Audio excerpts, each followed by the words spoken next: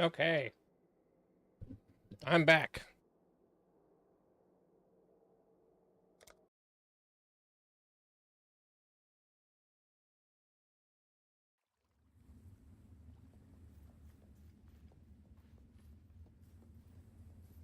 Oh.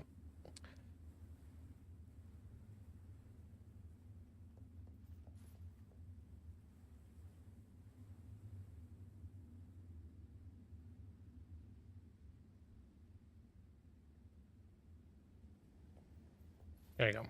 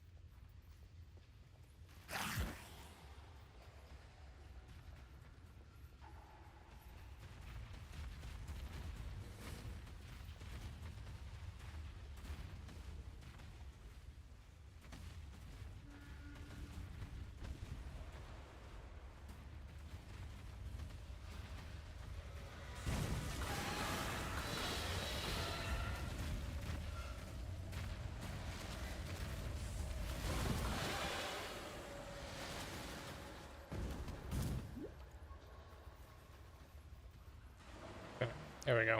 Now everything seems to be set up.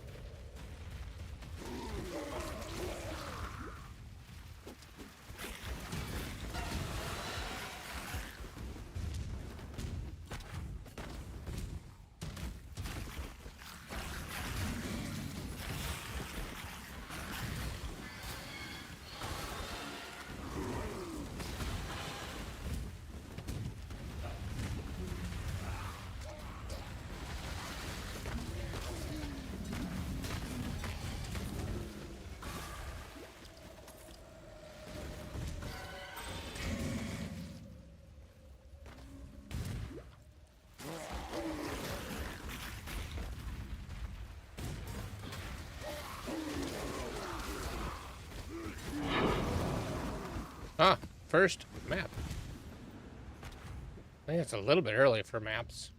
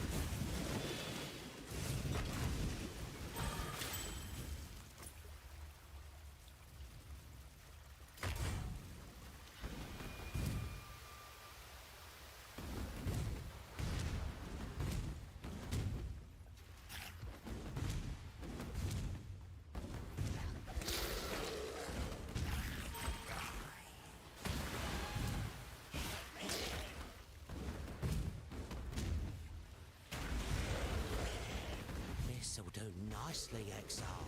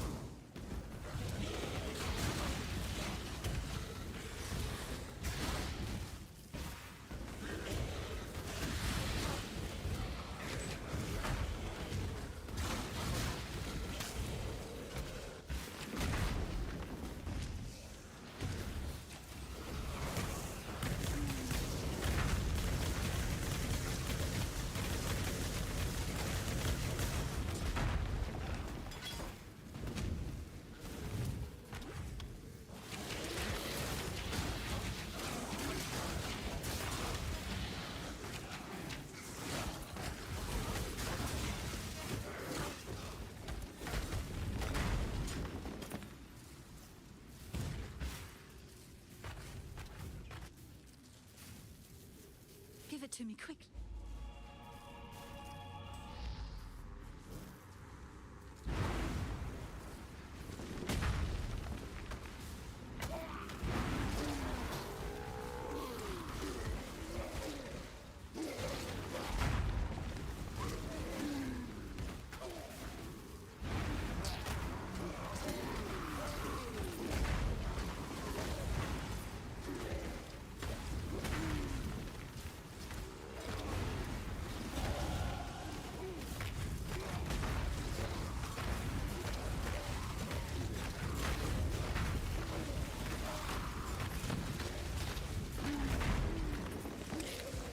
How could I?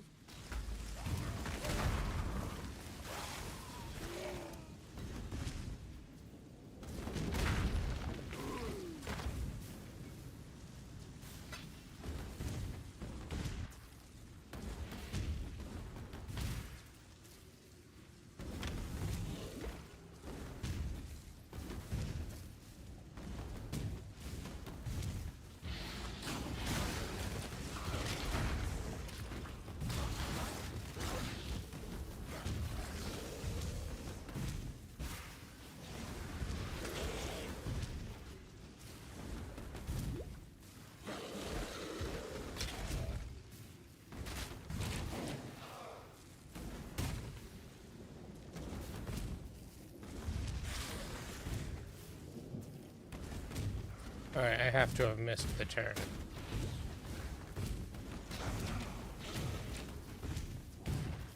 Oh, I see it.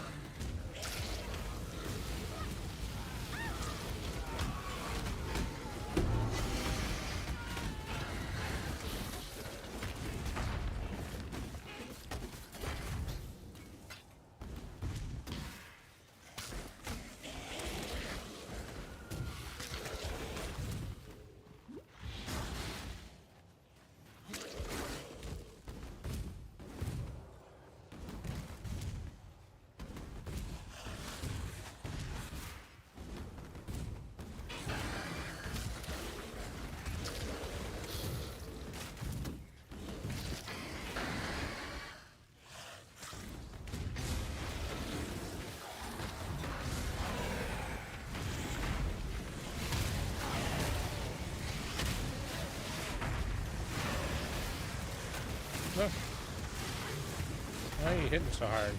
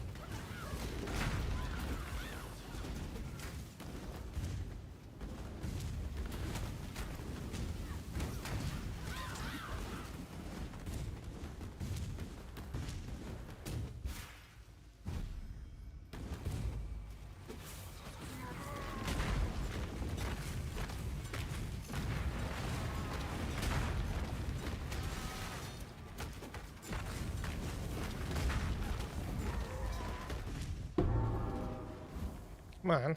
I clicked it like 3 times. We may just discover the truth of this world.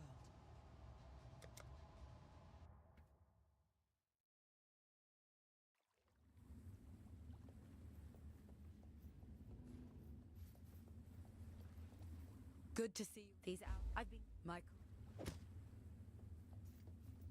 Good to see you. It's about.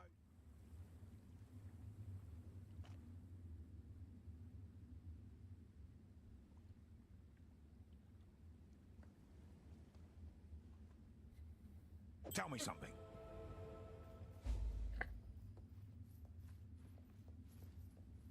poor Tolman.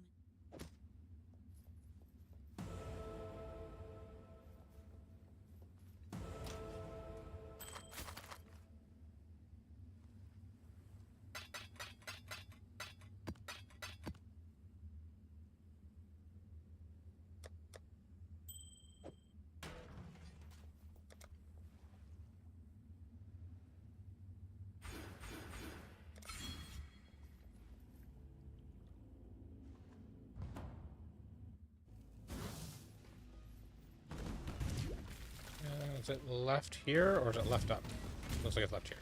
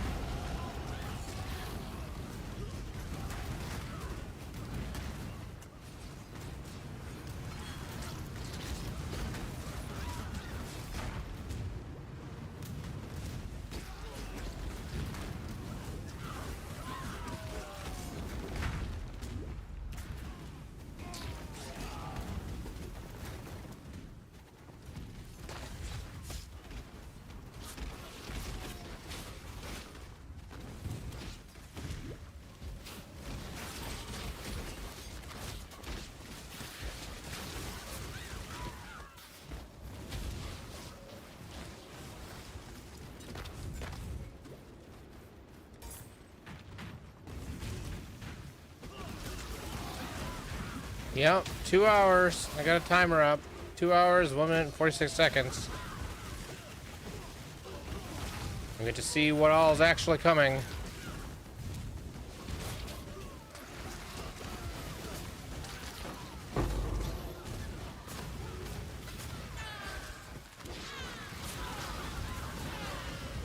I heard today there was a PoE 2 patch as well, so my character dies, maybe I make a PoE 2 character for a bit.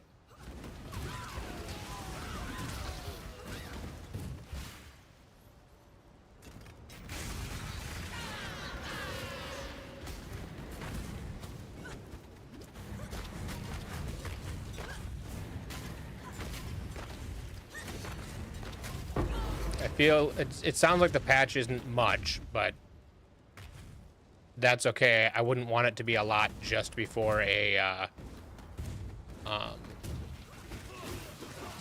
major PoE 1 patch, because then that'd split the player base. People wanting to play the PoE 2 one. So.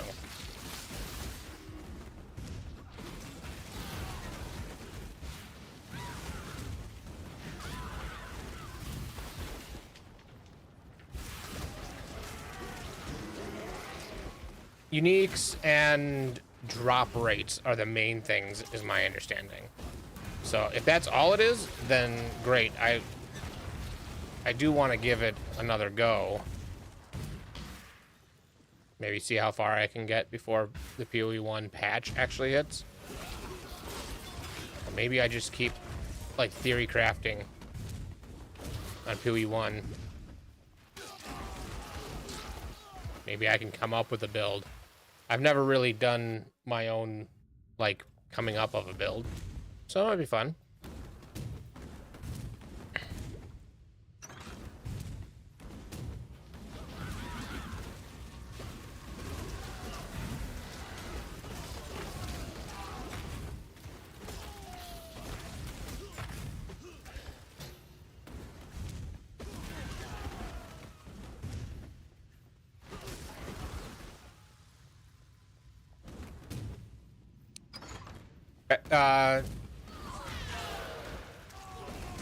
Were you the one that hasn't, who was talking? I'm terrible with keeping things straight. And somebody I was talking to yesterday had never tried it. It is a very different game.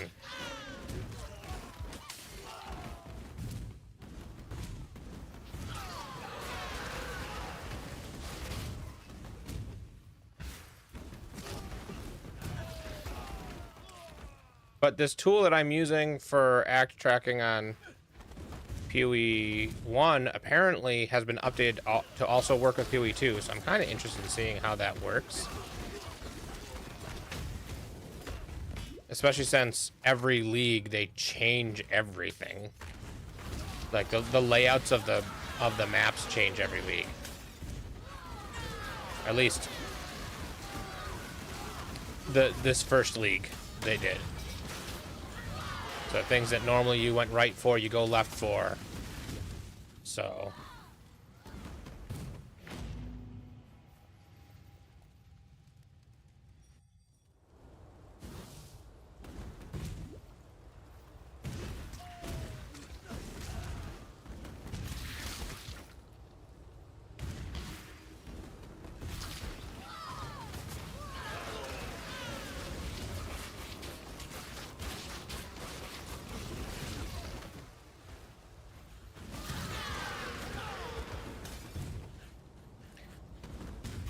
yeah. Yep.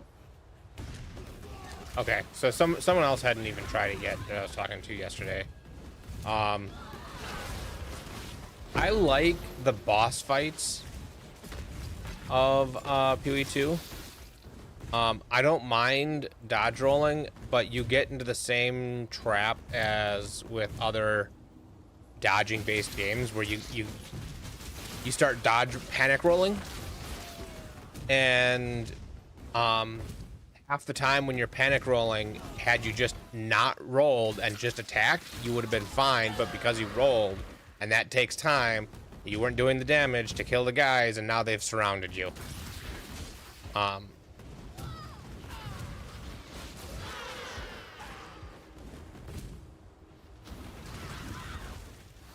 It takes some getting used to.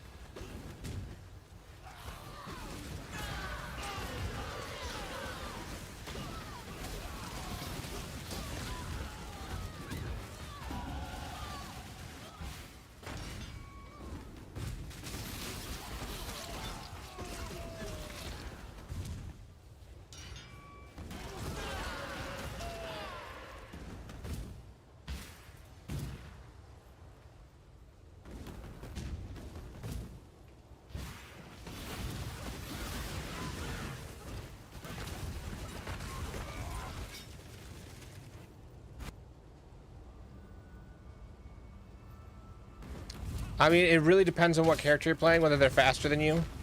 Like half the characters, the enemies are just by default faster than you. And so you have to be very meaningful about everything that you do. And then the other half, you can really outplay them really easily. So it really depends. I could hardly hope for better results. Yeah, I've gotten PoE 2 characters pretty far. like doing endgame mapping and trying some of the current pinnacle bosses. I've not gotten to the point where I feel like I can clear pinnacle content. Okay. So got that already. Got that already.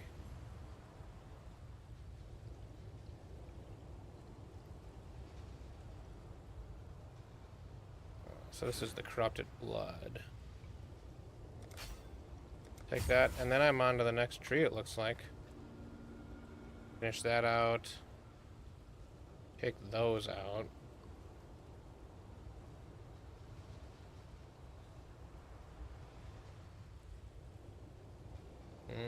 Yeah, come and get that stuff. I think...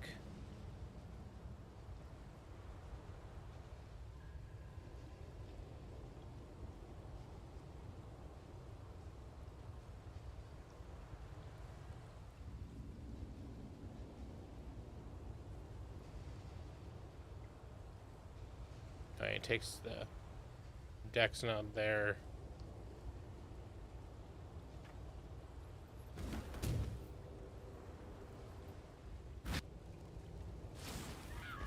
No.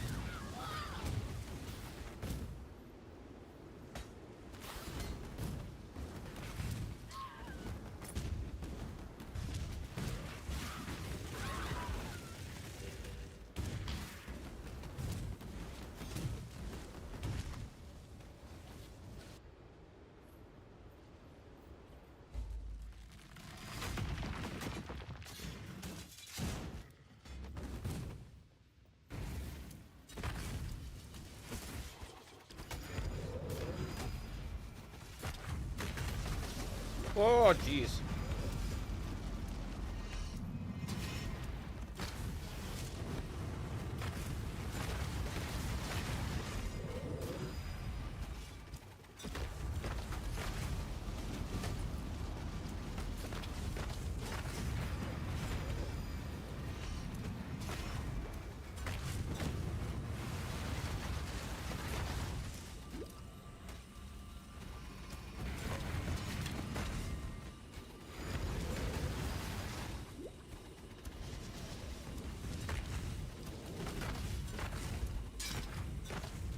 Solaris, Lunaris.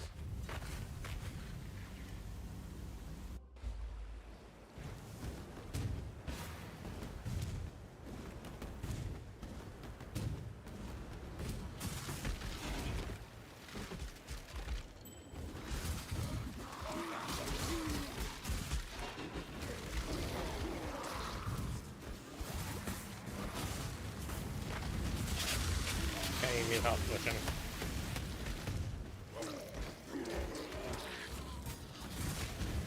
One of mine is kind of crappy.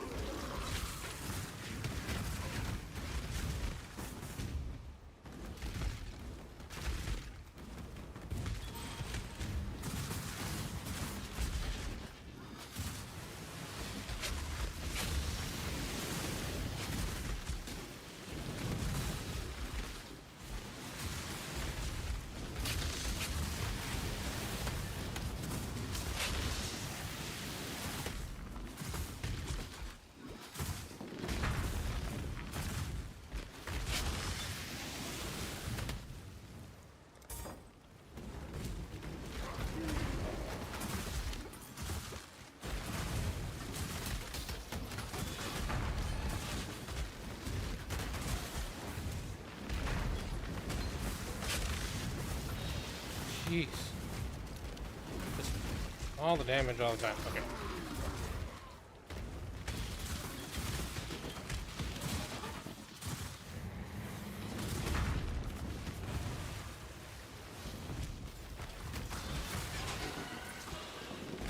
Yeah, divine life flask. I was just asking for a life flask.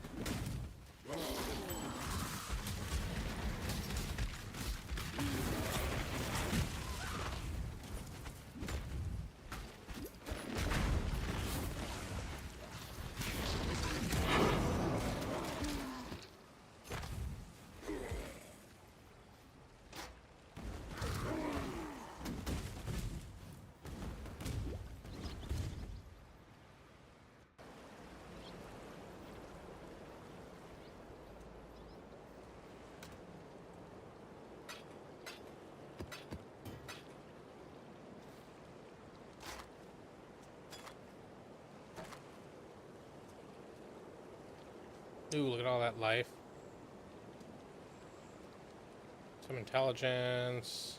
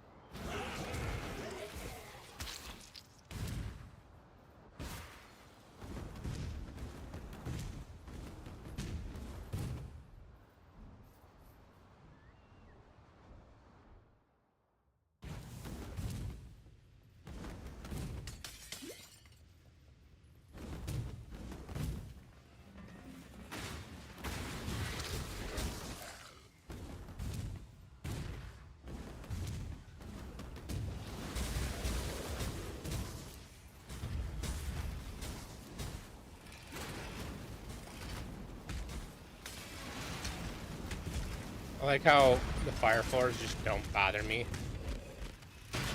One of my favorite things about Righteous Fire. The floor can be lava and I won't care. Because I got so much fire resist that most of the fire damage isn't hitting me. And then I got so much life regen that a little bit that is hitting me doesn't matter.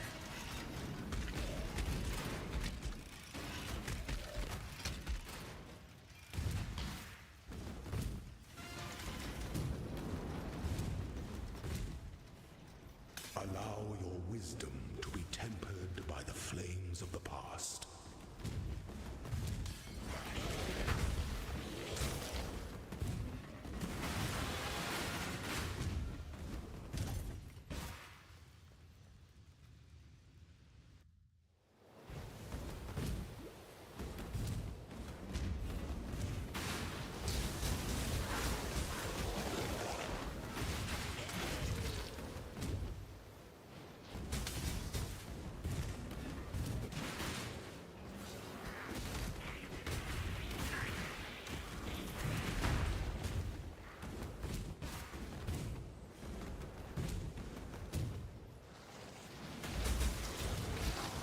Good firing, Exile.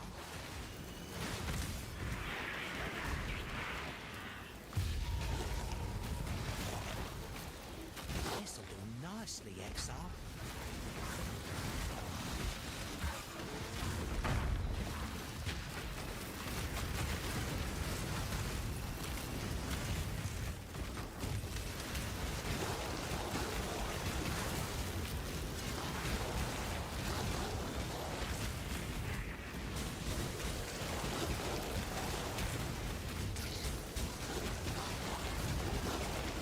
Good firing, Exile.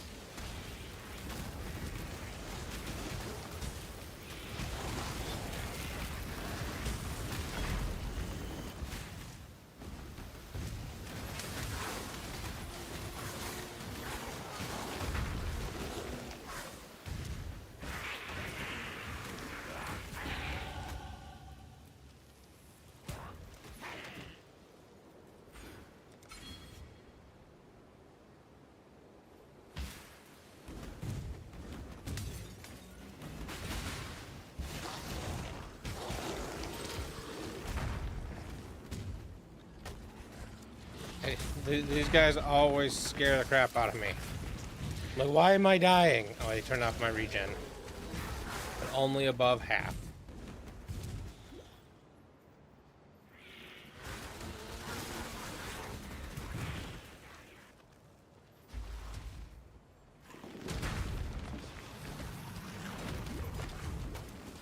Jeez.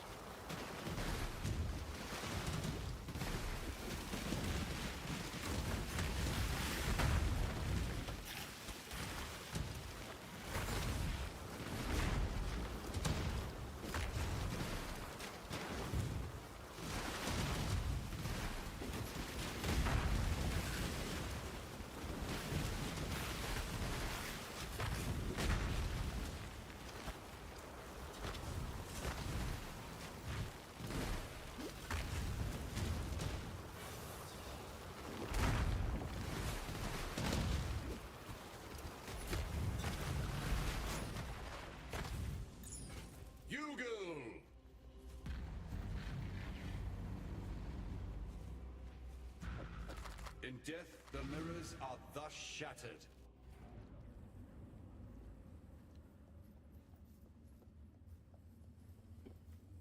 Odd fight.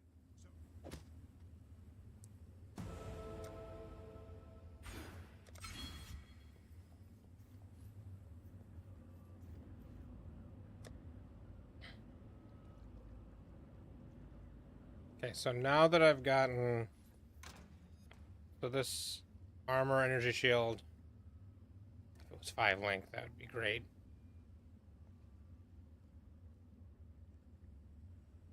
Alright, what if I essence this with a lot of light?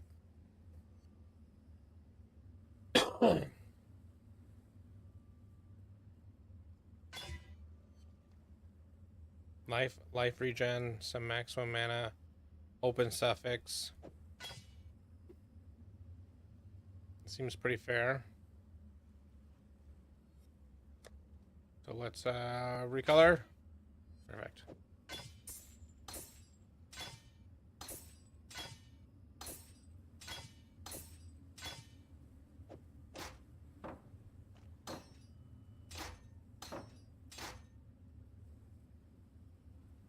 There we go.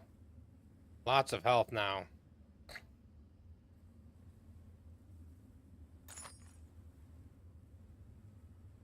$122 life.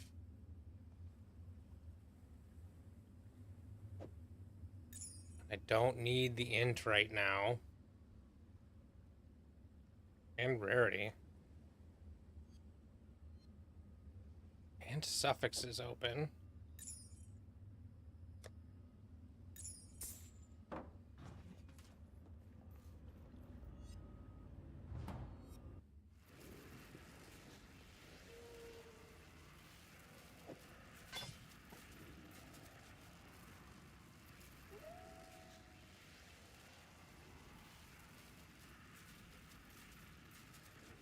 So if I did fire resist, I could do this fire resist and get a bunch of even more regen.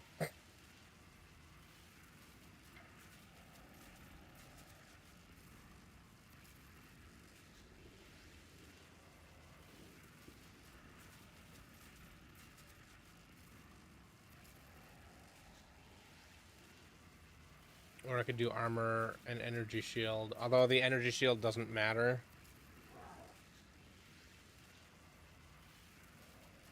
I don't know that the armor matters that much either. I'm gonna do that.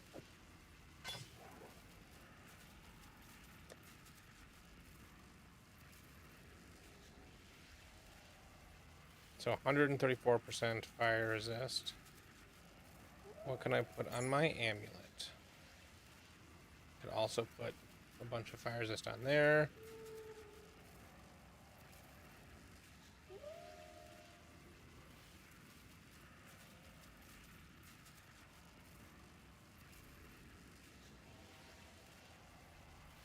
I think fire resist is the way here too. 159%. Do my boots have fire resist on them? Yeah, cold and lightning. They do have 114 maximum life, but I can wear these boots now. 14% increased life regeneration rate. So, if I were to put these, okay, let's move that here. Creative elements. Okay, so I have life regen 914. Put these boots on. Another 150. Another.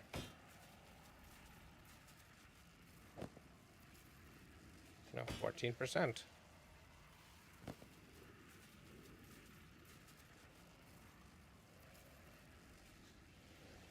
I just wish it didn't have the low life roll so I could craft life on it. I don't know if that's worth it. I'm going to keep with these boots for now.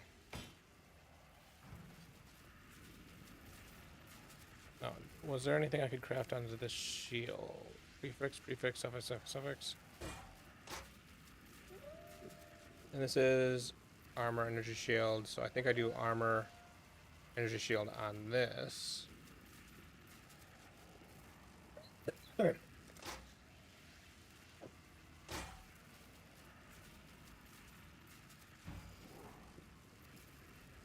And now my armor is a 55% reduction, which is not terrible.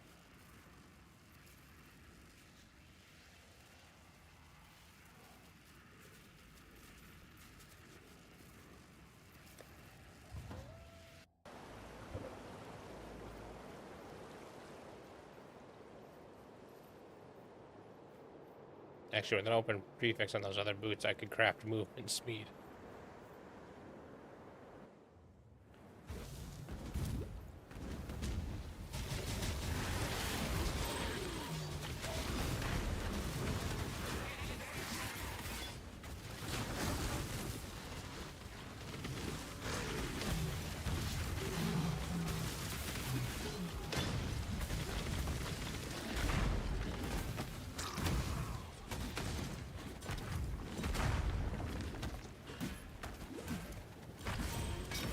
If I look for a pure evasion,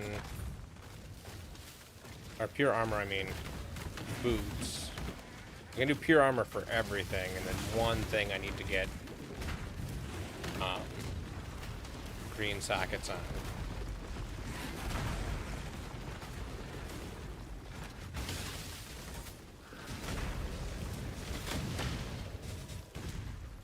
Preferably the gloves, because eventually, not that I'm necessarily going to get there, but eventually I want to get the gloves that have the socket gems have, you know, more damage over time or whatever.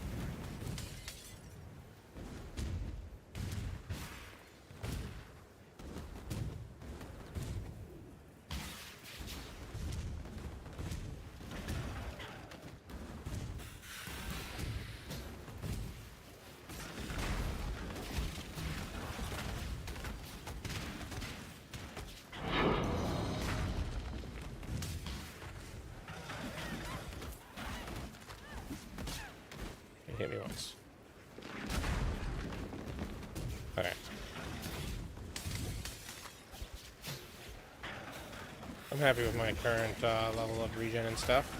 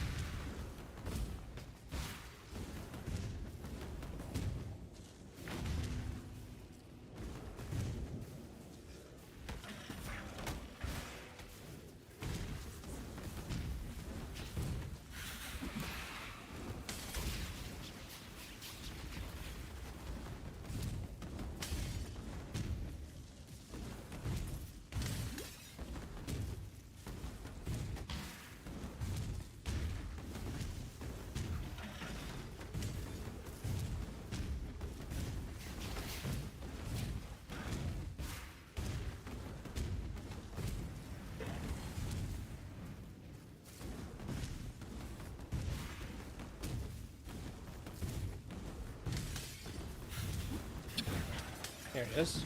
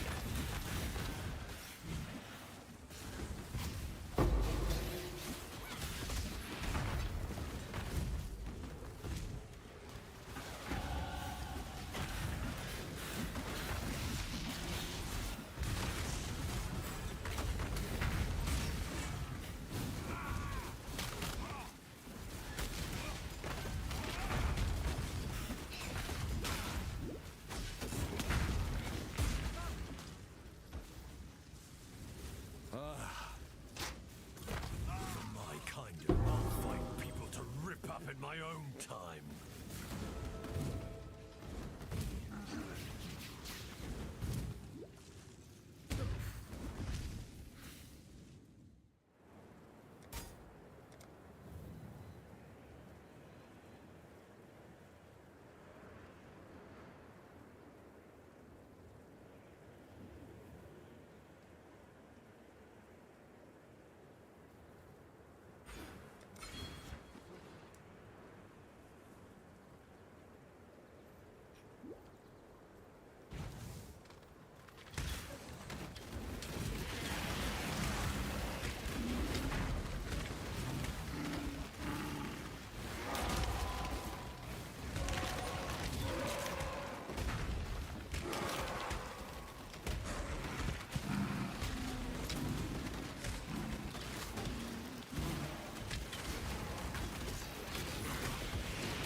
So many blue guys.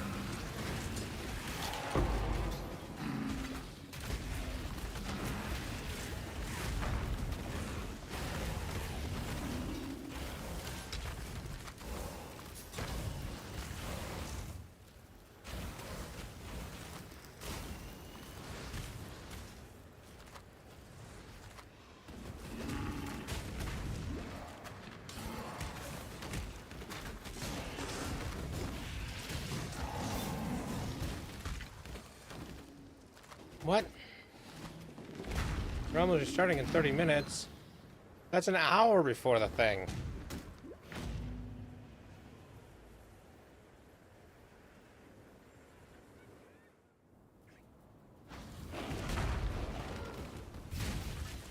And I bet PoE 2 is going down at the same time.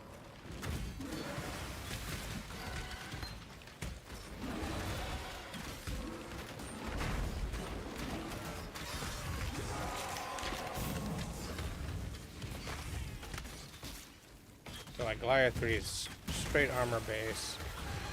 If I can get that to have good stats on it.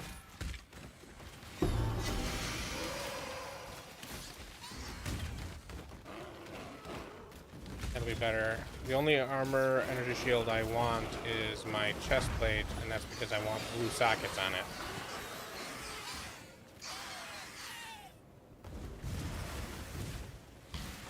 Shield's not terrible either because the bases that have armor energy shield tend to also have resists, which are nice, but I don't necessarily need a ton of resists. I have a decent amount of resists already.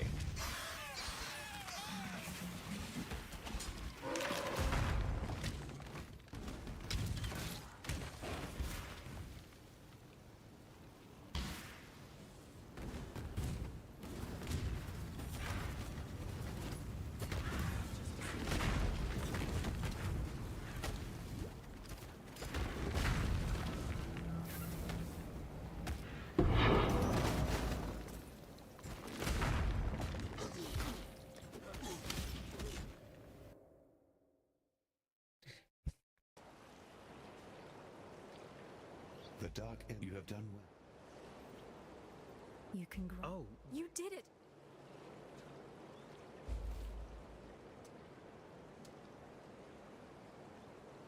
have you ever heard my...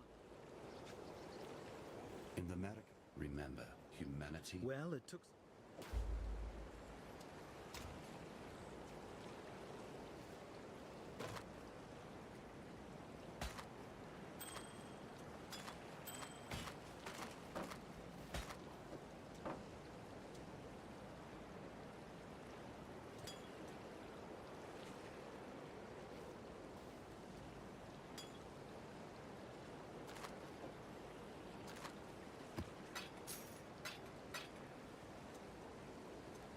It's a lot of lightning damage and spells, but I want fire damage, so not worried about it.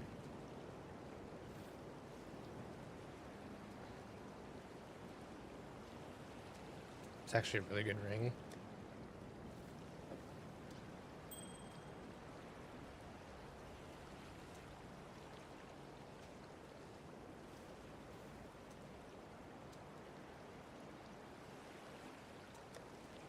Okay, so if I scour this...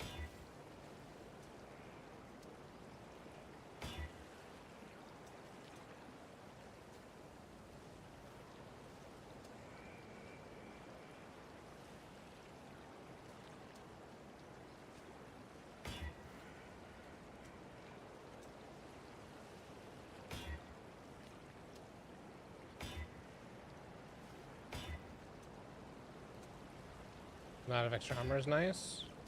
Not lightning resist. Ooh. How much maximum life and some fire resist.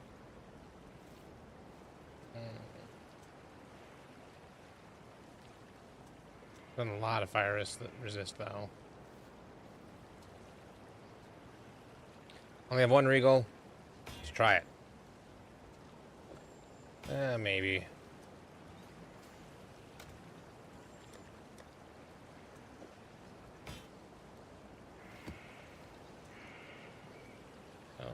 Don't want that. I'll hold on to that, that's fine.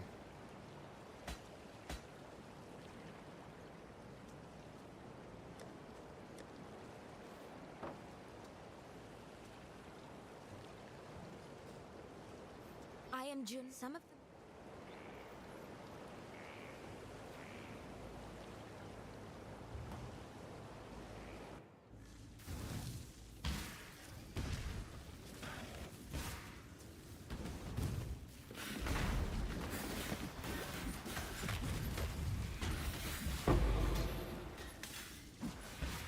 Ooh, fusing. Don't mind if I do.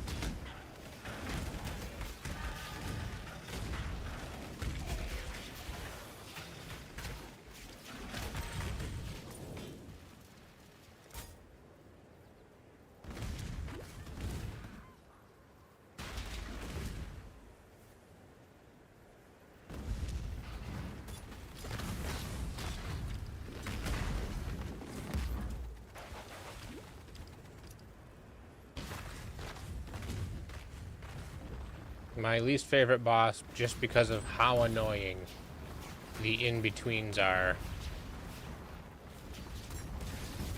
I guess, actually, this guy's tied with the Innocence fight, because that one also, just, he goes invulnerable for so long.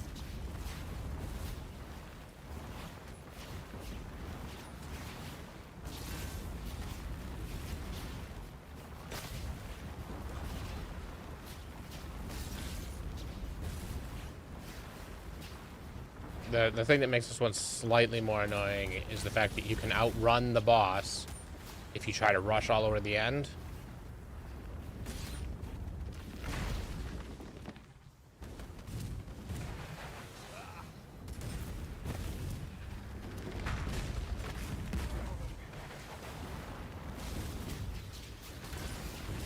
And then you have to go back, figure out where you lost him, to trigger him to move to the next spot, which is really annoying. I really wouldn't mind this boss if getting to the end just triggered him to rush past you into the boss arena.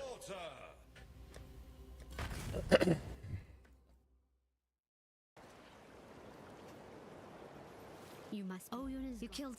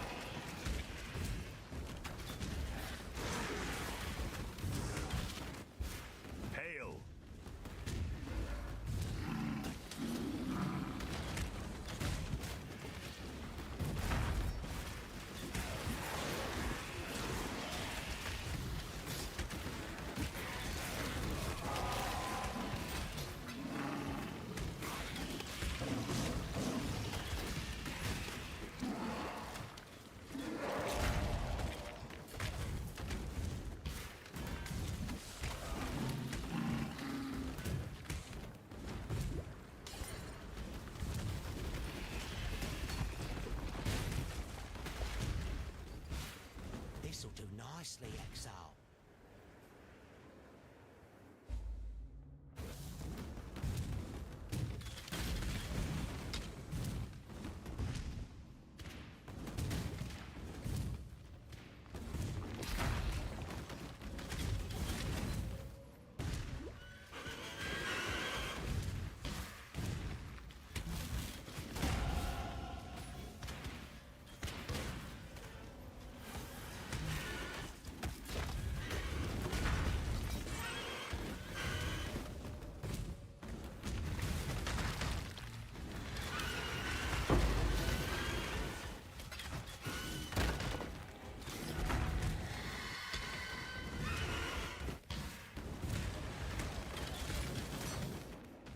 Yeah? Did you figure something out?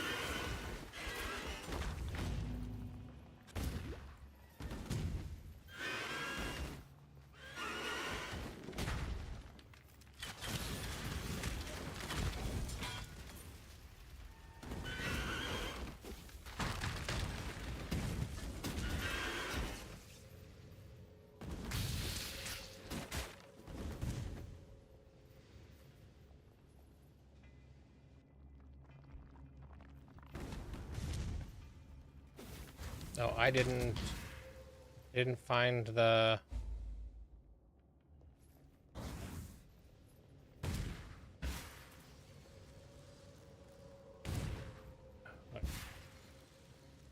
Because I went through here, I might as well waypoint back.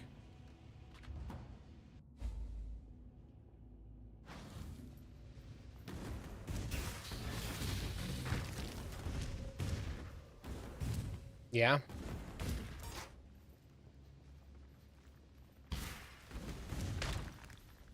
I know early game, for this build, Holy Flame Totem really, like, carries the build. And the nice thing about totems during early leveling is you can basically just drop a totem and then keep walking, and the totem will kill all the stuff behind you. So, pretty nice early game. Fear gnaws at the entrails of the faithful and the faithless alike. Fear of the unknown, fear of the future. An empire requires leadership that can assuage those fears through example, through wisdom, through strength. An emperor lights the way through the darkened caverns of uncertainty. An emperor must bear two blades, hope in the left hand, surety in the... Exile.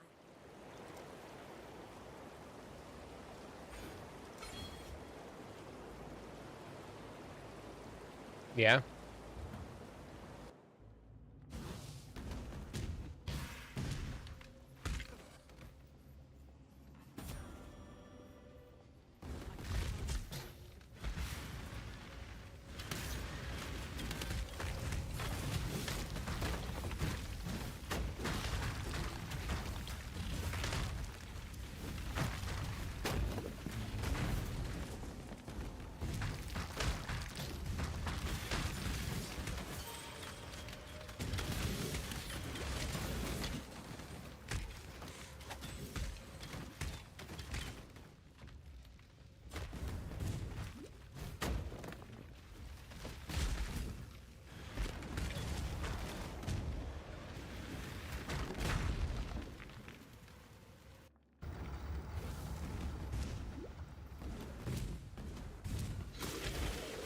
I know, one of the totem builds that I used to do was like ancestral warrior totems or something like that. I don't remember the actual thing, but it wasn't the decoy totem. Really, it's dead.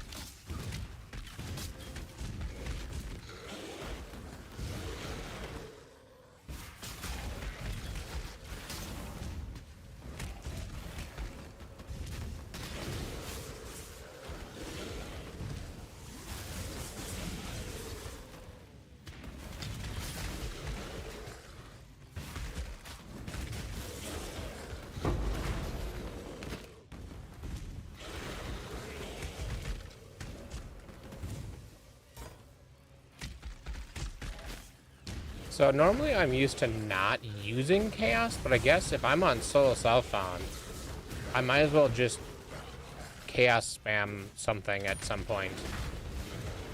Maybe I need to wait till I have a fractured base or something.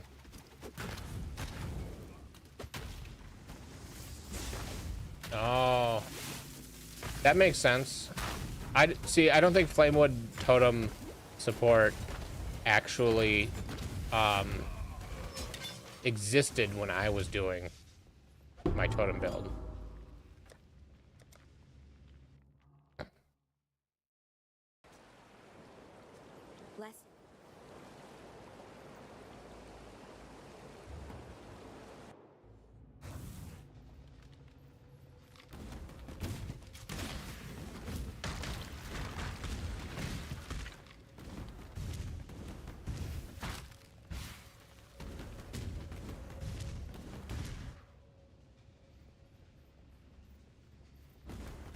nice. Yeah, I mean, if it scales off of health and you've got ways to give your totems lots of health, I'd also look for totem health on the tree then. Totem health on jewels.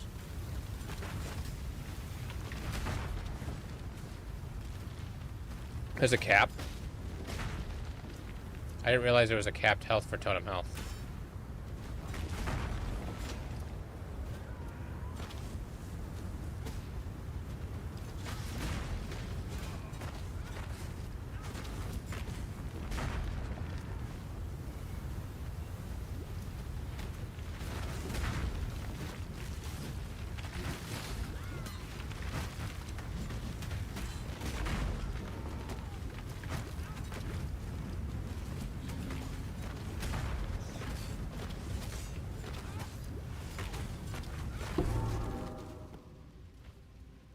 My love.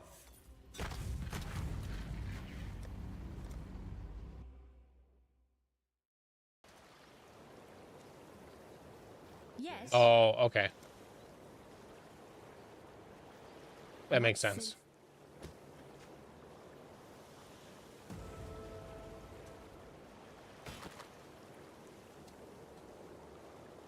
Movement speed. There we go. This just needs a whole bunch of health on it. As much health as I can craft on it.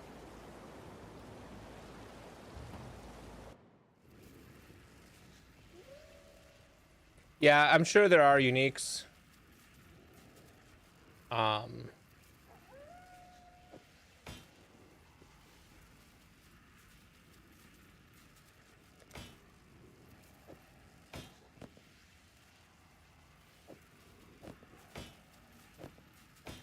Lose 175 health, but that should be okay.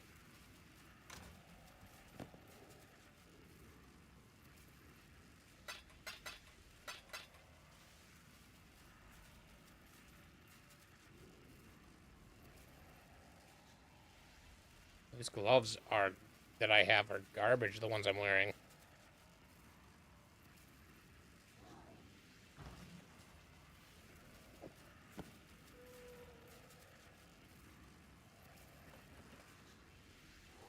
Four sockets is 10.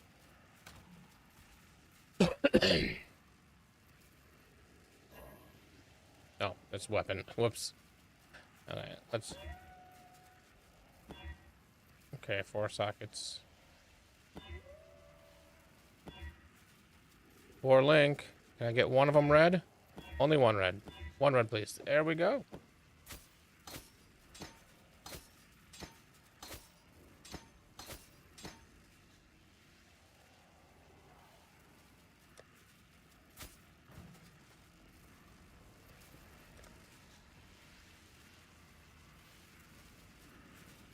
Turn in 345.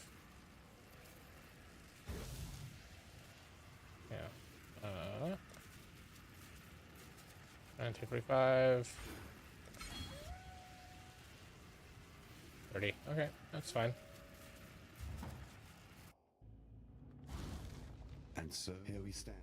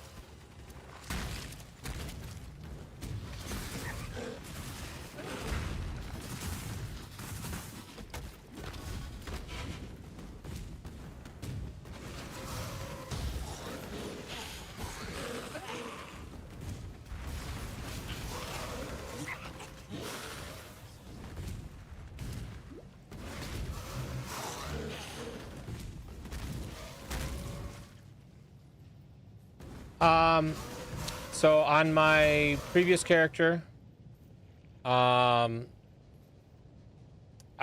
was fighting Aracali and I accidentally stood in front of her when she did the whatever spitting move. And I couldn't survive it, so I didn't.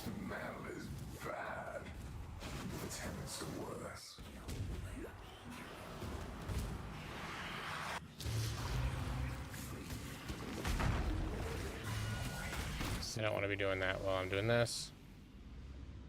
I'm gonna try real hard to beat this act before the servers go down.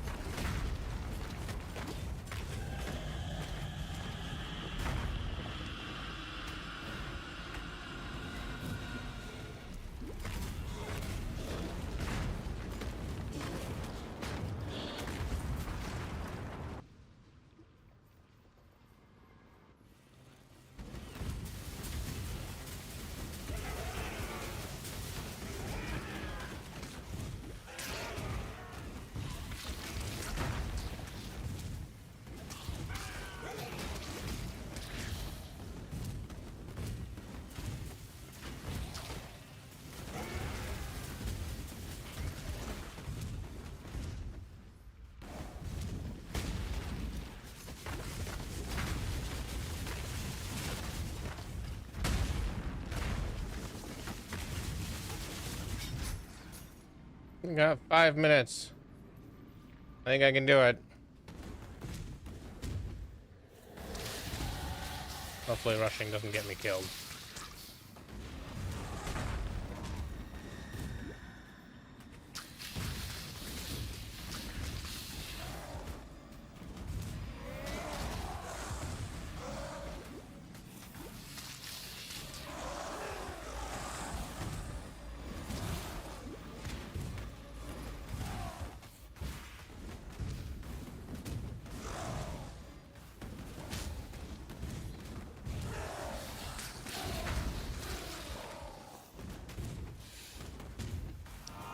The servers are going down in 5 minutes. I keep getting a notification on my screen. So they're going down in 5 minutes for 15 minutes for a patch. Or 4 minutes.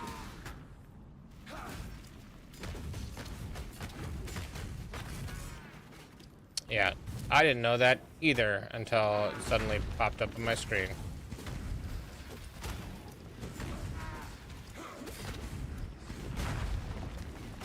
I'm guessing it's probably the patch that enables the cosmetic that they're giving away.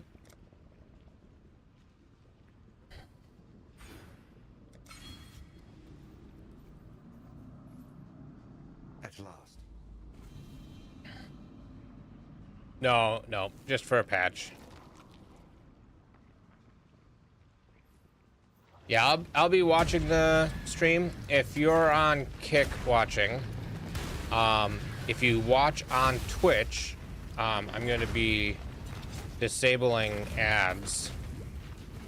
And if you watch on Twitch, you will get, when you link it to your account, you'll get a cosmetic, free cosmetic.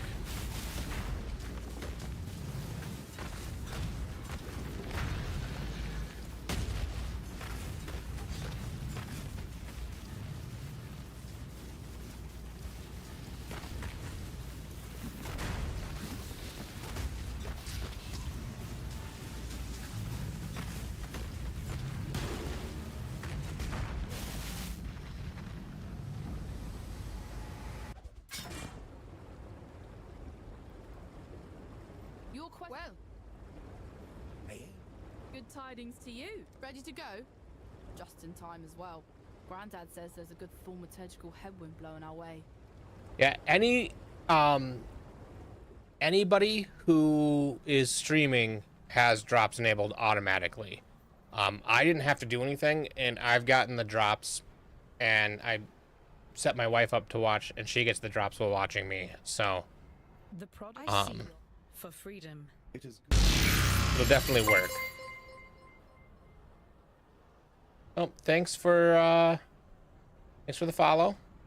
Appreciate that. I gotta figure out quick how to turn off ads. I turn them off and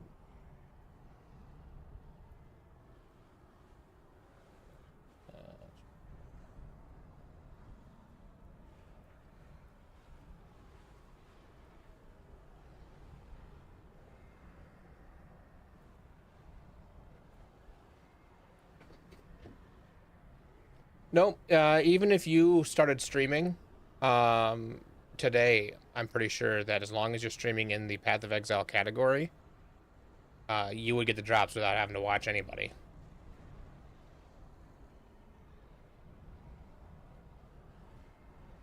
Yep. Yep. Ad-free viewing.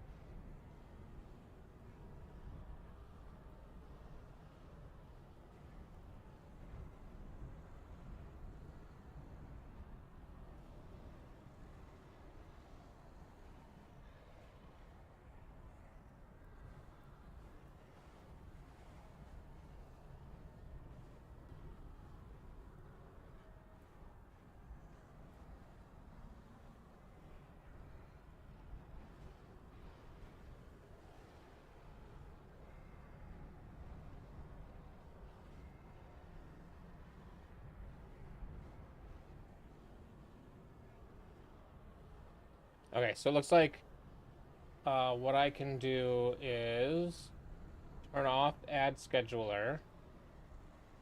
And now anybody who jumps in will get a 30-second ad when they join the stream, but there won't be any ads after that, so you won't worry about getting interrupted.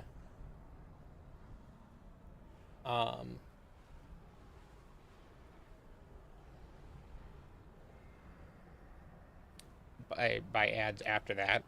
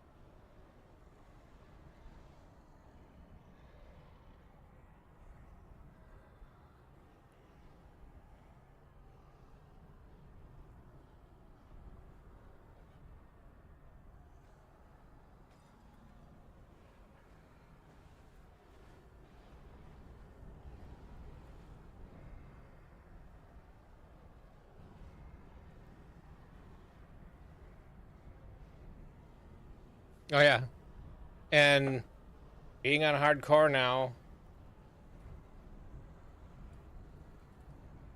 I've died 0 times. I've killed 22,000 monsters.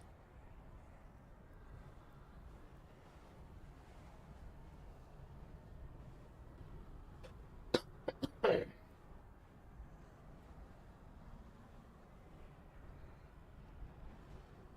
thought it was kicking me out. Should have kicked me out 3 minutes ago.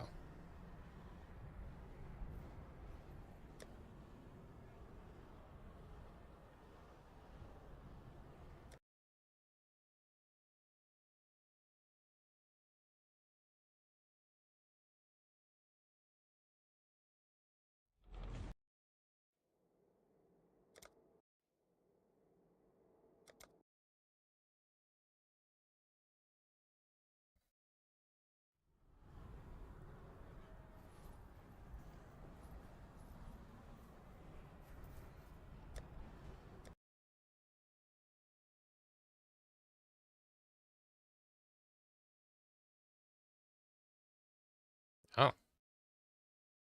Reach level 60 on a hardcore character. Finish Cruel Labyrinth on a hardcore character. Finish Normal Labyrinth on a hardcore character. So I definitely had never played hardcore before, apparently.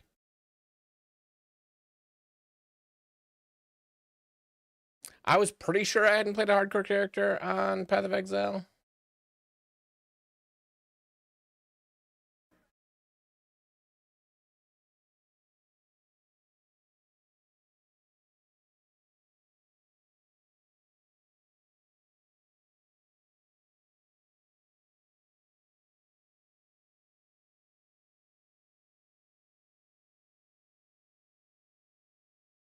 I have 104 achievements, apparently.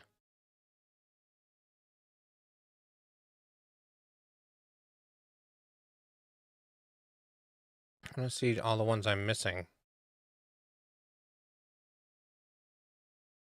Fully clear the harvest.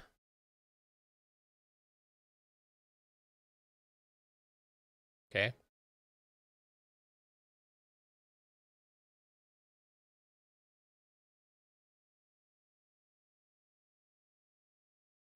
Yeah, so the feature from PoE 2 that pauses the game when it notices that you're not connected is coming to PoE 1.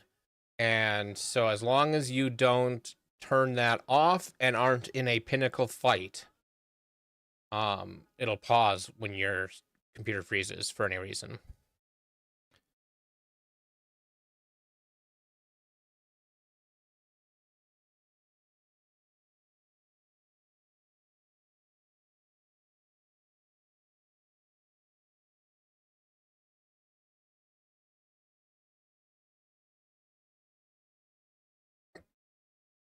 Compare to my wife. Yeah, she doesn't have a lot of these. But I'm wondering if she has. Oh, she's got this one that I don't. I don't know how you get that. I was almost thinking she might have had this one.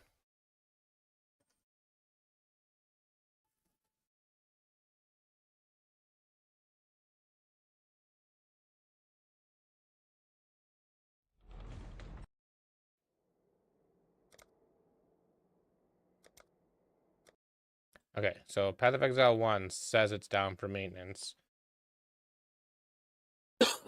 Let's see what Path of Exile 2 says.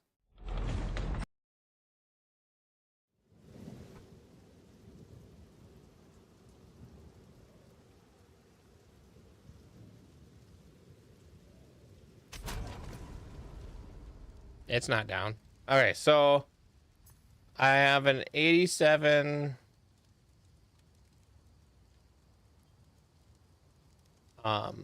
Huntress. I don't think I have any hardcore characters left.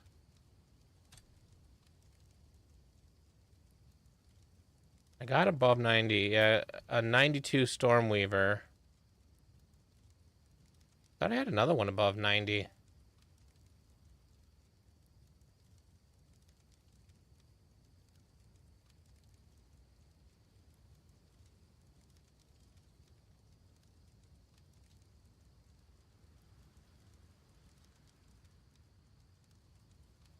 Only 8% of people used an orb on a strongbox. Well, that's going to go up after the next patch because it's going to have the buttons right on the strongboxes. So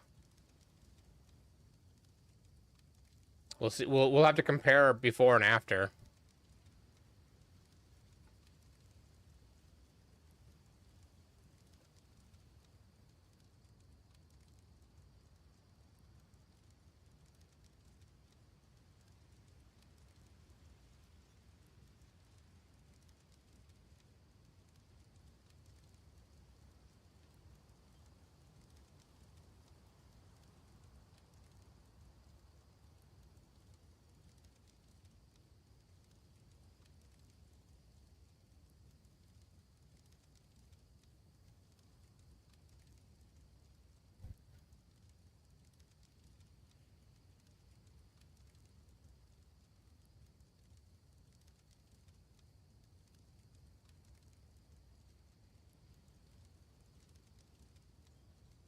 You know, that doesn't surprise me. I guess if you were let's take a step back then and say that if you didn't kill Brutus, the rest of it doesn't count. So that means double all the rest of them. And that's how many people actually did it. So that 8% is more like 16%. Still low.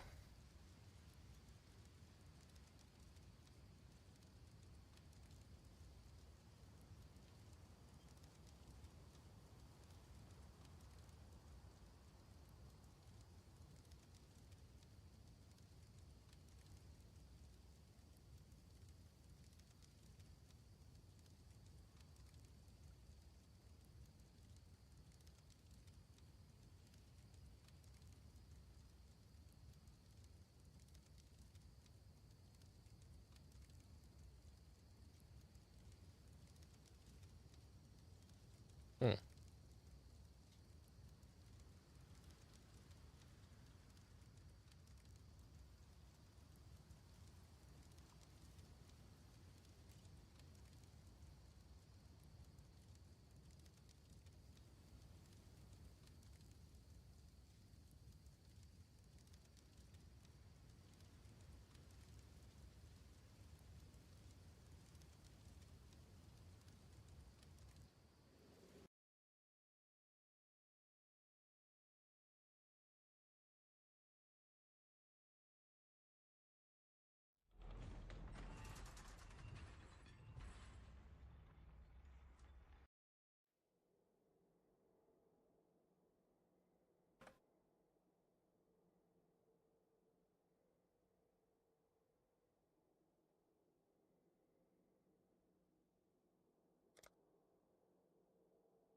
Still down.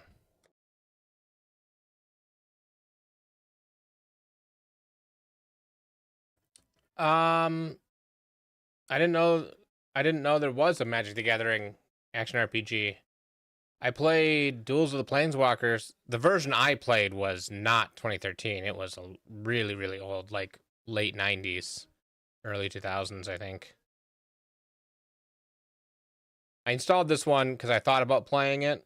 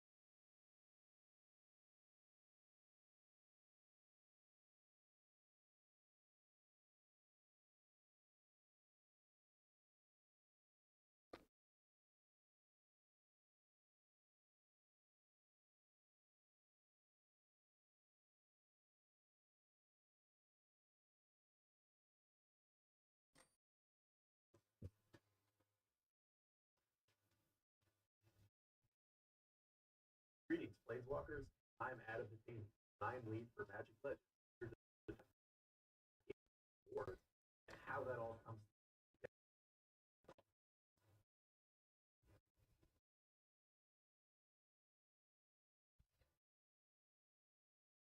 During your adventures across the multiverse, you will encounter countless enemies, both small and large, all with individual power levels and ability sets. Depending on your experience with action RPGs, these encounters will offer a varying degree of challenge. Because of that, we designed the difficulty systems in Magic Legends to allow you to make sure your time is as difficult or straightforward as you prefer. In Magic Legends, there are 4 difficulty levels that you can choose from: normal, hard, expert, and master. While you'll start your journey at normal difficulty by default, hard, expert, and master are unlocked through reaching different level milestones in playthrough. By increasing difficulty levels, you'll not only face stronger enemies, but you may find your experience altered and augmented through world changes. May encourage you to build a loadout with a different playstyle, adjust your moment-to-moment approach on the battlefield, alter the very rules of the game, or you may need to consider a combination of factors all at once. Of course, with the greater difficulty and necessary adjustments to overcome these challenges, the higher quantity of more effective rewards. Starting with hard difficulty, the game's regions and all their corresponding overworld and mission maps can have a regional enchantment. While playing on hard difficulty, regional enchantments are optional, whereas on expert and master difficulty, they are automatically applied. These regional enchantments modify combat in various ways, and they rotate enchantments. The enchantment itself This is interesting looking.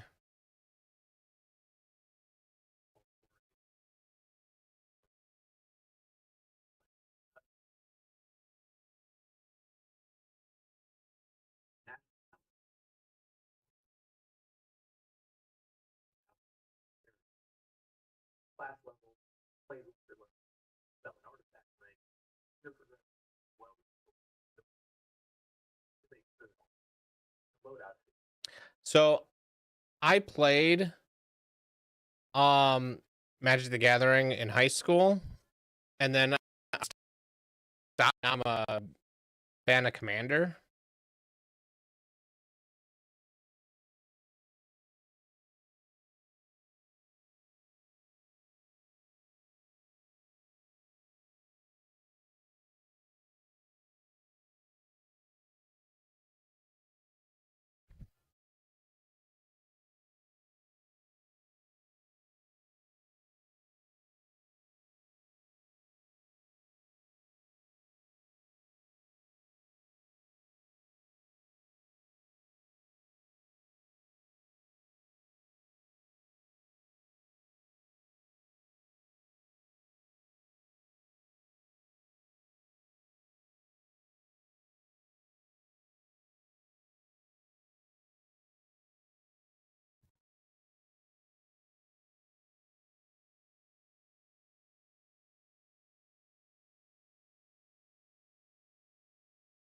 Okay.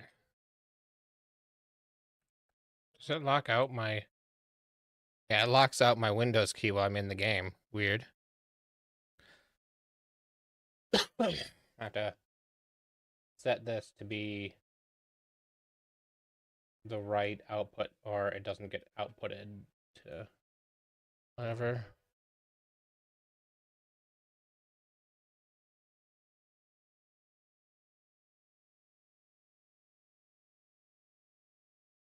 And did that not take?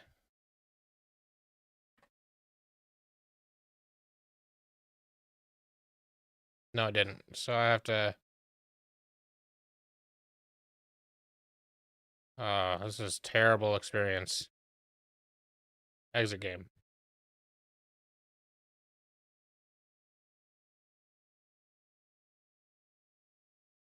Yeah. Yep. The closest thing I have to old cool things is when before there was a time where Magic didn't have tokens. And then in Unglued, they printed full art tokens. And I have a full art zombie that I have with my zombie deck wherever I have that deck currently.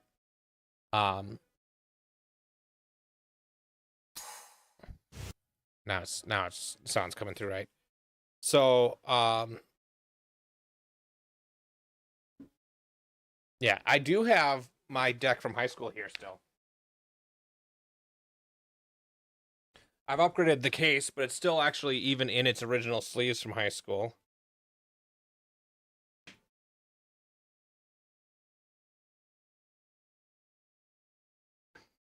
Oh, why are you... There you go. Wow, this case... It's got stress marks on it. Anyway. So yeah, I got... Oh, I can't see what I'm doing anymore. Yeah. It was an elf deck. I've got classic Timberwatch elves, Seeker of Skybreak, all these elves, and then I have a couple of big nasty stuff. Oh, thanks for the follow. I put a Sylvos Rogue Elemental. Oh man, that's not coming up very well. So that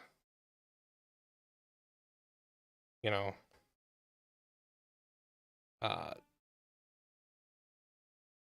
big things to hit things with. You know, Land of War elves, back original one.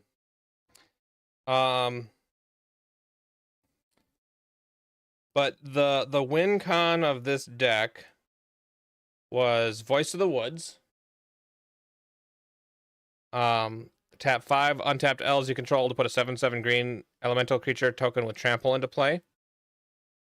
Wirewood Channeler. Wow, really does the green screen messes with that one. Tap to add X mana of any one color to your mana pool, where X is the number of elves in play. And as long as I have 5 or more elves in play, I can tap that for enough mana. Or other elves that produce mana. Well, yeah, I've got Elvish Piper. That's fun. Green and tap, put a creature card from your hand into play.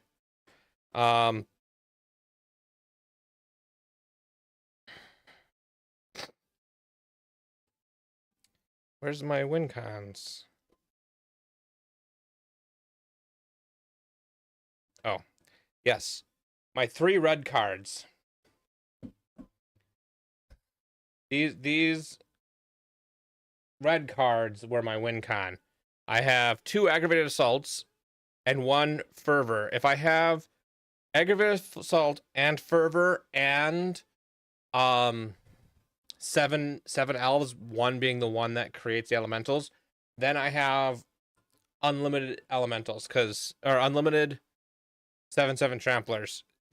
The fervor gives them haste, so that's I win this turn. If I don't have that out, just aggravated assault is enough because it's 5 mana.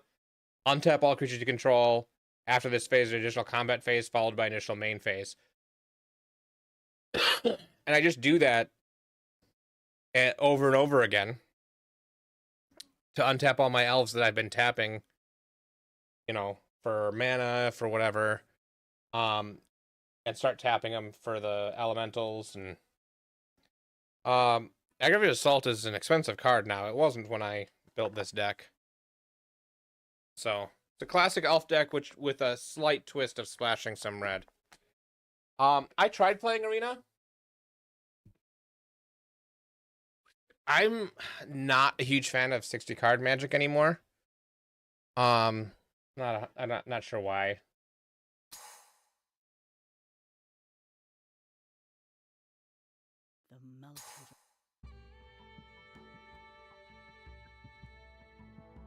So if this is at all like the game I remember playing, continue.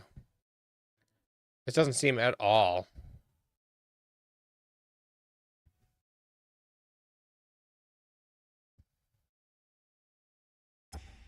No.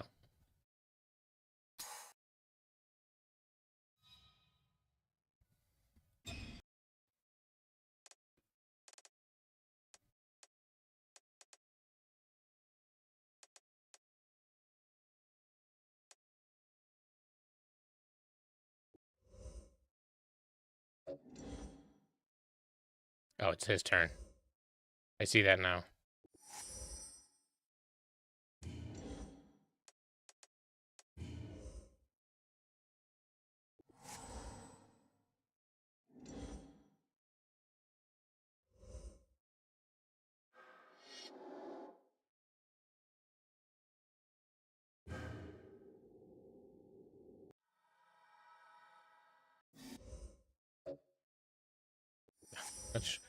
Takes so long. Oh, I'm getting so much mana.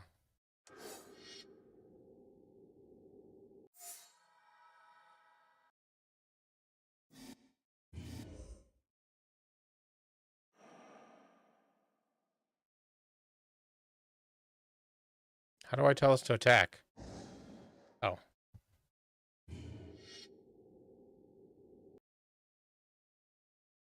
It was kind of clunky.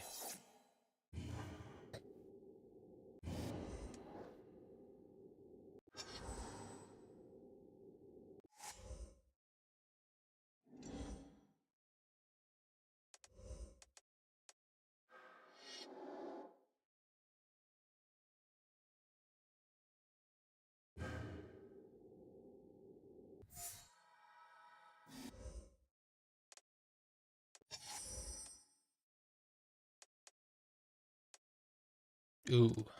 Okay. So do that. Do that.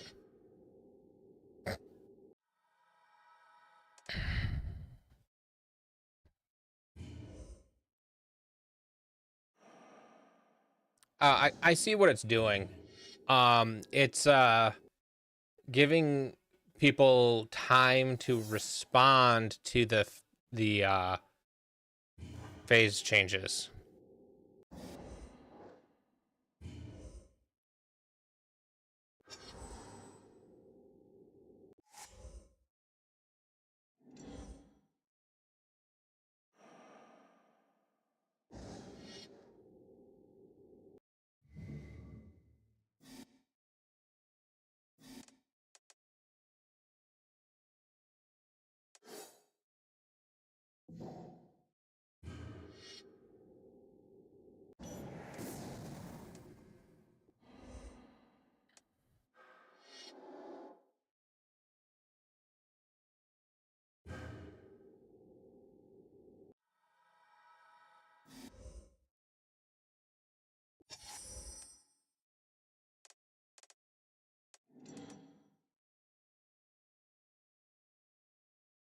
What does Bloodthirst do? I don't know.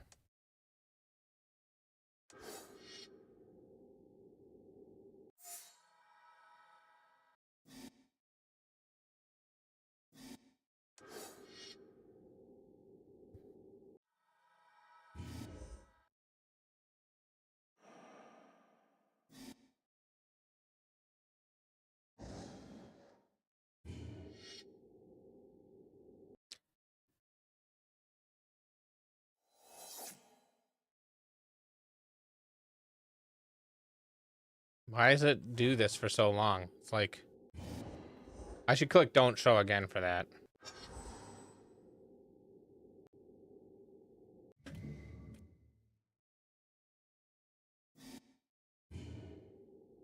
So space stops timer. So it would be really nice.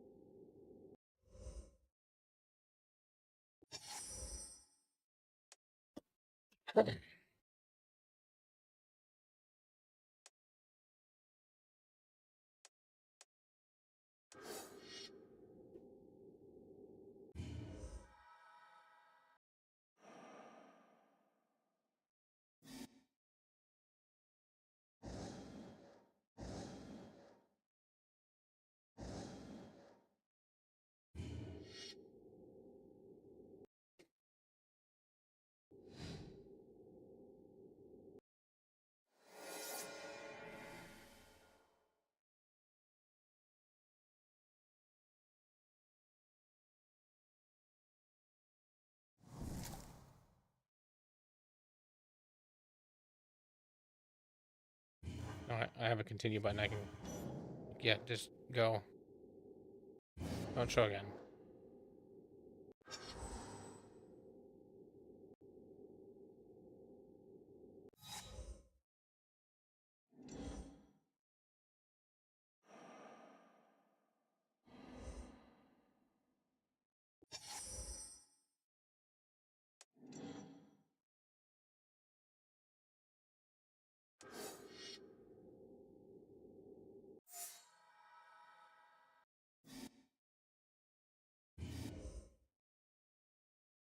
I said I was experienced with magic, and yet, yeah, I know I can't attack. I'm trying to look at it. Okay.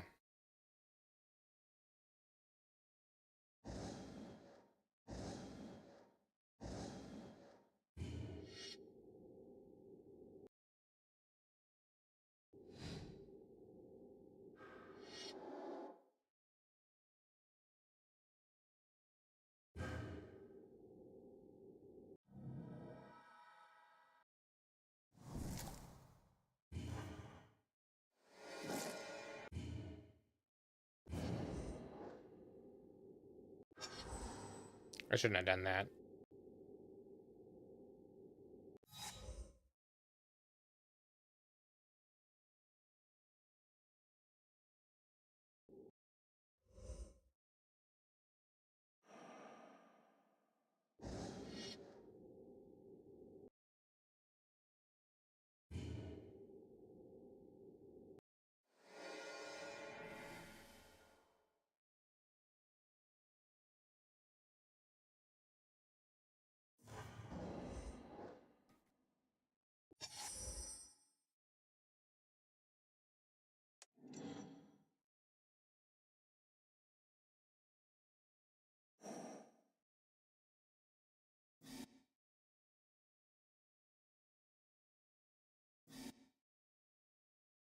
Let's return from the graveyard.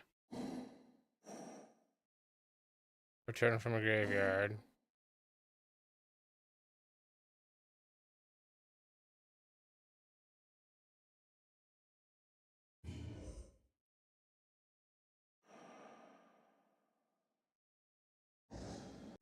Oh, I can just click them. Okay.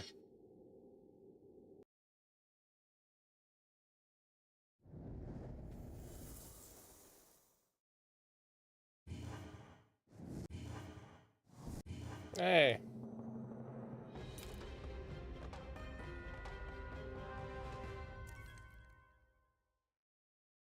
I've unlocked a card. I've unlocked Crosswood. Okay. That's really slow.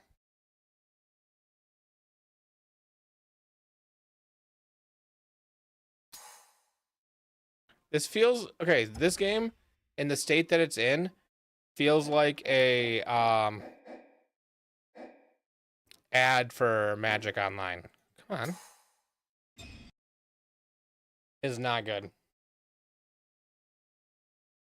Now Marvel Snap, that's a fun, quick card game.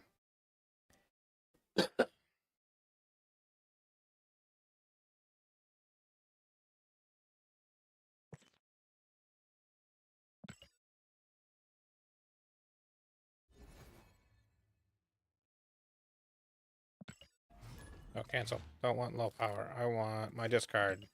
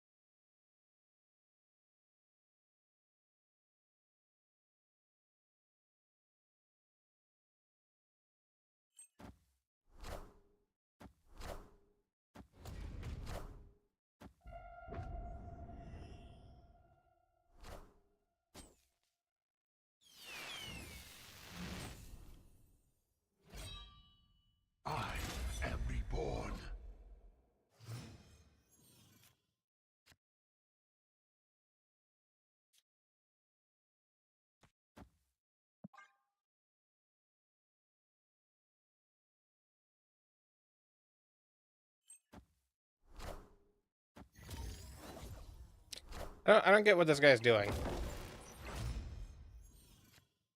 Opponent snapped.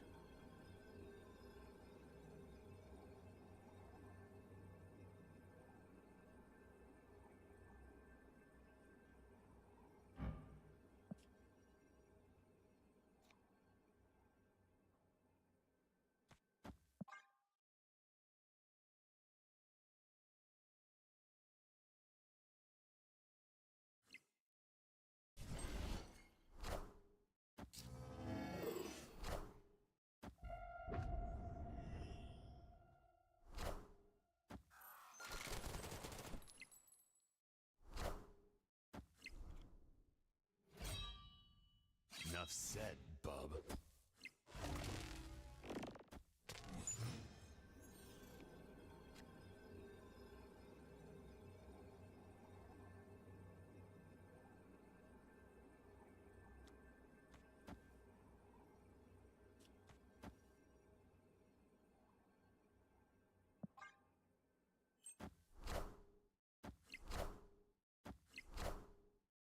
I am Iron Man. I should have snapped.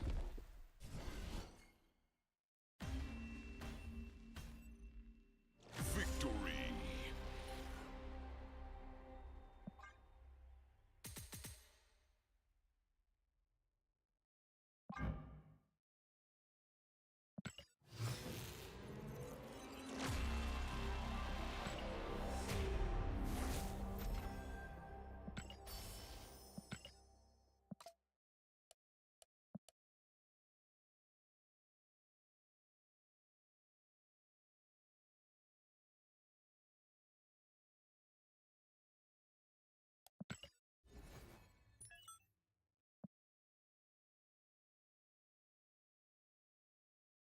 It's pretty good.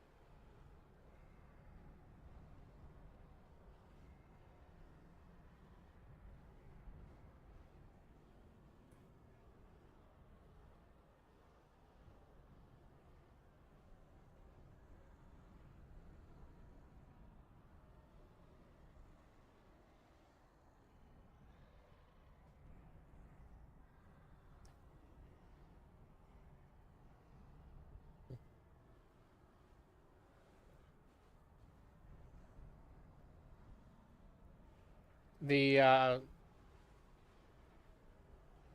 lyrics, I'm not sure. Are they Japanese? Are they Korean? Looks like Japanese to me, but I'm not. I started learning Japanese for just a little bit. Korean? Oh, the alphabet looks very similar. Or not alphabet. It's not called an alphabet.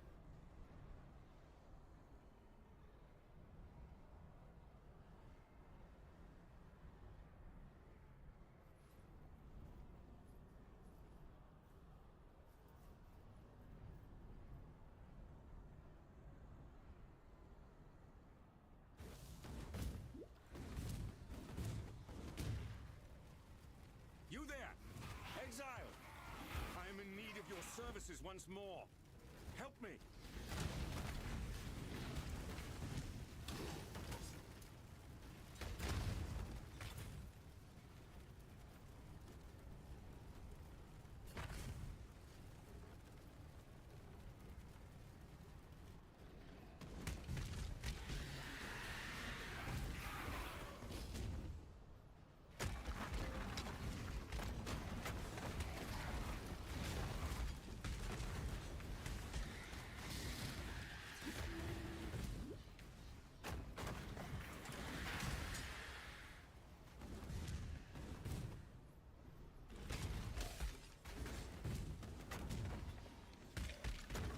Pretty good.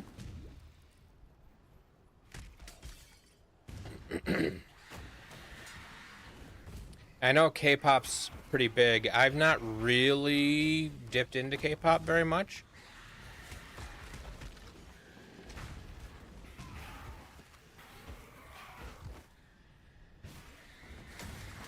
It looked like Japanese letters to me.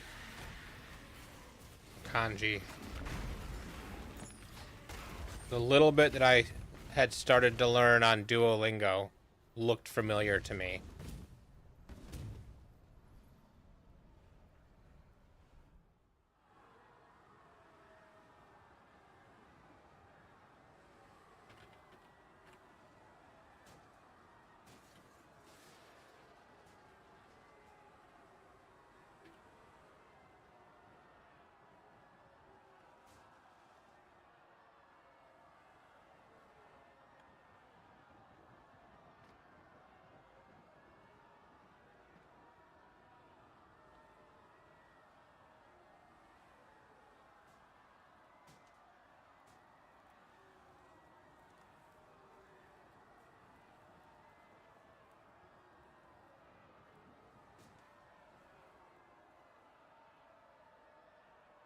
Yeah.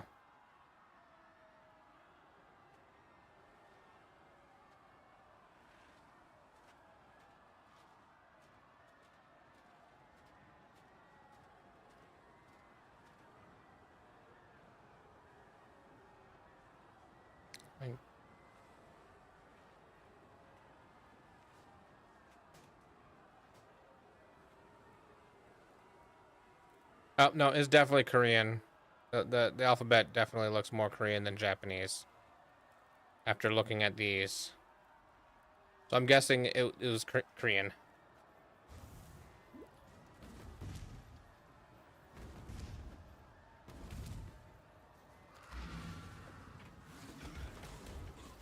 Oh.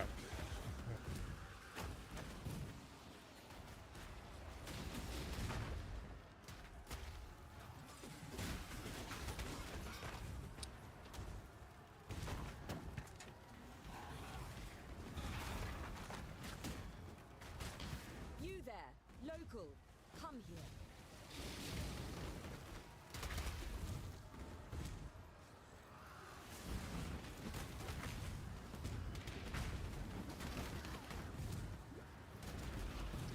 I guess I tend to prefer understanding what the song is about. So I don't need to necessarily understand all the words. Like there's plenty of songs I listen to that have Spanish intermixed with it. But you know, being able to listen to or understand most of it is nice. Although not a requirement. If a song is really catchy, it doesn't need to be in English. And that one was pretty good. I really should learn another language.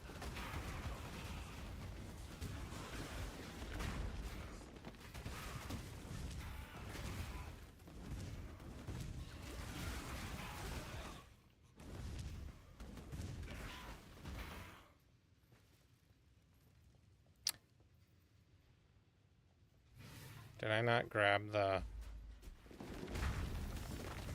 I bet I did the stupid thing again. Every once in a while, I will come in here, and I'm not even actually supposed to be fighting this person yet, according to the thing, but...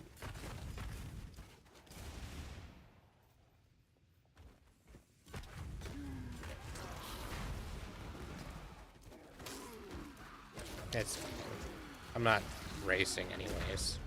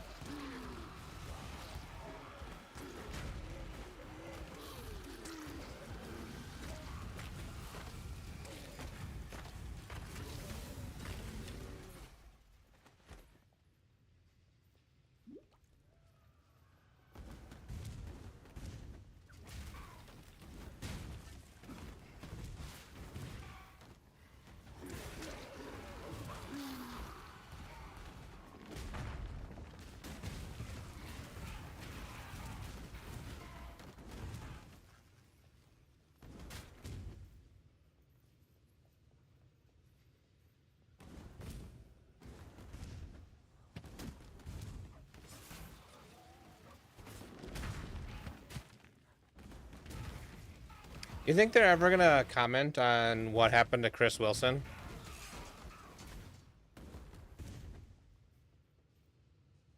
I don't remember ever seeing a comment on what you know, reasoning they have, where he went.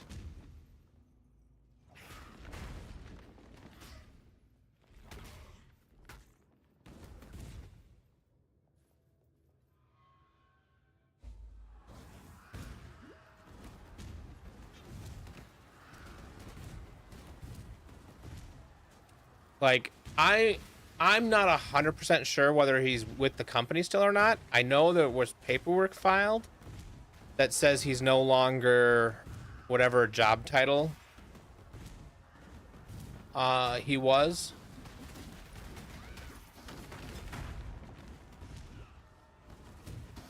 That,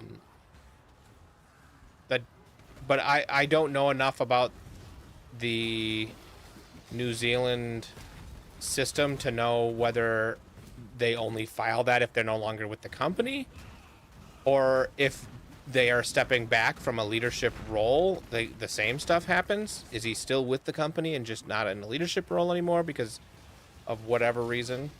Did he voluntarily leave? You know, I'm guessing at this point that he's not still with the company, or they would have said something.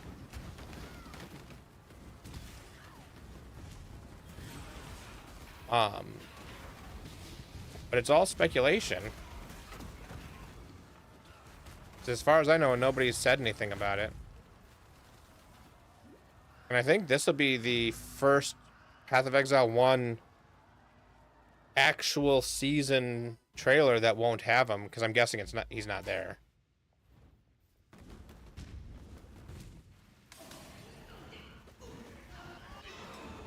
And I wonder if him not being there is part of the reason why timeline slipped and Path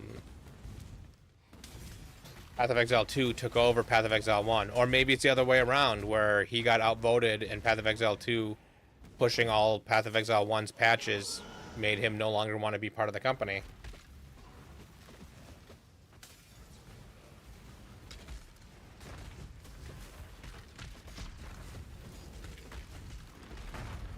Yeah, it's, you know, I'm not sure. I'd like to find out that he chose to take a step back because of something going on. He's like, yeah, I've been the lead for the face of Path of Exile for so long, and you guys are starting to take over. It's your turn. And not something major. But, you know.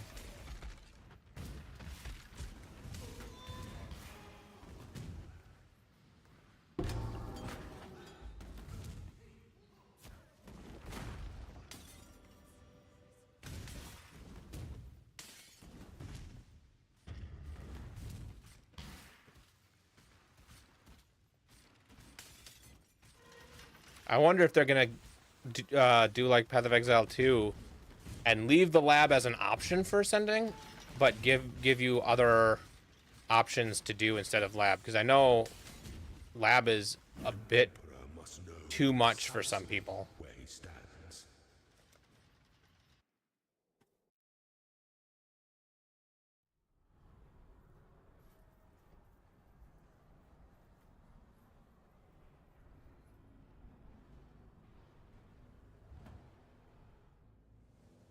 Oh, I'm sure black market's going core. They've already shown screenshots that have gold in it, and I don't know why they would keep gold but not the market.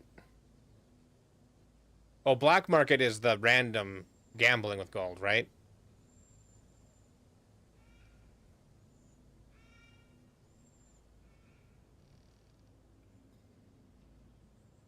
Yeah. And yeah, the PoE2, it went in a different direction than what Chris Wilson wanted to, but that's where I thought it was just fine for Chris Wilson to be the face of PoE1 and John and Mark to be face of PoE2. Or Chris Wilson being the face of Grinding Gear Games as a whole and Jonathan and Mark split up the other two, you know, however they want to do. Now it seems like it was Chris Wilson was PoE 1, Jonathan and Mark were PoE 2, and now Mark is basically PoE 2 and Jonathan is PoE 1. We'll see.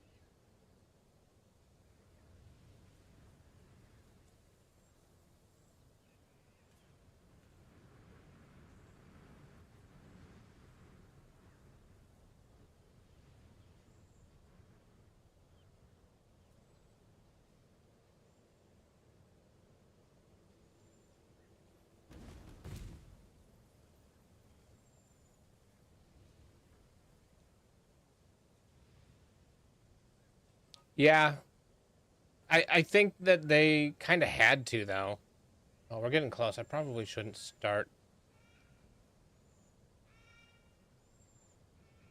Yeah, 7.5 minutes. I don't think I'm gonna get Cruel Lab or Merciless Lab done.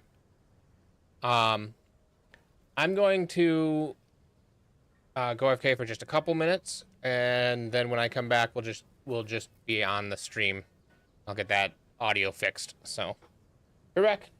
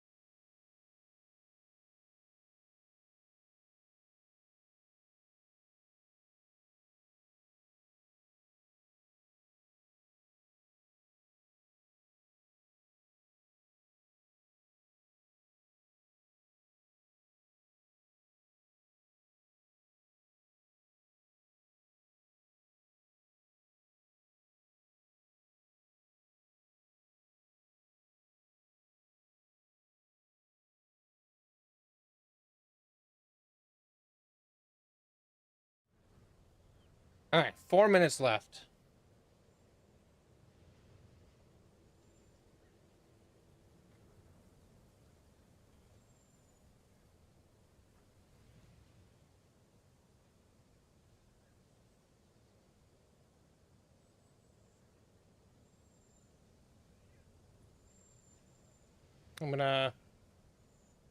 Think I'm gonna make myself smaller.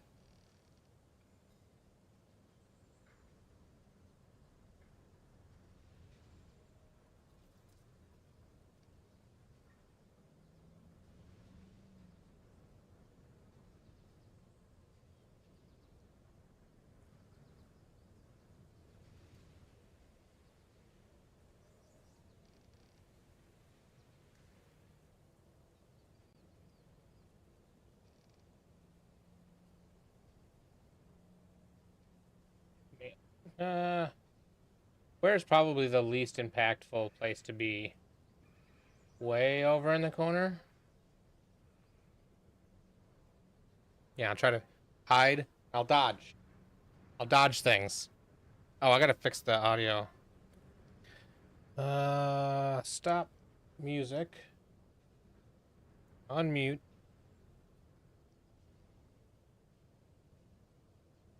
Oh, I gotta go. I'm just gonna leave Path of Exile. I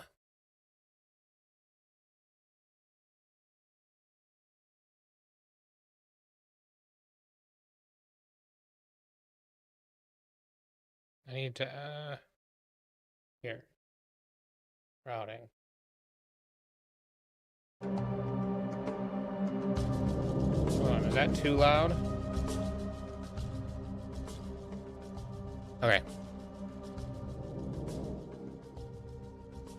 That should be good, I think.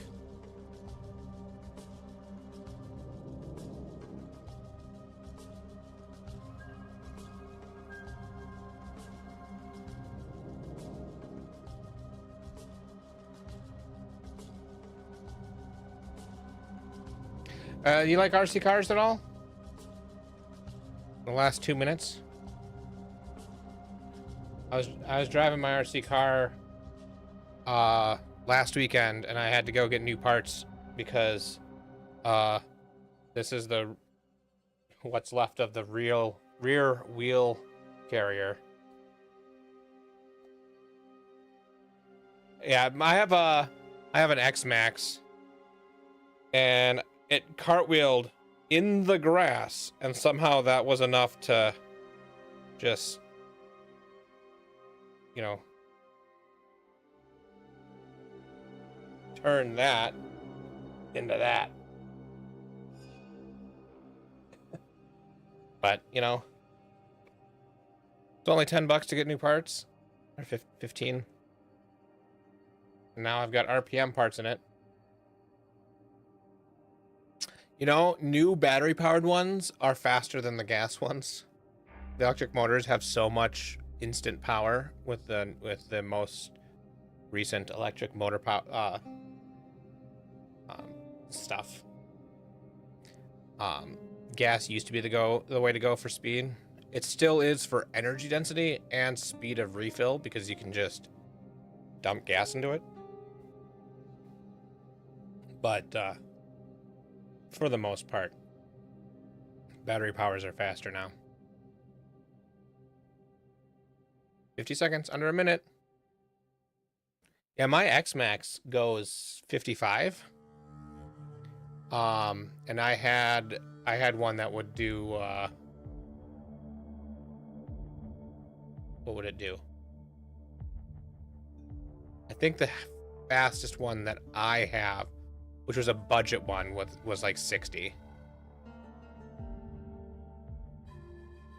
But it was under $200.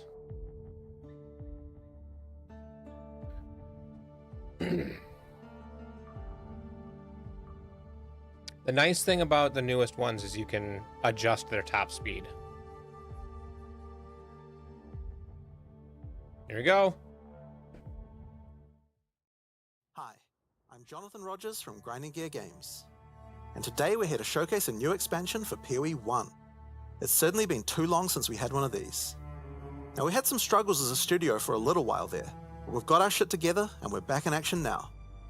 Path of Exile Secrets of the Atlas is coming out 1 week from now on the 13th of June, and we're committing right now to a 4-month cycle for both PoE 1 and 2.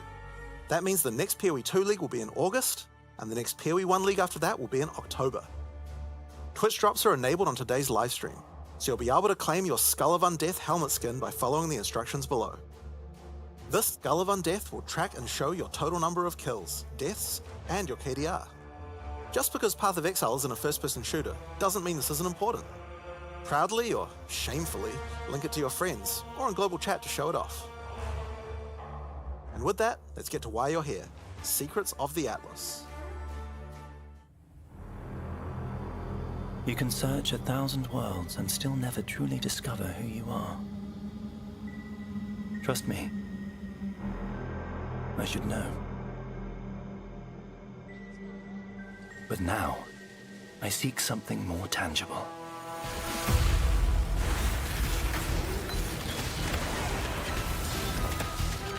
Someone I care for, trapped within the Atlas. Reliving memories, made real. What have you done? Made grotesque. Made foul.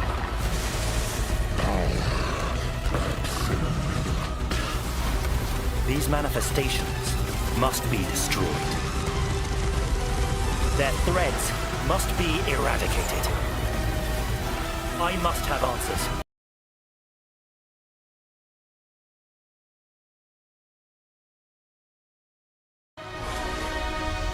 My sister.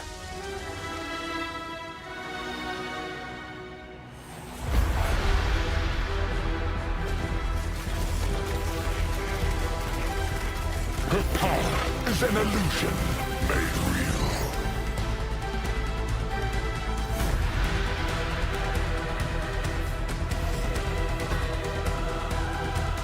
Come, child. Drink deep the waters of light. You're either a client or a target. Target in sight. Job's done. Well, it said completed King's March, so I don't think you're gonna have to do it all.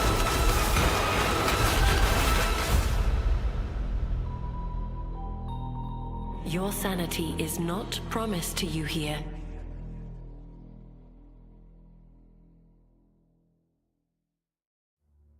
Hi, I'm Mark Roberts, Game Director on Path of Exile.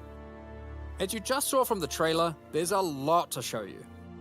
Today, we will take you on a deep dive into the new Path of Exile Secrets of the Atlas endgame update. Then, we'll explore the new Challenge League, the Mercenaries of Trathus. After that, we'll cover the integration of gold into PoE 1 and how we're bringing Settlers of Kalgur into the core game.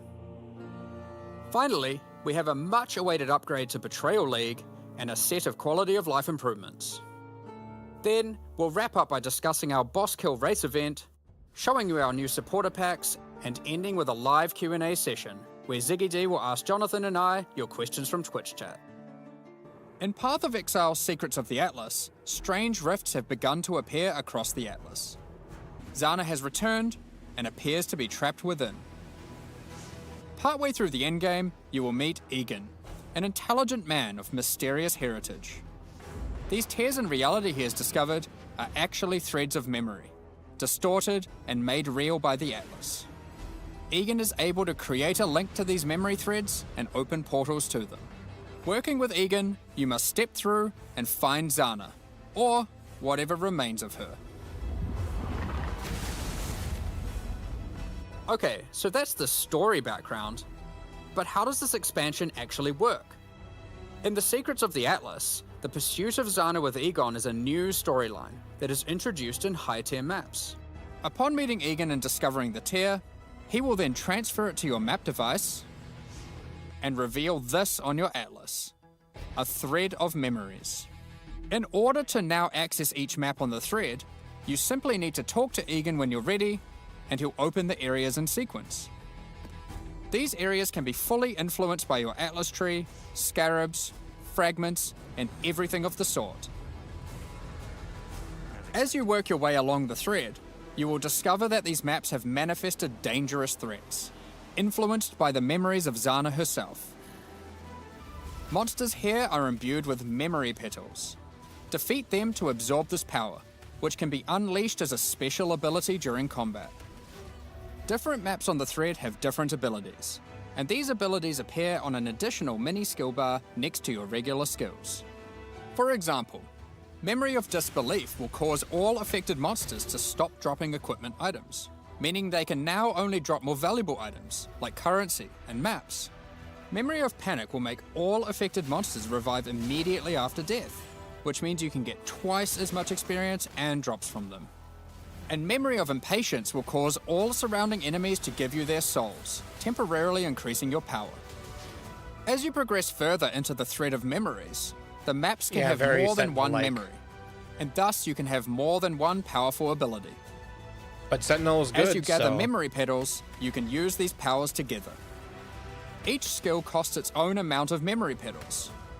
So using the examples above, you can first use Memory of Impatience to become way more powerful, then use Memory of Panic to prepare them to revive when they are slain, then use Memory of Disbelief to cause them to drop better, more valuable items. Finally, obliterate them all. The Memory of Panic will kick in, causing them to revive, and then wipe them out again, allowing you to get all the experience and enhanced drops twice. There are many combinations of these powers, so you'll have to carefully consider how they best work together. That's not the only extra layer of content juicing these maps offer. As you defeat the boss of each map along the thread, you are presented with an altar. This altar will apply a modifier to all following maps in the thread, and these will stack as you go, so the deeper you delve into a memory, the more mods you will have. This, combined with the special abilities, will allow for some of the most juice maps ever run in Path of Exile. Let's take a look at some of the altar mods. You are always presented with two choices and must pick one. This mod, for example, will cause some rare monsters to be possessed by tormented spirits, where this mod makes Kerak modifiers free to craft. Both of these apply to all subsequent maps in the thread. The final map in each thread is a true challenge, with all the altar mods applying to it and guarded by a powerful boss. Each of these bosses are familiar, but dreamlike, drawn from Zana's memories and warped by the Atlas into something very different and terrifying. In this map, you will fight the pinnacle boss, Cirrus. Fueled by Zana's affectionate memories of him, his enhanced abilities can prove to be a unique challenge. If you manage to defeat Cirrus, or one of the other warped memory bosses, they will drop a map fragment, which Egan can use to delve deeper into the memory tears. With these, you can access a set of 3 new pinnacle bosses. In this arena, the moment of reverence, Zana is reliving a memory of her father, Valdo, giving a passionate speech in Oriath. The Atlas distorts this memory of her father as a powerful, influential man and manifests those emotions into a twisted nightmare, the incarnation of dread.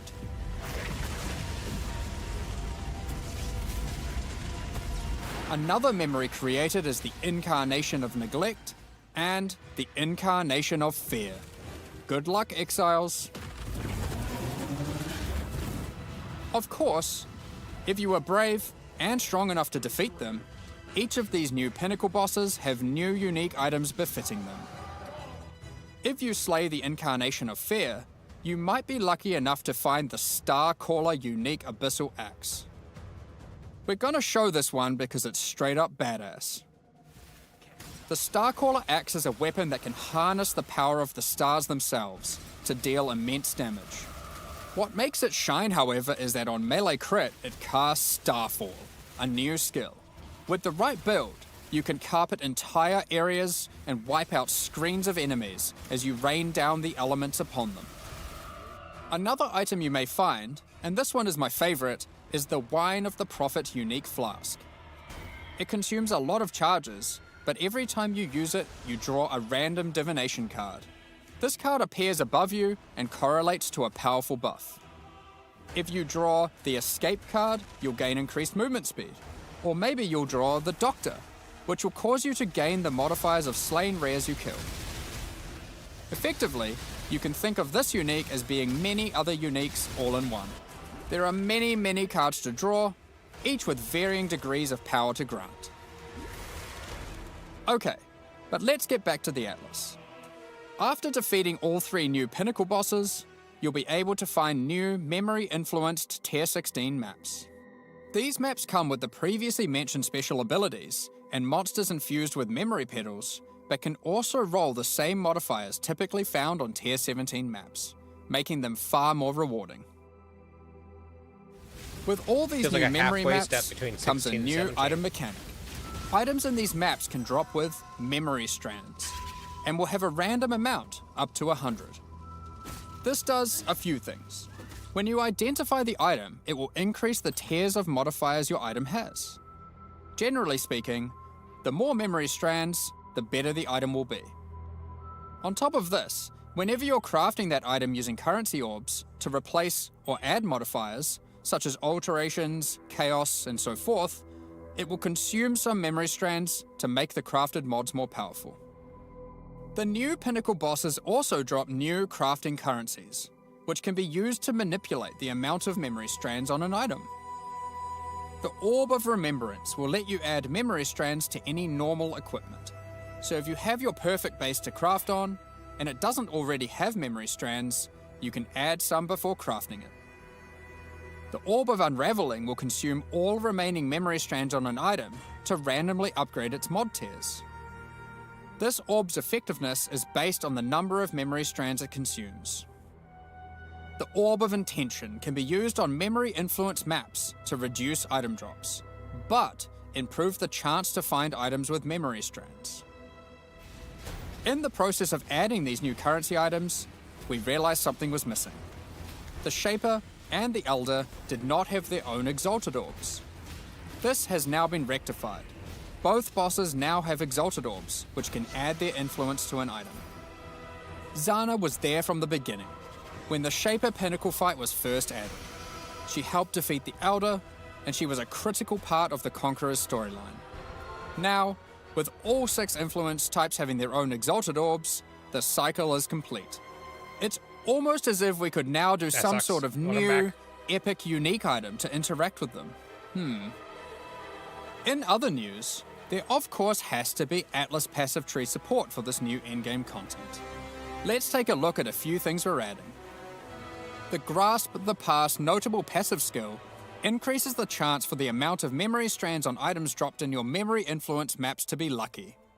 This means it will roll the number of memory strands twice, keeping the highest value. By allocating traumatic experience, remembered kindness, or educated upbringing, you'll decrease the chance of finding memory threads that lead to specific bosses, meaning you'll have better chances at finding the memory threads you would like to run. This is especially useful if you want to target farm a specific boss because of its unique item drops. In sum, the secrets of the Atlas will have you questioning what is real as you attempt to free Zana from warped memories scattered throughout the Atlas. You'll fight new Guardian and Pinnacle bosses tormenting her, find crazy new Pinnacle uniques, combine and unleash memory petal-empowered skills, juice maps to new heights, and craft powerful new items. While we were showing all the juicy rewards from the new endgame system, you might have noticed that a lot of gold was dropping. Let's talk about that. Gold was introduced during the Settlers of Kalgur expansion. It funded the development and operations of King's March, along with various new features such as the currency exchange, the black market, and the passive respec system with Faustus. Those features offered by Faustus will be here to stay, along with some of the other services King's March has to offer. We'll get more into that later, but don't worry, King's March has already been completed. There will be no more town building. Like before, gold will be used for town services, but we're also adding a new way to use it in the upcoming league. It's time to talk about Mercenaries of Trathus. In this league, you will meet veterans who have travelled all the way from the lawless cities of Trathus. They're ready to offer their sinister services, but not for free. You will encounter these mercenaries as you journey through Rayclast, one in each area. They have their own personalities and come with different builds, skills, and items already equipped. After meeting them, as per the Trathan code, they will challenge you to a duel, a test of strength and conviction. Before beginning the duel, you will be offered an overview of the mercenary you've encountered. Here, you can see the gear they have equipped, the skills they employ, and any support effects augmenting those skills. You must now make a choice. You can hire their services, take one of their items, or exile them. If you choose to hire them, for a gold cost, they will accompany you as a skilled combatant to assist you in fighting monsters throughout Rayclast. Once you've decided, you can begin the duel. This is a great opportunity to test them, as you don't want to be out of pocket with a useless rookie. However, they're testing you too. They also don't want to be working for an amateur. So, what items might they be using? Generally speaking, mercenary gear is more powerful than what you'd normally find from defeating monsters, as they've been crafting their items too. They can also come equipped with unique items, those that would make sense for the skills they are using. There are even some new unique items that can only be obtained from defeating them. One such unique is Scornflux. These boots combine agility with the mastery of the arcane. While equipped, increases to cast speed from Arcane Surge also apply to movement speed, which is worth noting is now 20% inherently from Arcane Surge, up from 10. They also grant Arcane Surge when you use a movement skill. This allows for some speedy spellcasters. Sometimes you may meet particularly infamous Trathan mercenaries, bearing the name of their house.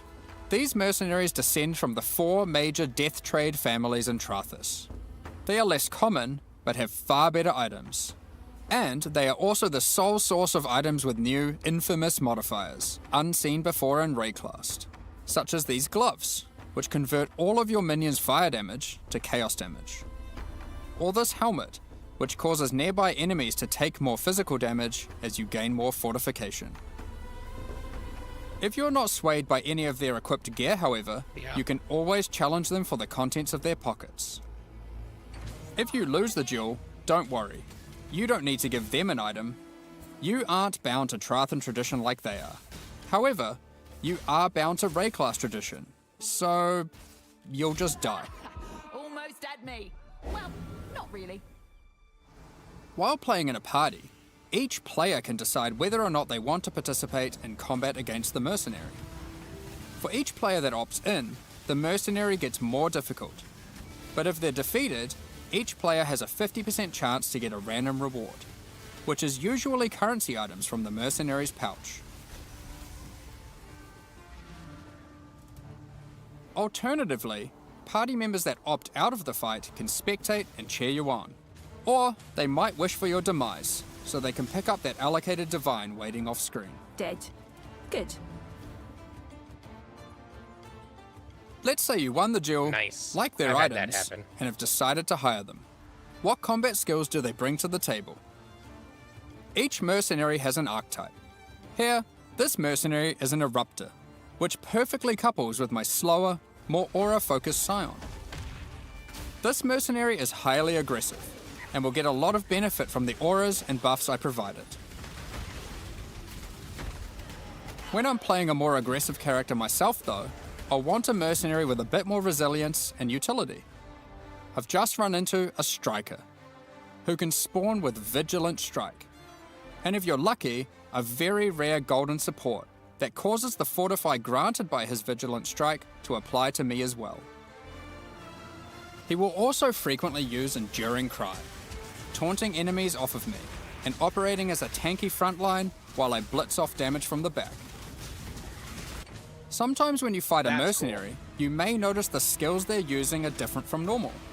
For example, this sniper is using a Trathan version of Siege Ballista. If you're lucky, you will be able to select it as your reward when challenging them, then defeat them and they'll drop the Trathan gem as promised. You can only have one mercenary accompanying you at a time, but up to 3 total in your service. The other 2 will wait patiently in town. Having varied options is useful, as there may be situations where you need specific backup, like a difficult boss fight. Any of your mercenaries you have active, or in your reserves, can have their equipment replaced with items of your choosing. They don't level up, so you will want to be looking out for more skilled and more powerful mercenaries as you advance through the campaign and endgame. If your mercenary falls in combat, you will need to return to town and spend some gold on healing supplies to get them back on their feet. Then perhaps consider giving them some upgrades, if you think it's deserved. I just wanted to clarify, mercenaries do not lose their equipment when defeated.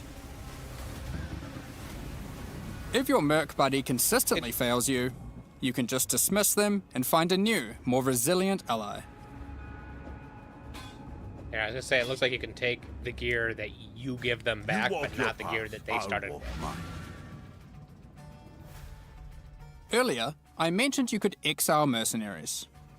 If you keep running into a mercenary archetype and you think, man, this guy stinks, their gear is trash and they have no auras, you can then choose to exile them.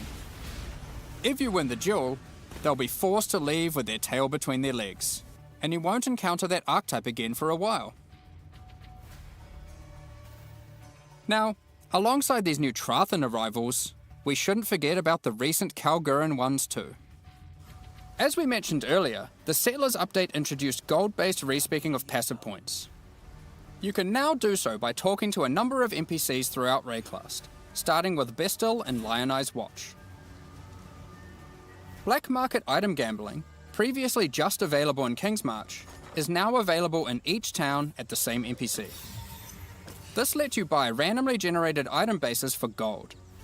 Very useful if you're stuck for upgrades or searching for a specific unique. The currency exchange will be returning too. Starting from Lionized Watch in Act 6, you'll be able to find Faustus, who can help facilitate these trades. Now, after almost a year of building, Johan is finally satisfied with the upgrades made to the town, and now its services can be used to their full effect. Kingsmarch is going core, but there will be no more town building. As you start running maps in the endgame, you'll start to find different ore veins, which Kalguran workers can mine for you. The shipping mechanic invites you to send these ores and crops to Karui and Kalguran ports, and they'll return rewards in kind. By sending shipments, you'll receive different items, but by sending to Karui ports, you will also receive tattoos, which can be used on your passive tree to change what stats they grant. The Kalguran ports will be sending back rune grafts, which is a new passive tree mechanic that replaces the runesmithing service previously offered by the town. These are similar to tattoos, but instead of replacing stat nodes, they replace a passive tree mastery node. For example, Runegraft of the Bound reduces bonuses gained from boots, but increases bonuses gained from gloves.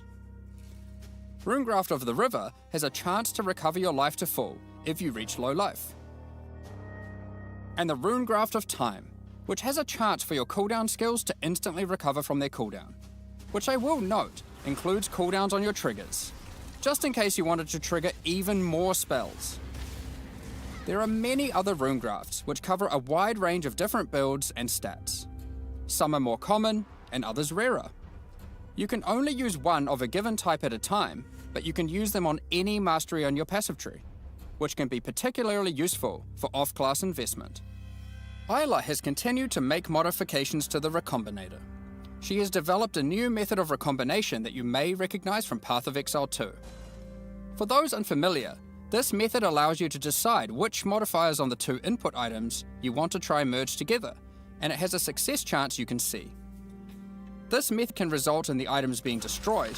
However, it is a good option to use when trying to create items with fewer mods to use as crafting projects. Given the existing recombinating mechanic was very powerful for top-end crafting, we didn't want to remove it. We have kept it, and you can now choose to use it the old way or the new way. By letting fate decide, it will combine the 2 items randomly. There is no risk of destroying either item, but it will be less predictable. Both is interesting. As Settlers not is now sure. a core mechanic, we've also added Atlas passive tree support. For example, if you wanted to gather more Verisium ore, you could take this notable. Each ore has a similar node. Refiner's Bargain converts items dropped by possessed monsters into thaumaturgic dust, sulfite into random ores, and life force into random crops. We've also added a set of Kalguran Scarabs, so you can add more ore deposits, increase the rarity of monsters that guard ore deposits to at least magic, or gather smelted bars from ore you mark instead of ores. To sum it all up, Kingsmarch is now a thriving town where you can employ a swath of workers to collect resources, refine ores, craft items, and run maps for you. Send shipments of resources in exchange for tattoos and rune grafts, using those to modify your passive tree to an extent never seen before. Following on from that, we've also made a substantial rework to another important mechanic, Betrayal. As a refresher, excited for this. and to explain to new players, let's briefly explain what Betrayal is. Betrayal is a mechanic introduced in Act 9 and tells the story of Jun Ortoy and her investigation of the Immortal Syndicate. This is a mysterious group of exiles who can seemingly come back from death. You must help Jun to uncover their leader, the Syndicate Mastermind. The Immortal Syndicate is organized into 4 divisions: Transportation, Fortification, Research, and Intervention. As you encounter the Immortal Syndicate members, you'll gain intelligence for each of these divisions to discover the location of their leaders, tracking them to their safe houses. Defeating the division leaders at their safe houses will reward you with intelligence on the Syndicate Mastermind. In your journey to track down the Syndicate leader, you'll manipulate the members of the Immortal Syndicate to change divisions, form friendships and rivalries, and even banish them from the Syndicate for a time. Historically, after encountering and defeating the Syndicate Mastermind, the state of the Immortal Syndicate would reset, requiring you to start from the beginning of the investigation again. This has always been a difficult decision for players and can often feel bad.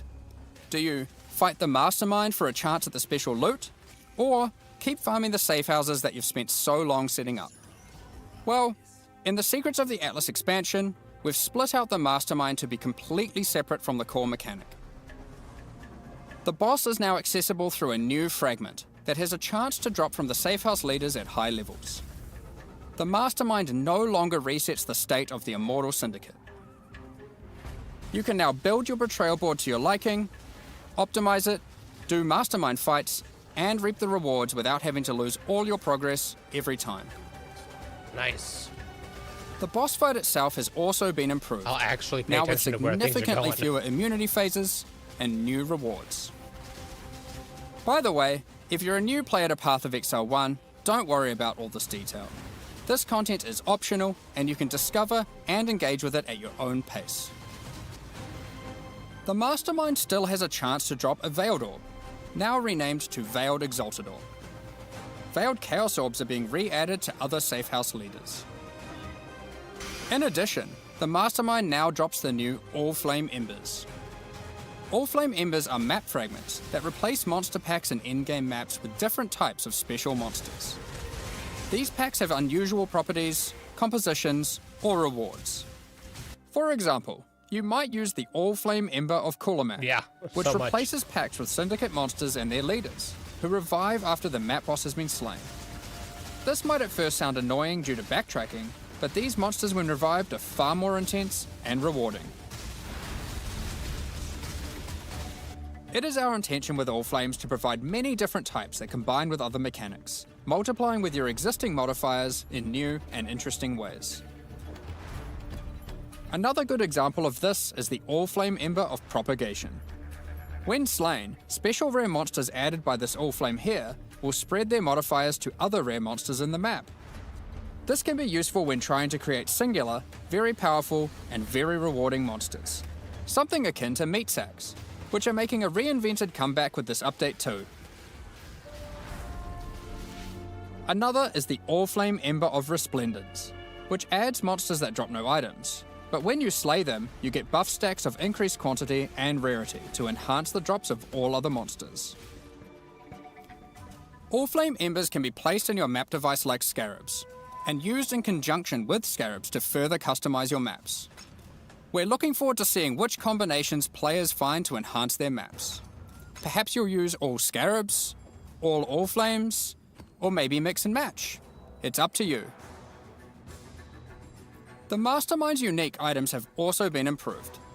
The veiled modifiers generated on these items are now from a custom pool exclusive to those uniques. Bitter Bind Point, for example, can now have various Spectre-specific outcomes, such as +1 additional Spectre. Aside from improved rewards from the Mastermind, all the Safehouse rewards have also been rebalanced. We've done a pass on the crafting sprees at the end of many Safehouses. For those who aren't aware how these crafting sprees work, well, it's simple. There's a crafting bench with an item in it and a bunch of currency. There's a limited amount of time, and your only objective is to craft the best item possible before the time ends. One of the problems that the crafting sprees have is that they often require you to have specific items on hand in order to best maximize your result. But how are you supposed to know that beforehand? In order to solve this, most of the crafting sprees now offer pre-generated items. This has also allowed us to add much more powerful crafting options in each spree. Let's take a look at a few examples. In this spree, a randomly generated amulet or ring will be waiting for you. Test your crafting skill or luck with this Reflecting Mist crafting spree, and see if you can create something worthy of Kalandra's praise.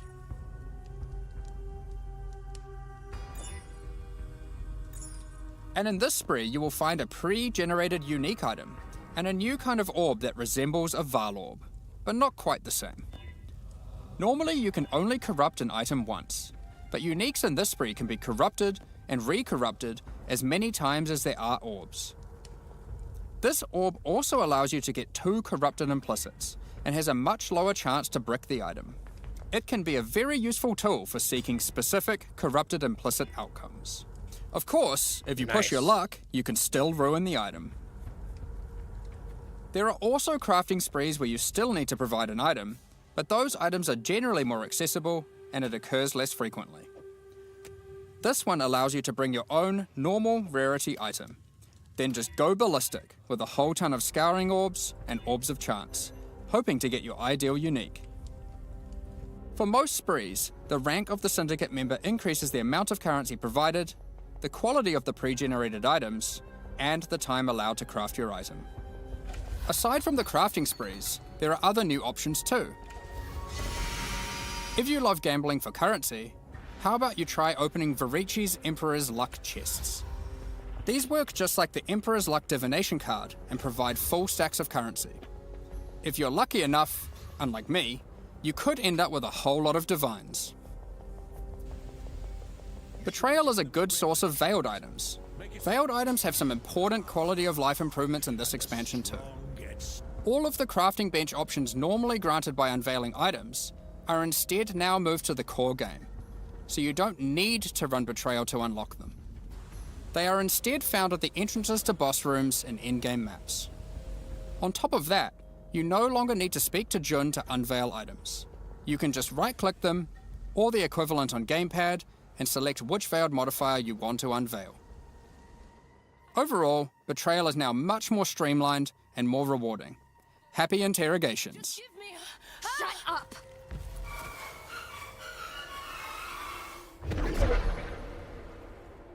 Now before we get into our quality of life additions, let's quickly talk about some character balance.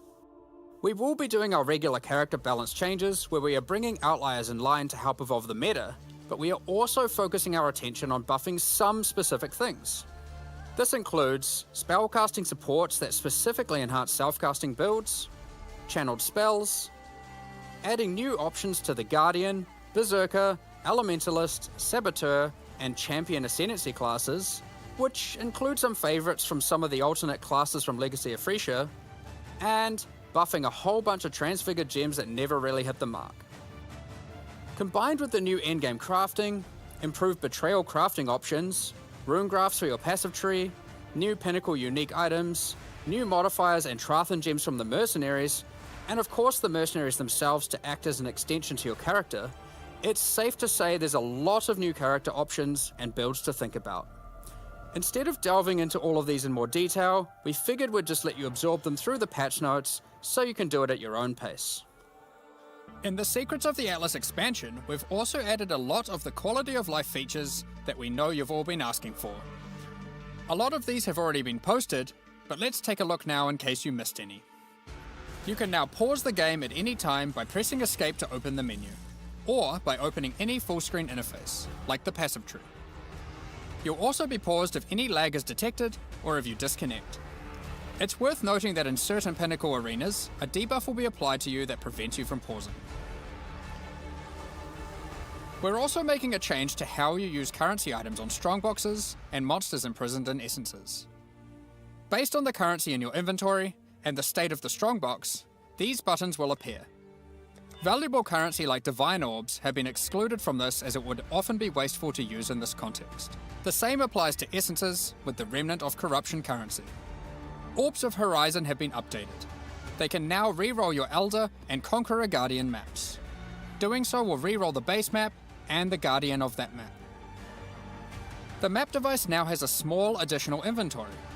This is particularly useful if you're rolling many maps to run in sequence, or if you want to use varying amounts of scarabs or other map fragments. During breach encounters, all the splinters will be automatically collected and dropped at the end of the breach. On gamepads, we have separated the targeting of monsters and non-monsters, so you are able to target them independently. This removes a bunch of frustration when you are trying to interact with objects in the world and monsters are nearby. You no longer have to kill all of them first. Vendor windows will now remember your last search. This is remembered until you log out and is remembered on a per NPC basis.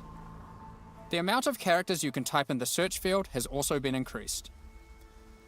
When using currency items, after right-clicking them, it will highlight all other items which that currency can be used on.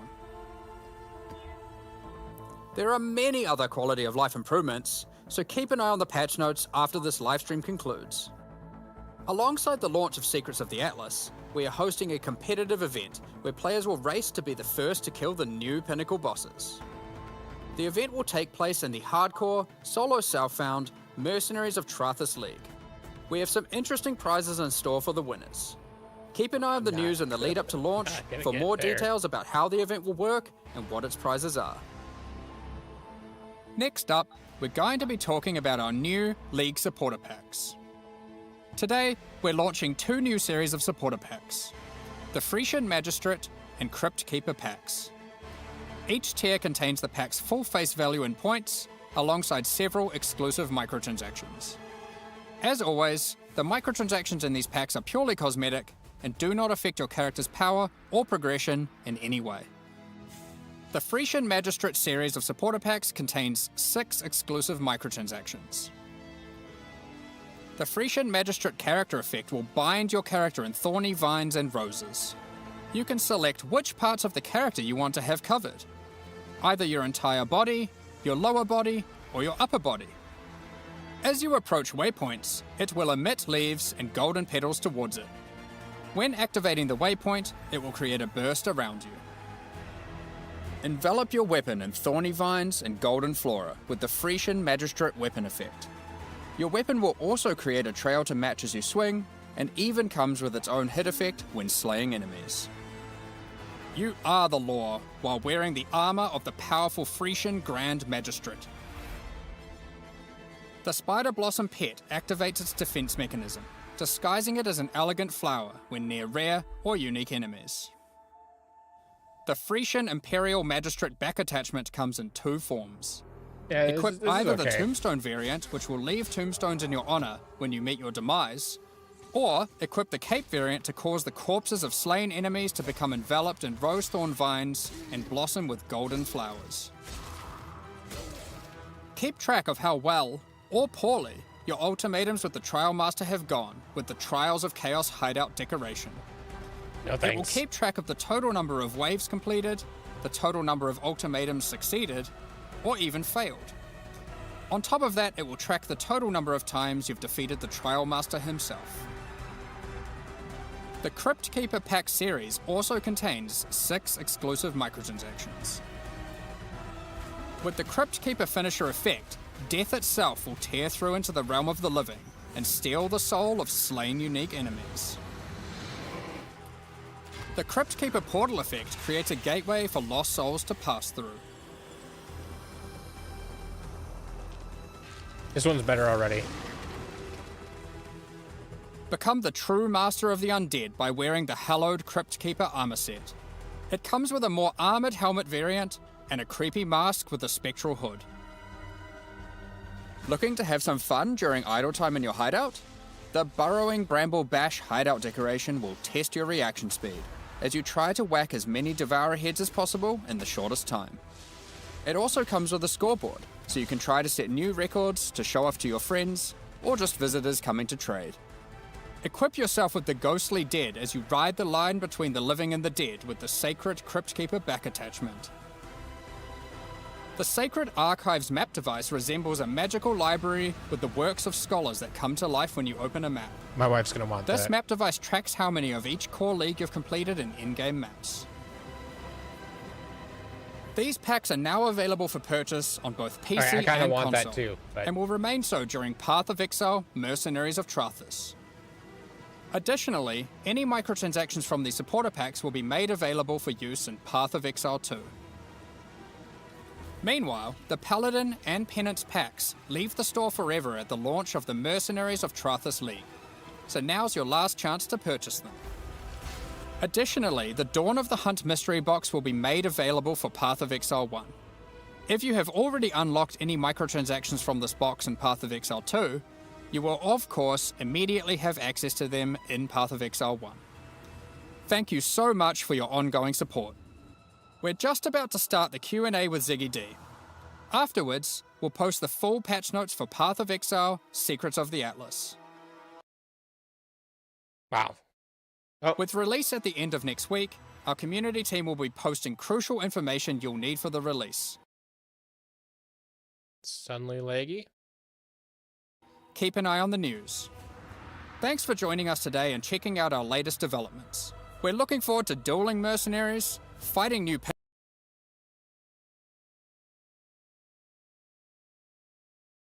pinnacle bosses in the endgame, and exploring the new crafting systems and character builds next week. We'll begin the Q&A shortly, so please get your questions ready. Okay. Other people are having the same issue. These 140,000 people are watching it.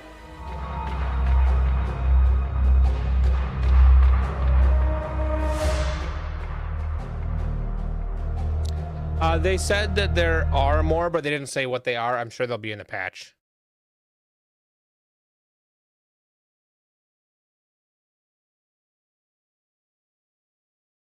Welcome back, Exiles, to another, I expect, very large Q&A covering all that we have to cover for Secrets of the Atlas. I am, of course, joined by Jonathan and Mike. Welcome back, folks. Thanks for chatting with us once again. Always great to have you over. Yeah, cheers. Thanks for being here as well. Yeah.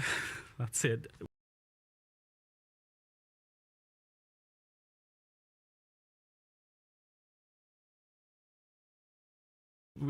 There was a lot of, I think, pressure on this one for you guys. Like, it's been a long time since we've had a big Path of Exile 1 expansion. Sure. How did you guys feel going into this, and how do you feel like you've been able to deliver? I mean, honestly, I'm like pretty happy with where we're at. Like, it isn't a...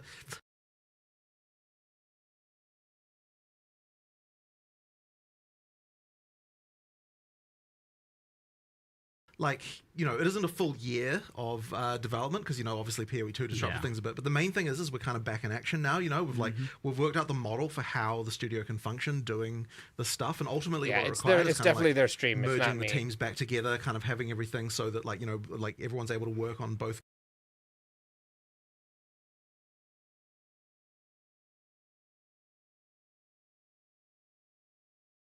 games, not necessarily simultaneously for a given like person, but effectively, you know, we need sort of like, you know, our best people to be able to work on both games in order to really make sure that they're good.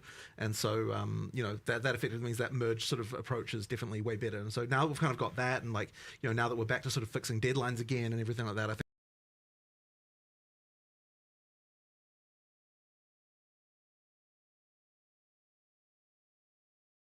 think it will just like go a lot smoother, and like, you know, I'm pretty happy with, like, you know, effectively that we kind of got our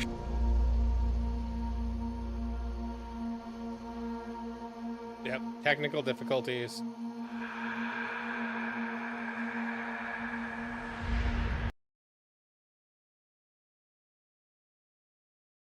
Like, they've dropped, there's 30 to 40,000 less people watching now, and it's still more laggy than the actual stream.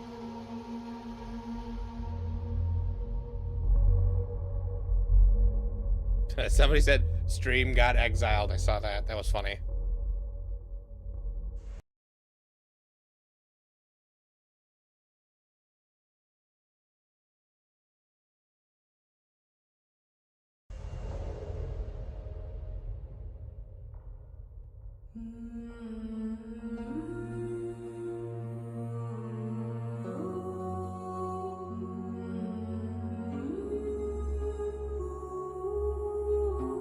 Yeah, that looked really cool. I kind of want to make a two-hander cast on crit like whirlwind build. Spin to win. That sounds like it'd be fun. But you have to have the star collar to make it work, and if that's a pinnacle boss, it's probably going to be pretty rare, so that probably won't be my first build. Although you can still do the rest of it without that axe. That axe will just, you know, make it better.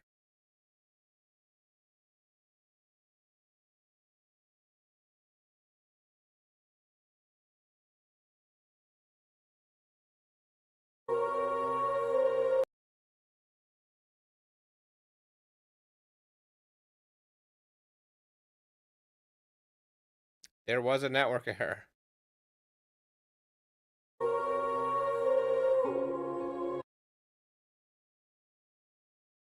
Actually offline.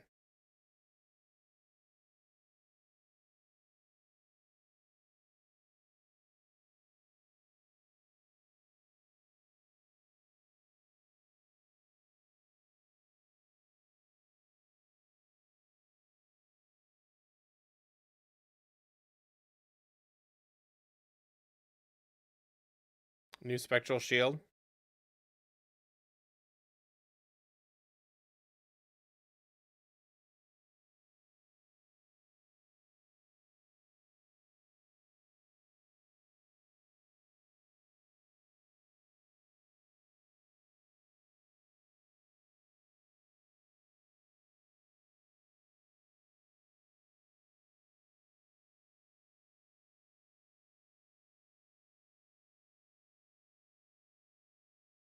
D4, more FPS. Yep. Well, D4 has more FPS because less people are watching. There we go. That looks better.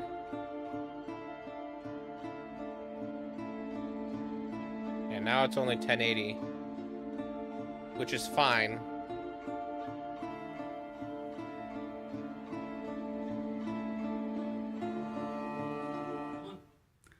Hello, folks. We're back with some Q&A for the Secrets of the Atlas. We've got a nice big one. We're going to restart. We had a little bit of technical difficulties there, but we're ready to get into a nice big, long Q&A session here. So I did ask the question that after nearly a year since the last major Path of Exile release, it feels like there's, you know, a fair bit of pressure on this one to be something pretty major, but also to show that you guys still love and care about Path of Exile 1 and have a future for it. Sure, yeah. So, you know, as I was just saying, you know, like, I feel like we've kind of finally got our shit together as a studio now, you know, as I said in the intro. You know, so we've sort of changed our approach. We've we've merged the development teams back together. We've kind of got everyone on one floor in the middle layer, like all the developers. Now they're not afraid to swear. We're effectively moving people, you know, backwards and forwards from PoE 1 and 2 sort of like as needed, and that's definitely a much better structure for us because it just means that we get like all our best people can work on whatever game needs it right now, and we've always worked well with like kind of the fixed in the past, sort of with the fixed deadline model where it's like we have a fixed deadline, but if we and what's in the patch depends on what's ready by the time we get there, and I think that's just going to result in a much better experience for players. And so now that we've kind of got that, I mean, this really represents what we can deliver sustainably, what we can deliver in 4 months, and so we'd expect to see this kind of like amount of content every 4 months, as we go forward, and for PoE 1 and 2 as well. So now that things are back, I would say like we're kind of back in our stride again, things should go a lot smoother from now. In some. I did get my drop. Back. Yeah. Thank goodness we're back. I did feel like that. I feel like the reception's been very positive so far, and I've been having a bit of a chance to play around with mercenaries, which are exceeding my expectations in terms of like how fun and powerful they are. I feel like you guys have made them really powerful too. So we've honestly been talking about making a mercenary for like probably 5 to 10 years. Like it's been one of those things. You've been telling me about it for years. Yeah, exactly. Came up with the PoE 2 Rogue Exiles. Came up during Settlers League. I mean, that's just the recent. I mean, a year ago, within the last year stuff. You guys baited me pretty hard because last league you put out this system where you have these exiles that you send out on maps, and I'm like, oh, we're gonna gear them and all this stuff, and it's like, oh, I can't wait. That's what I've always wanted. And then it wasn't that, and I'm like, oh, now you're never gonna do that because you did this instead. And then literally next league, you do the mercenaries finally. So was it like waiting on something? Was there something that needed to happen there? I guess it was more just a question of having a good design for how it could work, and there was a couple of other things. One thing that wasn't really mentioned in the video very much is that the mercenaries do count as half a player for the purposes of drops and monster difficulty. And so that's going to kind of change the calculus a little bit. You're effectively getting 9-player difficulty and loot, which there is some differences to the way that works now. But that's kind of one of those things that if we just added mercenaries without doing something like that, then it would mean that the game would be too easy. So that's why we've kind of got that situation going on. It means like at best, if you're a more bad build, bad character, new player, whatever you want to call that. They're going to carry you probably, or could carry you. And at worst, if you're, the power of 10,000 gods and have infinite everything and screen coverage and DPS, then they're just boosting your loot, right? So there's a flaw there on either side that is just going to be beneficial to every single player. So it sounds like absolute beautiful chaos, like 6-player party plus 6 exile mercenaries. Our initial design had it that you could have up to 6 players, or 1 player and I guess 3 players and 3 mercenaries. It was like a mercenary takes a player slot is what we initially had. That was the initial way to think about balance, but I think it wouldn't have been nearly as good because you want the mercenary to be part of your build to kind of feel like it's actually because it comes with like auras and things like that. Like effectively that all becomes part of your build at that point. So it's kind of important that you don't have to sacrifice that when you're playing in a party with other people. Didn't want to have the thing of like, okay, you join your 3 friends and then whose mercenary gets used. Yeah, like, exactly. do I not get to have my guy now? And I don't get, So it's we ended up getting away from that and just going everyone bring the merc, and which results in peak chaos. But it's fun. And I mean, you can also have an animate guardian, and you did tell me that there's changes for that as well. Yes, of course you can have. In fact, I expect a lot of people to now have your 6-player party with your 6 mercenaries and everyone with them animate guardian, because I mean, how can you add mercenaries and then have a point to say that they don't drop loot when they die, and also not make the same change to animate guardian? However, if they do die in the instance, you can't bring them back. So at least there is still that penalty to having them be weak. So if they just die at the start, they're gone. Yeah. Until you play another. It's going to result in a lot more people using animate guardian in their build. But now you have to gear up your character, 1 animate guardian and 1 mercenary. So we'll multiple mercenaries technically. So we'll see how the itemization and trade economy goes in that regard. And, yeah, I mean that's kind of cool. I might actually use that too. That extra demand for gear and. That's I was certainly like thinking about how I want to keep some of this gear aside for like the potential mercenary I was trying to find and things like that. But that adds a lot to that. But I did want to, before we get stuck into some of the new content, just kind of like help ease people who maybe are a little bit worried about the future of Path of Exile just a little bit more. So this is what you hope to be able to deliver every 4 months, and you've got a much more strict kind of like approach to that now, where you were saying to me like, well, if this thing that you're talking about is not ready, then it's not going in that. Yeah, exactly. Whereas before you would push the date, I felt. Exactly, 100%. So we've been in the kind of push the date mindset, I would say, for like a couple of years now. Yeah. And in the past, we were never like that. We were way more strict with it, and I think it was definitely beneficial to do that. The issue was it was so hard to develop PoE 2 at the same time when we had all that stuff. So now that we're kind of like in the mode where we can support both with the release frequently, it means we can kind of go back to that model. And as I said, I think it'll just be way better.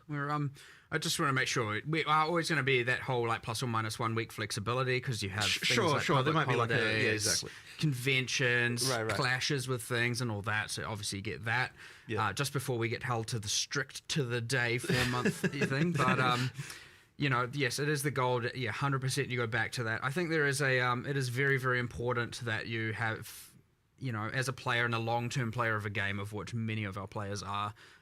You have that consistency and you know what to expect, and you can be like, yes, I've played for my month, I've played for my 2 months, I know I can just, you know, stop for 2 or swap to the other game, do that, and then I can know it's going to be coming again in 2 months instead of that just like there for me again when I need it. that like unknown is very sad, honestly, as a developer and as a player, and I certainly don't want to do that ever again. I imagine it has a toll on the team in terms of them like knowing, because it's hard to make content, I imagine, and just not have it get shipped.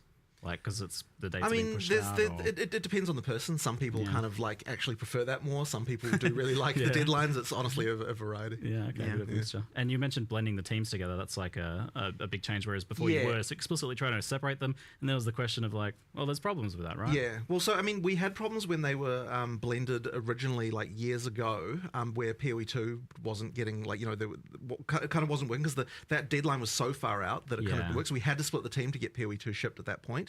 But now that we're back and, you know, like releasing frequently, it just makes more sense to bring everyone back together again. And it keeps the expertise up and makes sure that, you know, like the games are, you know, there's just technical things like making sure that the engine is like in sync for both games and that kind of stuff. Like there's just so many elements that sort of make it better to have everyone merged together, I think. I imagine it helps with the cross-pollination between games. We just got pausing, which is for sure one of my most wanted quality of life improvements. That's a phenomenal announcement, but I certainly see people asking about things like WASD and stuff like that, and this support for the future is unfortunately WASD just can't really happen because, well, okay, I say that, but there's the thing, right? So effectively, in order for WASD to happen, we would need to be able to change the rigs over to the PoE 2 character rigs.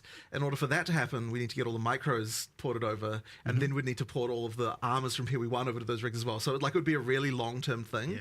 There might be a world one day where that can happen, but it's certainly a long process to get that to happen. That's what I was kind of wondering is like, do you envision a situation where Path of Exile 1 is like warrants that sort of massive effort in a year or two or something like that? Once we've got all the microtransactions ported, which we're doing anyway, then it wouldn't be like so bad. I mean, it would be a lot, but not like, you know, not like completely unreasonable. So it's a thing that could happen, but it's a lot of effort to get that feature. So the main reason to do it isn't even for WSD. It's because we've been pretty unable to make new combat animations for PoE 1 for so long due to all of the problems with the rigs. So if the main reason to do it would be that we can make like new actual melee skills properly again. That would be the reason. I mean, hopefully we can get to that. It's just it'll take a while though. A lot of the skills you notice, and if people have been playing PoE 1 for years, any of the new skills we add often just reuse the same animations. Exactly. And they're not exactly the most modern things in the world. Not so much you can do with it now. You don't get to do the cool custom flurries with like your swords and combos and all that kind of stuff, and you know. I mean, you still obviously have Cyclone, where you just spin in a circle, you know, and if you remove all the effects from that, you're literally just on a pivot doing this. It looks a little bit silly, but I mean, I am keen to do it though. Like it's just it'll take a while.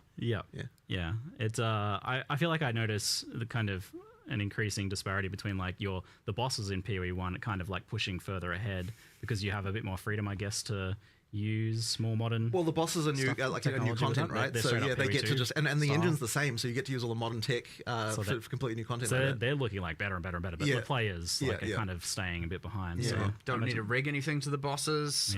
They don't need to equip 10,000 microtransactions, thankfully.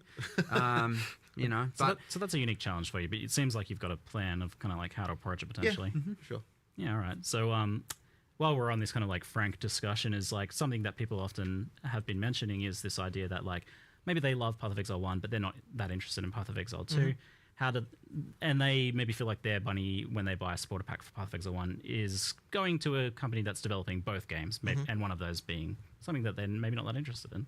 Right. Well, I mean, like ultimately, you know, like now that we're kind of in the shared model, like it's kind of. It doesn't really, it's sort of hard for us to say, like, you know, that like money goes to one particular team or another. Like, it doesn't really work like that because we're all merged. The main thing is just to understand is that when we're in PoE 1 development mode, then PoE 1 takes precedence, and like any resource that it needs, like there's not going to be we can't do this because PoE 2 needs it. And when we're in PoE 2 development mode, it's like, it's the opposite of that, right? Where like we've got that sort of going on. So there's always going to be people working on each game, like all the time. But it's like, if one's going to come out soon, that one is getting all the attention. And so like every resource that PoE 1 could possibly need for this expansion was moved to it, if, you know, to make that happen. Yeah, I got to see that firsthand walking around. It was like 95% of people working on PoE 1 right now. Right, in this moment, because it's in the last week. But but it's kind of variable. Like, I mean, if you look at things like the, you know, I mean, you've probably got a better idea of the breakdown. But it's like how much the VFX team is working on PoE 1 versus 2 in like the last, you know. Yeah, the whole, all but 1 is currently on PoE, all but 2. I guess that doesn't really make sense. They don't know how many. So 80% of the team is on PoE 1 right now.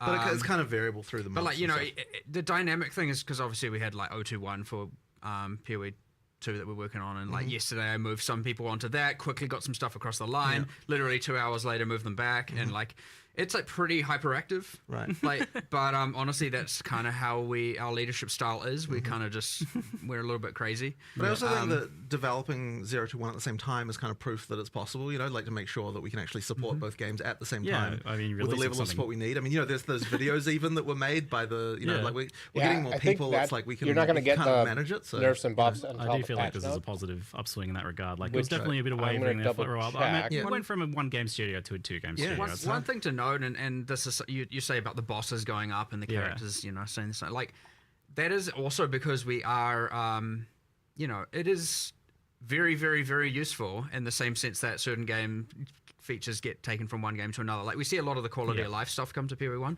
Those bosses are, you know, animated or rigs from PoE 2 that we have like fully remodeled and reskinned. So you get to reuse that entire animation set. Sure, you got to tweak some stuff.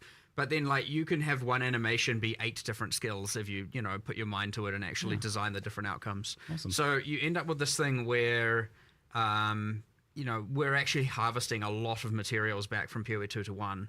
And this is how we're going to be able to get even more bosses, even more monsters, even more of that content just all the time. So it's in ways where players can't tell, though. Like, it's really quite invisible. I mean, you wouldn't. Some people might be able to say, oh, "Wait, I feel like I've seen that before." Maybe, but you'd have to look real close and be real into it. And so, obviously, I know me saying it removes the allure of it, but like, it is like ultra beneficial to be able to harvest all that art. And so you could look at it as like, oh, that PoE 2 art is going on PoE 2. It's not like.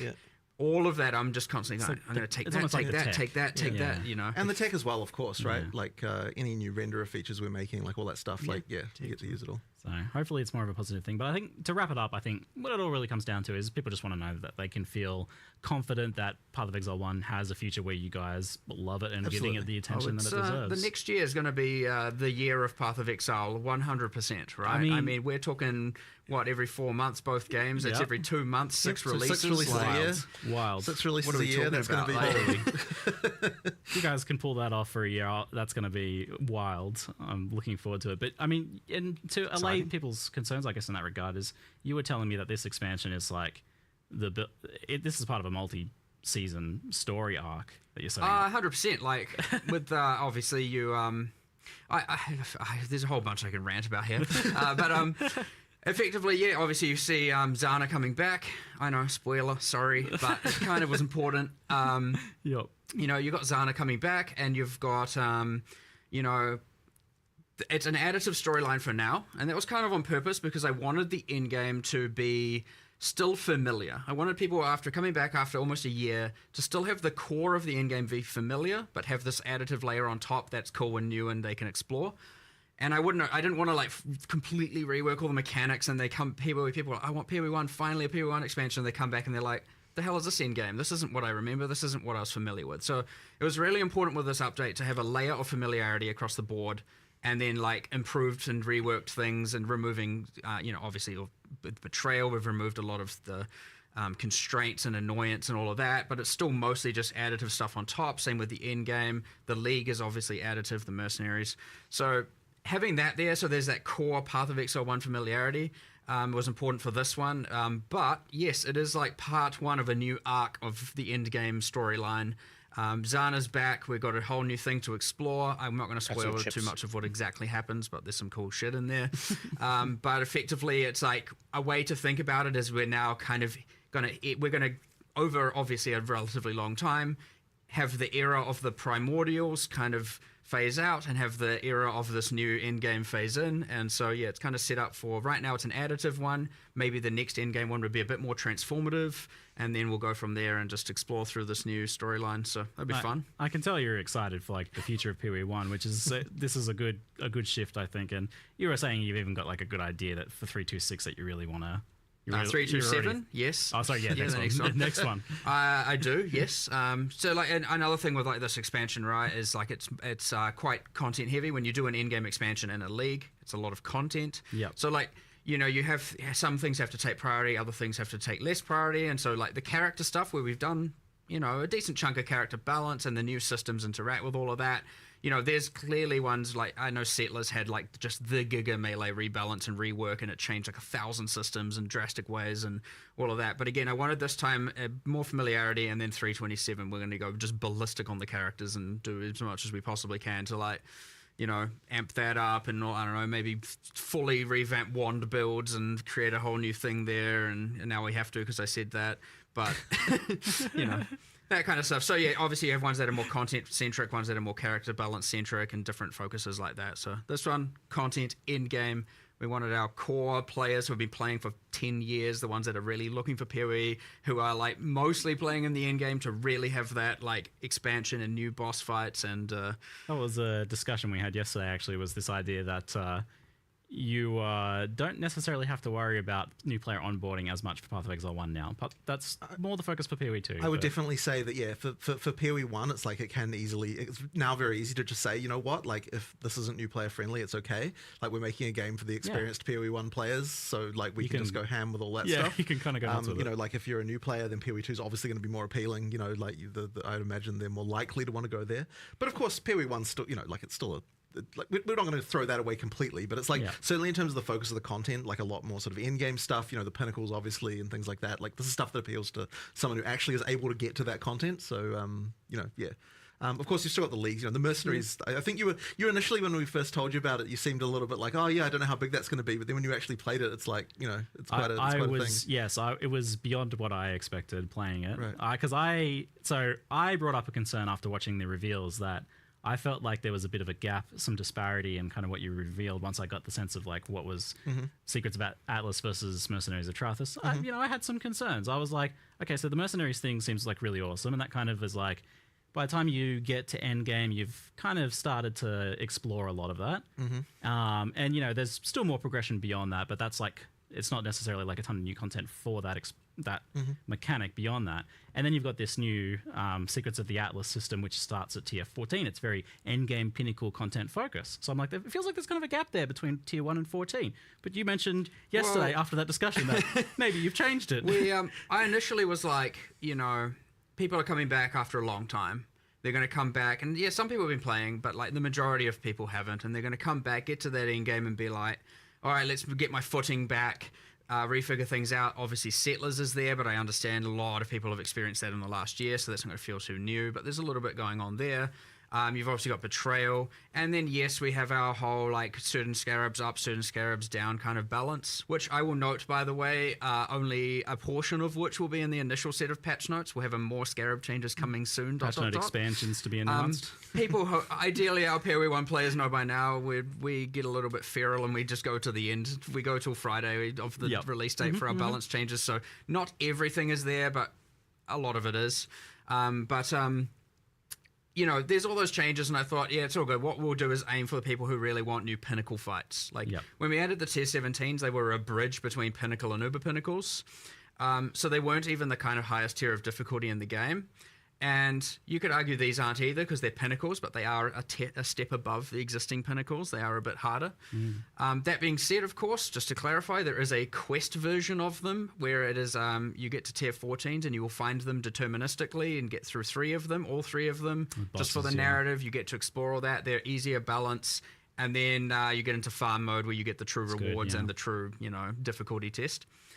But as you pointed out, I thought that'd be all right. And then you did raise your but what about between tier 1 and 14? It's not going to feel very new. And it was like, yeah, where's the content? Yeah, fair enough. We made some changes, of course, and as much as now in the live stream it says we're introducing it at high tier maps, that is where the story is introduced, so to speak. But we're now adding a bunch of trickled stuff beforehand, all the way from tier 3 maps, where you're now you're finding those memory influence maps, or the influenced by the originator, as it said. You're getting the memory strand items, which are very useful for actually finding good item drops and crafting as you're going through the in-game. And so you're getting that all the way through.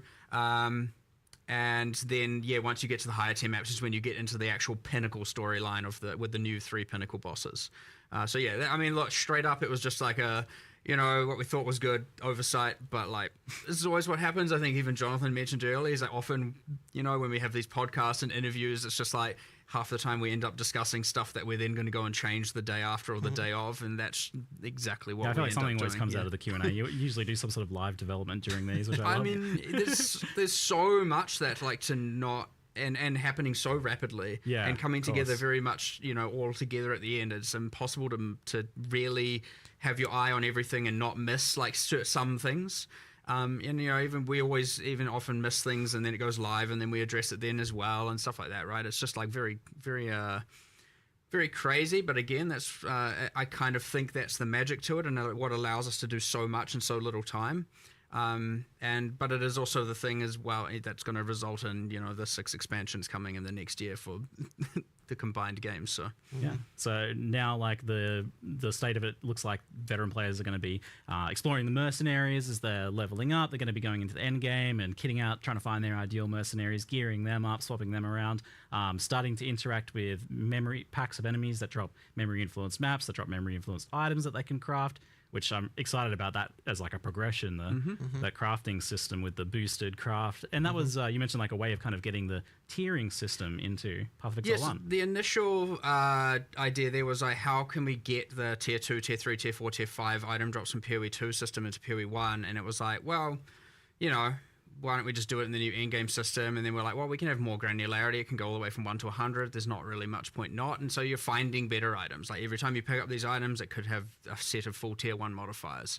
So that was the initial goal. And then, it was may as well, the crafting orbs can just consume it as well. Now it's worth getting into that specifically. The basic crafting orbs all consume it. And right now, we don't have fossils and harvest and stuff do it, but it is our intention to implement that. But it's a bit scary. There's some OP there for sure, but I really like all those systems interacting and interweaving. Please. Now, what we're finding right now is that you actually do that crafting first, then you consume the memory strands for the final exalts and final applications. And that is something that is happening internally, and you're getting some pretty insane outcomes there to guarantee a T1 mod on your final exalts and stuff like that. But if we were to do it the other way around, you'd probably end up having it be very much using all those systems. So before we turn that on, obviously we're going to review every single thing and make sure we're definitely happy with everything, because it is a very complicated web of craziness. But actually, that was a question I was wanting to ask, was how do you even make new crafting systems for PoE1 at this point? With all the various intricate... do you just kind of make it and you just cross your fingers? You just have to effectively just take the chance and just come up with what you can do, because if you worried about literally everything, you'd never make anything. So you have to on some level. But it's the same with uniques. It's the same with new character systems. There's so many variables that you kind of just here's a thing. Let's see what happens. Yeah. Oh. Yes, exactly. That's kind of broken. Great. It's fun though. It's just fun. So you've got this progression system now, which sounds phenomenal. That sounds like a really nice improvement to just while we're exploring the various changes you've done to things like the massive overhaul to Betrayal, for example, and the new Scarabs, those new systems, the integration of the previous content that's gone core. And then you get to tier 14, and then it's new story kicks in with the Secrets of the Atlas, the memory system, and that uses the kind of like the idea of those memory threads. Yeah, we had what was memories before. Yeah. So that was like there was Alva's memory and all of that, and they had kind of different things. You couldn't juice them, but some of them gave pretty specific rewards, and a bunch of them were worth absolutely nothing. The lack of juicing kind of meant that they didn't really have a good place in the end game, though. Yeah, there was only a couple that were worthwhile. We were like, we didn't really give that system justice, so like let's kind of use that as the baseline for the new memory threads, except we 100% allow full juicing. Yep. And make them more unique, have the alter mods at the end of each run, and then have the new influence mechanic. And then what we did is we took all those memories and we were like, I think it was Octavian actually who suggested it, was like, good job. Put all those on Kirak. And so all the Kirak missions that can now be offered, since Kirak also couldn't be juiced, Kirak missions now can give you all of the things that appeared on those memories before, which gives him a unique thing that he didn't have before as well, and it can be more valued farming that. So 2 birds, 1 stone. Some love. That's good suggestion. Thanks, Octavian. And but yeah, effectively those, and then we're like, those memory strands, we don't want it to just be I'm doing normal mapping, then you find the memory. I've already tripped up now. It's this thing we were talking about yesterday with all the terminology. Memory threads versus memory strands. The memory threads. Again, once you're playing, it's a bit more clear. But we've got a bit of synonym thesaurus issues going on. You're doing the memory threads, and it's like, well, we want to be able to do that experience without just having to go, okay, I don't want to have to run a bunch of maps, get a thread, have some fun, and then, I'm back to just, regular things. So we're like, well, once you finish the storyline, I won't explain exactly how that concludes because it's a big one. What those maps that you can find on that thread now will start dropping but it's T16s, and more frequency, and then but they will be rolling with Tier 17 mod pool, and we're kind of calling those T16.5s because they are very close to T17s, and it's kind of honestly, I would say in some cases, if you get the right memory skills, better than T17s, which I know has been a huge concern, and I agree with that, and I am finally, hopefully, we can not have just the age of T17s that can't self-sustain and you have to trade for, and a lot of frustration there. That's the hope. If it doesn't fully solve it, obviously it's still the intention to. So we will. Well, let's talk about the problem with Tier 17s then. So, like, obviously there's a few issues going on there. It seems like that you had this like very varied endgame, tons of different maps and everything, and then kind of narrow that down to 4 maps instead. And obviously it was presenting problems for build diversity as well. It was also a clash because it was like those were meant to be the bossing way to get to the Ubers. Yeah. And it ended up being the juicing. And so then you have a kind of economy clash between people who want to farm bosses and people who want to juice. And it was like, okay, well, they were intended to be the boss way. Whoops. But they were still kind of fun for both axes, in some regard, minus a few little bits and pieces. Like, obviously, we had to do some changes to the mods, how they generated. Like, we certainly had some hiccups with that one the first time around. But it was then all of a sudden now T16s are dead, Yeah. So the hope here, bring them back. You can farm the map you want as with the originator influence on it, I believe is what the text said, or what I call memory influence or Zana influence. All of these things, whatever. They're influenced with a bunch of red and blue stuff. You get the pedals, you get the skills, but you get the div card you want, you get to farm the layout you want, you get to do the boss you want, and you don't have to deal with Can you say somewhat definitively if like juicing is going to be happening at Tier 16s again, or is it still going to be Tier 17s a bit? Not sure. Currently, as far as I can tell, it should be in the 16s, but I didn't want to make it that the 17s are just garbage. Yeah. So you haven't taken a hard stance I think, especially with the right memory influence skills appearing, which you do have to take a bit of a gamble for, and sometimes you get really good ones and sometimes you get okay ones. That's part of the fun when you get it and you're like, oh, yes, I got the epic one that revives monsters and I get all the loot twice. And then when you get that kind of thing, it's going to be like, okay, this is just 100% better. Like, how was it not? And then, of course, multiply that with all the All Flames and, there's going to be some madness occurring. Not Necropolis tier madness, but there will be madness. We have learnt from that a bit. Don't you worry about that. That was out of control on a level unprecedented. But still new tiers of madness. There's a question from chat about Atlas passive skill tree and with it expanding, like with all these new things being added to it. Is that something you consider as to like how many points you end up getting and those decisions like between things? I like the amount of points you get and the amount you can invest in a given tree loadout. I think that is correct. Still feels right. Like we do remove a little bit of nodes and we have added some, but I wouldn't we've added new ways to juice via the influence. We've added new ways to add more things to the all flames and stuff like that, and there's new multiplicative things going on there. I wouldn't also then want to just be like, here's another plus 20% on the tree as well. I think that choice matters. I like that choice matters, and I think you should have to give up something to get something of the new thing, or have one of your loadouts focus on that and two of the others focus on something else. So something else that sounds like it's going to help is you mentioned to me this idea that you might be getting more access to the content from the investment nodes that you're taking anyway via scarabs, right? Scarab drops. Oh yeah, true. I mean, it was more of a SSF feature, but it will work for everyone. But both the map device where you apply like Breach League and a bunch of the nodes on the Atlas tree that are like, chance to have breaches in your maps, both also now increase the chance of you getting scarabs of that league's type. Which is kind of how PoE2 did it as well with their leagues, where content to get you get expedition to get more expeditions. Great. It's the same thing here. We just wanted to push that a bit more, give a little bit more agency, and influence the scarabs you're getting. That way, you're getting more of the ones you want, because there are a lot of scarabs, of course, and you can block a decent chunk of them, and you can invest in some others. And we're just like more agency is better here, like straight up. So may as well, and it just simply adds more value to the map device craft. So why not? All right. I know we're jumping around topics a lot here, but let's just kind of be in the flow of things. But on the mercenary topic, so you've designed these guys to be so good that everyone's going to want to use one, right? And that's like the right way to design it objectively. But it does raise the question as to you need to make sure that they're not abrasive to use, that they're fun to use, that there's not necessarily problems where you feel like, oh, I have to use them. So how do you go about making sure that that's the case for these guys? I mean, obviously them increasing the difficulty, is a thing that says maybe you don't want to necessarily, maybe they're not pulling their weight on a boss fight, and stuff like that, making it actually harder because of the life. If you don't have the right mercenary, or if you don't have the right mercenary, you don't have the right gear on them.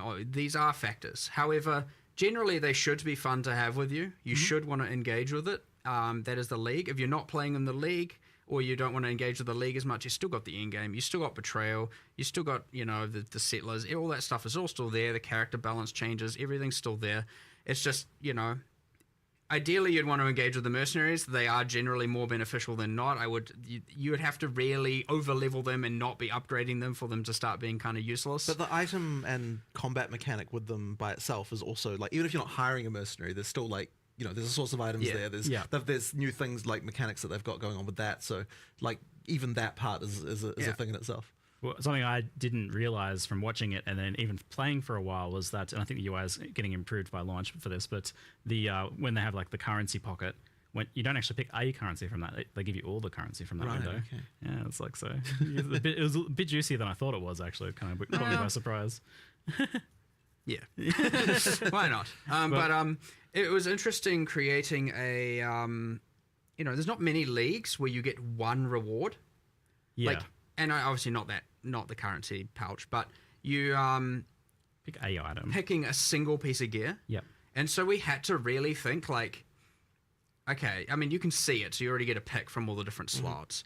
But it was how do we make sure that their gear is comparable to what a player would have, which is kind of you're identifying many and picking the best, and you're crafting a thing, and so it's always better than average. And so we had to really think about what their gear should and what their items should look like, to be comparable to something you would actually want or have.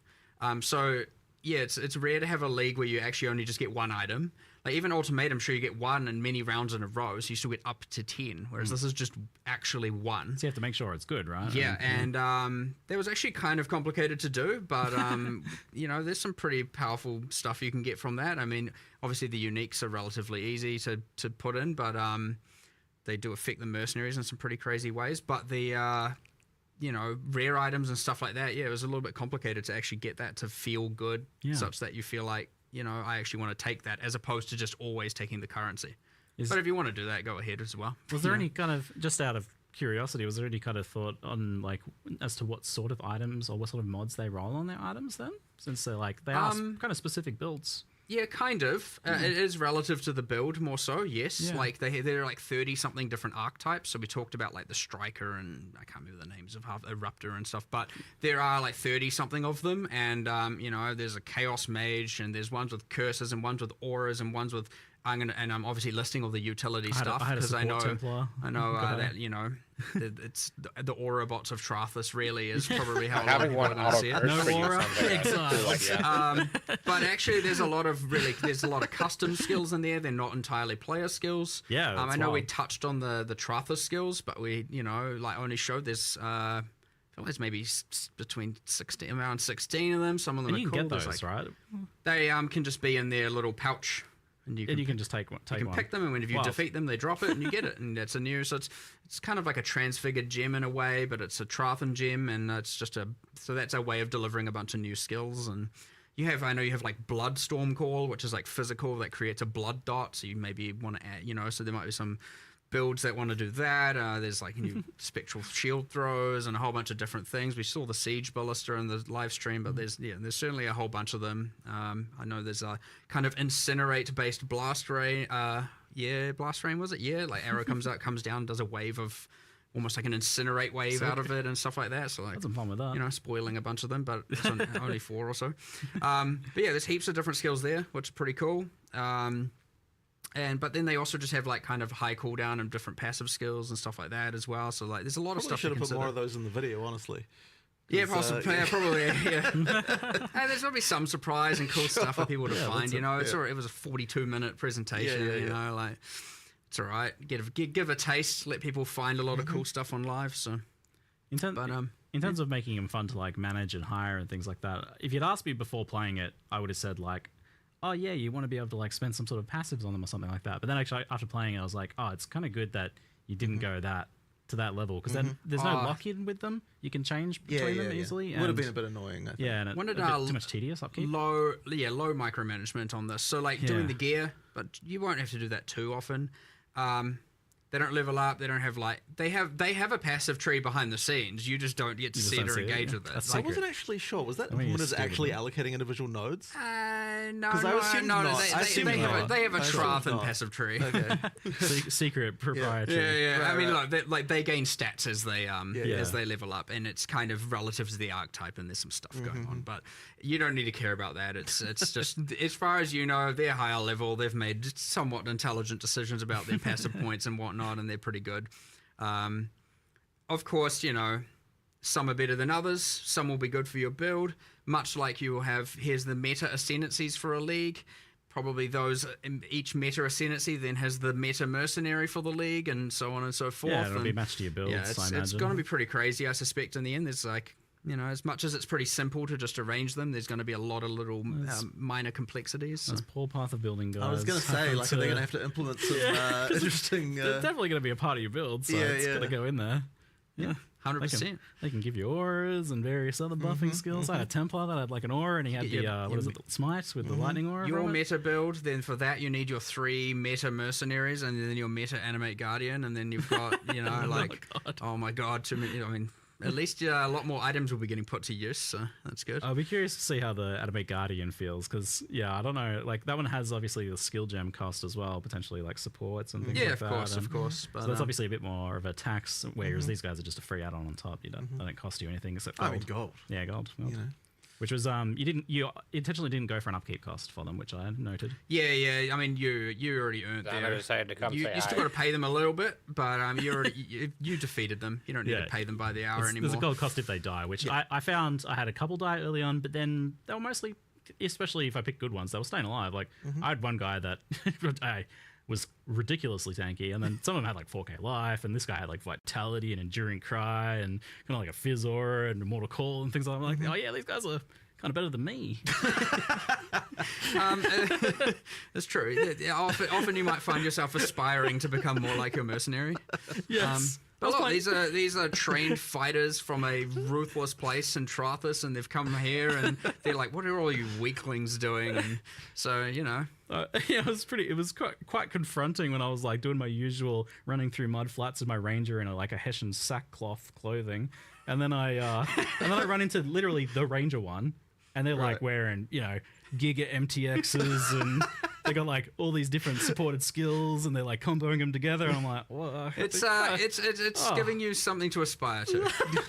Yes. It's like, this is what I can become. And it's, whoops. I felt really good when I fired them later. Yeah, look, remember, they came here of their own choice. They haven't been exiled here as a criminal left to rot on a beach. I have to say, they kind of feel like suckers. So they've got this honor code system, right, that says that if a challenger comes and challenges them, they have to wager literally one of the pieces of clothing they're wearing of the challenger's choosing, and the challenger doesn't have to put up anything. Like, you don't have to wager anything of yourself. Like, I feel like in a previous Path of Exile, we might have be like, oh yeah, you have to gamble your item. But if you remove the game mechanic from the equation and you go, okay, let's say you and I have a duel and I get to take your shoes, and my sacrifice is I have to die. I don't think that's a fair trade. Now, but this is in a world where you can revive. Yeah, but they don't know that. Okay, fair enough. Good and point. like honestly, if I have to go like your shoes versus my 15% experience, I don't know if I'm gonna. Pretty nice boots. Yeah, sure, but like that's part of my level I just lost. So like, I don't know if I'll take that trade. Yeah, well, you got me there. That's a good point. We'll get some more questions about the mercenaries there. Do mercenaries count as minions? Has been asked. I said 15%, and I realised that is not correct. Oh, what was the? I'm just making up numbers. Oh, no. Ignore me. Oh, me. yeah. I know that's the wrong number. No. What have you done? That's going to be quoted. I just quickly glanced at chat, and I'm like, oh, geez, I just made something up on the spot in the heat of the moment. Don't worry about me. The question was, do mercenaries count as minions for the purpose of various minion-based things? Like they don't count as a semantic minion for minion damage and all of that. But I know, for example, all the how there's bosses and they have certain skills because they're less avoidable. They deal less damage to your minions. Oh, yeah. They also They also get that damage reduction from those things because they're not like going, there's an AOE here, I'm getting out of it, and they're going to jump back in like you are. They're just going to soak the damage, and so we've made it so obviously they don't take as much damage from those unavoidable attacks, so to speak, and much like how your minions do and whatnot. But again, they are pretty tanky. So, on top of that, on that same spirit of live improvements happening as we're talking about it, it's like yesterday I was asking can you heal them with like the minion flasks or something like that to like heal them in between combats, and later I got a message saying that you guys have changed it so that they heal out of combat now. Yeah, it was taken from the it's something I actually really like that the minions do in PoE 2, where when there's some downtime they kind of regenerate back to full life. So yeah, that change was made yesterday actually, and that's good. Yeah, so now the mercenary, you don't have that thing where you have to give it some life regen, and explored a few different options, but it was just like, you know what? Just like if there's a little bit of downtime, or it's more if they haven't lost life in the last some amount of time, they just whoop back to full life. So love it. It's just good quality of life. Yeah, you don't just have them sitting at 10% life, and you're like, what am I supposed to do here? So they can be brought into pinnacle content is one of the other questions I'm saying. Yeah, anywhere, everywhere in the game. No restrictions on that. Yep. Nice, cool. And people seemingly based on the questions don't believe that you can have like a 6-person party and have 6 mercenaries. That you wouldn't allow that. That's too crazy. I mean, it is too crazy, but you do allow that, right? We do. Yeah, we do. That's the thing. Okay. I mean, it's a lot. It's a lot of auras. But I'm very much looking forward to playing my. Everyone knows I play my support characters, and you'd expect, you're a support character, so you can get a DPS merc now and not have to play with your friends. But I'm thinking, well, hold on, I can be a support character and have a support mercenary and support my friends even more. So like, it's all win. That sounds about you. Perfect. Yeah, I mean, while leveling, I certainly felt like the DPS ones were viable if I was playing more of a supported role, or if I was like struggling in that regard. They did seem like they were actually able to kill things. Is that something that can happen in an endgame though? Like that seems hard to believe. I mean, look, at the end of the day, you can give them Headhunter, you can give them all of that stuff, and they take the damage, they scale it. Like, the only thing they don't have is, your skill, which could be bad, and thus they could be better than you, or you could be very good, and in which case, I'm just saying, like, they are still a computer. right? They are still at the end of the day doing that, so they might not make the smartest decisions that you agree with. There's like custom AI for each skill, there, though, right? there is 100%, and So they're a bit above the 50 percentile of players. yeah, they might be. What you're saying? I'd say around 55% just percentile average. You know, Better than half you. They can compute. You sound like these minions are going to be very powerful. But at the end of the day, you know, when you're like, you know, giga zooming and obliterating everything before it can even appear on your screen entirely, you know, there's a question of how much use can they really be, and that's where I come in and say, look, the floor is still they're half a party member worth of loot increase, and they are, you know, whatever auras and all of that. So you might pivot from more. You definitely want, like, DPS ones are real good all the way through, but once you again become the power of 1,000 gods, like, there's a certain point where there's only so much you can do. Now that being said, if you do want to play a more passive character and you want them to just go wild, like they're pretty strong. There is of course the thing where if you miscalculate that, you go into your pinnacle relying on them to kill it, and you miss the mark and they die. It's not like you're bringing them back in that area. They only have one so portal. now you're like, oh damn it. I'm not sure what to do now, and you've got to do it the hard way. So, but yes, much like the new change the animate guardian, if they die, they don't come back into that area. Sounds like a good way of doing it. Sequential instances, yeah.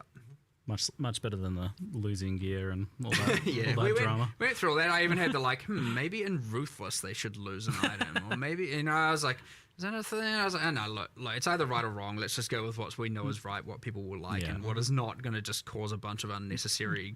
Oh my god, now I got to do this again, and something unpredictable happens, or some monster skill is like particularly imbalanced, and it's like, oh my god, it just lost so much currency, and like, so all good. Sounds great, awesome. So Settlers Town went core. We didn't have to rebuild it. Phenomenal, thank you. Gold goes core, which obviously as an experiment feels like a success then. Jonathan, I think you feel like you can speak to that. I mean, sure. Gold was a core feature of the game. Yeah, I mean, I'm definitely happy with where gold, like, you know, with how gold improves things. I mean, you know, we originally did it as a way to reduce the number of things that monsters can drop while still having it so that they feel like they drop things. Yeah, like culling the But I mean, I honestly like. I think it's been a straight up improvement, and obviously it's really good to be able to work with the you know, the new the trade, the currency market and stuff like that. Like, I think that stuff, like, you know, I don't know that there'd be another way to do that as successfully as the way that works. So like I think that's worked well, and it's funny because you know, like, on the surface, you're like, oh, every game's got gold. But the funny thing about it is that in most games, gold is a lot of games have like bound items, and then gold is the only thing you can trade. In our game, you've got unbound items, and gold is the only thing you can't trade, and that's why it sort of works as that kind of trading kind of thing. So I think the way we've done it, like, it works well, and I definitely want to keep it. Like, it's got a definite place for sure, and like, we may be able to expand its use as well more in the future potentially. Like, right now, it's not used for like shops or anything like that. Like, you know, it's used for gambling, but it's not used for the regular shops. And like, there were some issues around that, but we might change that one day. Sort of hard to say, but you know, I think it's definitely it's good. Yeah. Okay. And that means obviously currency exchange is staying core and things like that. It looks like shipments were staying core, and that's one that I see is like mixed opinions on. Some people love it. You know, it's passive income, and but it's also like an obligation. You know, it's a thing you got to check in on. It's busy work to an extent. We did some changes here, so we did slow down. You know, we made them take longer, and proportionally, in some cases, increase the rewards. The intention there being, of course, that way you have to deal with it less. Yeah. I mean, it's not the focus of the league anymore. It's we not don't want it to be overtaking what you're doing all the time. Yeah. And look, I expect these things to be a bit divisive, 100%. Some people love it, some people don't. And that's great. That's everything in PoE, and that's everything we add. And you can choose to do it. You can choose not to do it. Maybe you choose to just do the crops and do the shipments and not worry about all the other stuff to do with it. Maybe you just use the map runners and put all of your gold investment into that. You know, there will be other ways to spend gold in the future. Maybe because you don't want to deal with them, you build up an excess, and then all of a sudden we add the gambling strongbox from PoE 2 or something like that to sink the rest. Yes, who knows? dude. Yeah, we'll see. Do it so good. It's a fun strongbox, but That is a good one. that will come to PoE 1. I promise you. 100%. So But, you know, there'll be ways to do it, but we'll feel it out and see how much gold people are getting relative to losing as well a bit, and then see. But the intention here is that if it's feeling annoying and how much you have to deal Gambling with it, Strongbox we've coming missed the mark, and confirmed, we'll probably but even, not here this patch. You know, adjust things a bit further as well. Okay, yeah. But again, like everything, it's up to you, your agency, your choice. Like, You touched on an interesting point, because I feel like before it wasn't optional because it was there and it was free stuff, so why wouldn't you do it?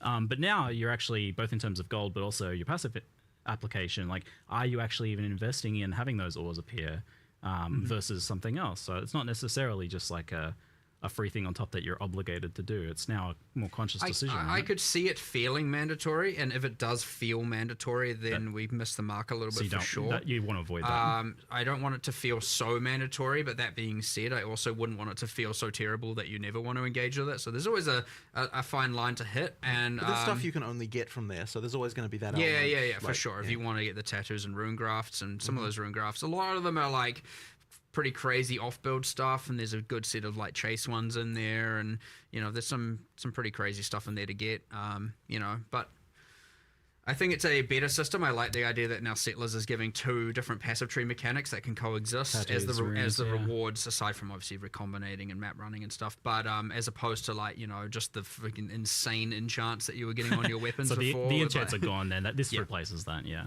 Which I think most people expected. They were a little bit much on the power creep axis. It was kind of just a bit crazy, but you know, I wouldn't say that we won't see some sort of weapon enchant system back in the future. Yeah. You know, and we're a bit more regulated and stuff like that, but, you know, because there's room for that. There's design space for that, but we never know what form. But I like that Settlers is where you go to get your alternate passive tree stuff.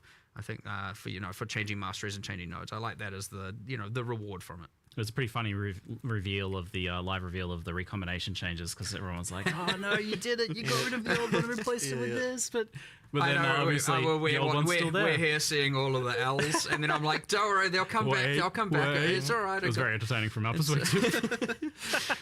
So that's all right. And then all of a sudden, L's www saved. I love it. I very thoroughly enjoy watching chat. Yeah. So you kept the old version of recombination. Is that changed or nerfed in any way, or is that just as it was? The old way, you know, I can't speak to that with an absolute certainty, and I would have to talk to, you know, one of the main designers dealing with that. But I did say, like, we should pretty much keep it the same. Yep. And if there is a change, it needs to be, like, very much justified. It's not, like, you know. Yeah. People like it for a reason. Like, keeping it alongside the other one and then gutting it is obviously not not the play. You may as well have not kept it at that point. So, yeah, it was certainly the intention that we keep it. It's still a favorite. Like, if anything, I would be okay with making things more expensive. So it's a little bit harder to use at the top end when you're doing, like, you know, the very... I think that is maybe the thing we concluded. When you're interacting with a lot of the really special modifiers that you normally can't get on items, we're making it a bit more expensive. But I don't think that was a huge constraint anyway, Not a unless you barrier were for the people doing it usually. Sure. So you know, I would prefer to do something like that instead of nerfing the power of it at this point. And I'm like 99% sure we didn't nerf the actual functionality of it. But I'll verify, and if it is the case, I will let the community know afterwards. Okay. On the topic of gold, an ongoing thing has been that gold is, you know, very present from the core Atlas mechanics and certain things, but other things just literally don't drop it. You do Blight or whatever and you just don't get gold, or, you know, Sanctum just doesn't get gold. That's obviously a separate topic, but is this something that has been normalized across the game? Do you want players to be in a position where they can't use it? We are making some adjustments. So, like, when we did that, obviously we went through the entire game, of which there is a lot, and specifically we're like, you know, do this, too much gold, lower, and we had penalties and increases all over the place, and a bunch of stuff was too low. Some stuff is, and I wouldn't say it's too high. It was actually probably relatively nice mostly. There was just a bunch of stuff that's just dead. And it is our intention for that to not be the case. So yeah, we do want to increase those. I don't know how much they'll necessarily increase by, but it is something that is on our radar 100%. So yeah, okay, great. Because Heist is a good example. Yeah, I think the most compelling argument I heard in favor of, like, making sure that those had access to gold was for the player who wanted to focus on just that. They just wanted to heist. 100%. They can't currency exchange, right? That's the biggest problem. 100%. It isn't. It is just like, let's say it is already a relatively divisive league, and then also the gold sucks. It's easy to perceive that as dead. So Yeah. look, there are some things where we maybe make an intentional decision because they are like too rewarding to be like it's not a place you're going to get a lot of gold, Sanctum, and then when we're like, okay, which we'll make some changes too, but then you have the things like heist, where I would say it isn't that regard, and it's just like, why is the gold bad here? And it's like, look, we just missed the mark. So yeah. Oh, well, I guess since we brought it up, the Anti-Sanctum Alliance has been constantly messaging me, asking about, whether Sanctum's going to see any changes in terms of just kind of how much raw currency it prints early league for like a low investment for like really knowledgeable players, giving them such a massive advantage over less ones. Obviously, that's always the case, but it seems to a severe magnitude. I don't have the exact changes because they're we're like going to do them today or Monday, but like. Which I know seems crazy. So they're not like massive grand rework, but at least for now, we're certainly going to give it less of the edge it has. I don't exactly know what form, but it's not going to have. It's not just going to be untouched. In terms of like a grander future, like I would like to shift away from it just being pure regular currency and move into something where it has its own item and own reward mechanic that has some sort of interaction with something. Like almost every league has something special, and that one is just like, obviously it's got a relic meta system, but it's just like, here's some uniques, here's a different style of gameplay, but just like, here's all the currency. Then it becomes very quantifiably better or worse than just like core game. And obviously very, very early, it's very strong. And then, maybe juicing catches up, but then, it obviously gets a little bit crazy. In different axes, you get a lot more uniques, a lot more different things. But it's still, it's just that there's very easily quantifiable thing where it's like a very good strategy if you know what you're doing, especially very early on, as you're saying. But it needs its own thing. It 100% needs its own thing. So, but at least for now, it doesn't have to be as good as it is for how easy it is to do so. So we'll make some changes. I just don't know the exact specifics. And as a result, they won't be in the patch notes today. It will be in another coming soon section because it is. Yes. Great. I mean, again, I'm not. Why would we not stop? Why would we stop developing now? We have another week before. It's like, what are we going to do? Sit around and twiddle your thumbs? Exactly. Sounds good. With the like big changes to Betrayal, which look phenomenal, that's obviously like a big overhaul for that and something that was really long awaited. It does kind of make me want to ask, like, do you have like another one that you're really looking forward to giving a similar treatment? I hear a lot of feedback about like quality of life around Bestiary, for example, being not where people want it. That is on our radar. There's I know for like itemizing beasts and improving the quality of life there is a little bit annoying. Maybe more than a little bit. But like talking about like the Sanctum reward as an example, there's some others. Like I'd love to give Blight a bit of an overhaul. I'd love to do something with Delve. It's just all those. There's probably more that once I actually look at the full list, I'll be like, here's some obvious ones. But look, these things fall out of popularity. They fall out of favor. They get outdated, they become old, like legacy of a decade. It's what happens. But the good thing is, much like with Betrayal, we circle back and give it a whole fresh coat of paint, new rewards, new systems, new interactions, or step forward the storyline and evolve it into a mini sequel sometimes as an option. There's all these kinds of things that are completely things we could do. So like, purely hypothetical. Maybe you're later on, you're just delving and oh my god, there were the 3 cities and now there's a 4th city with a 4th boss and you have, what is this thing I'm finding? 100% confirmed. Again, now because hypotheticals have to become realities. 100% confirmed. Also, just like the Blight overhaul coming next week. And in my mind, you didn't even say it, but like temples are getting reworked. So I was like, you didn't even say it, but I said that in my mind and now it's true. So I'll hold you to that. Cannot confirm nor deny. Phenomenal. Some rapid fire quality of life things to kind of follow on from the Bestiary mention. There's so much happening next week too. In your inventory from PoE2. Love it. Would love to see it in Path of Exile 1. Any reason why it couldn't be a thing or wouldn't be a thing? What? Do you hate it? Do you hate my hands? I can't remember what.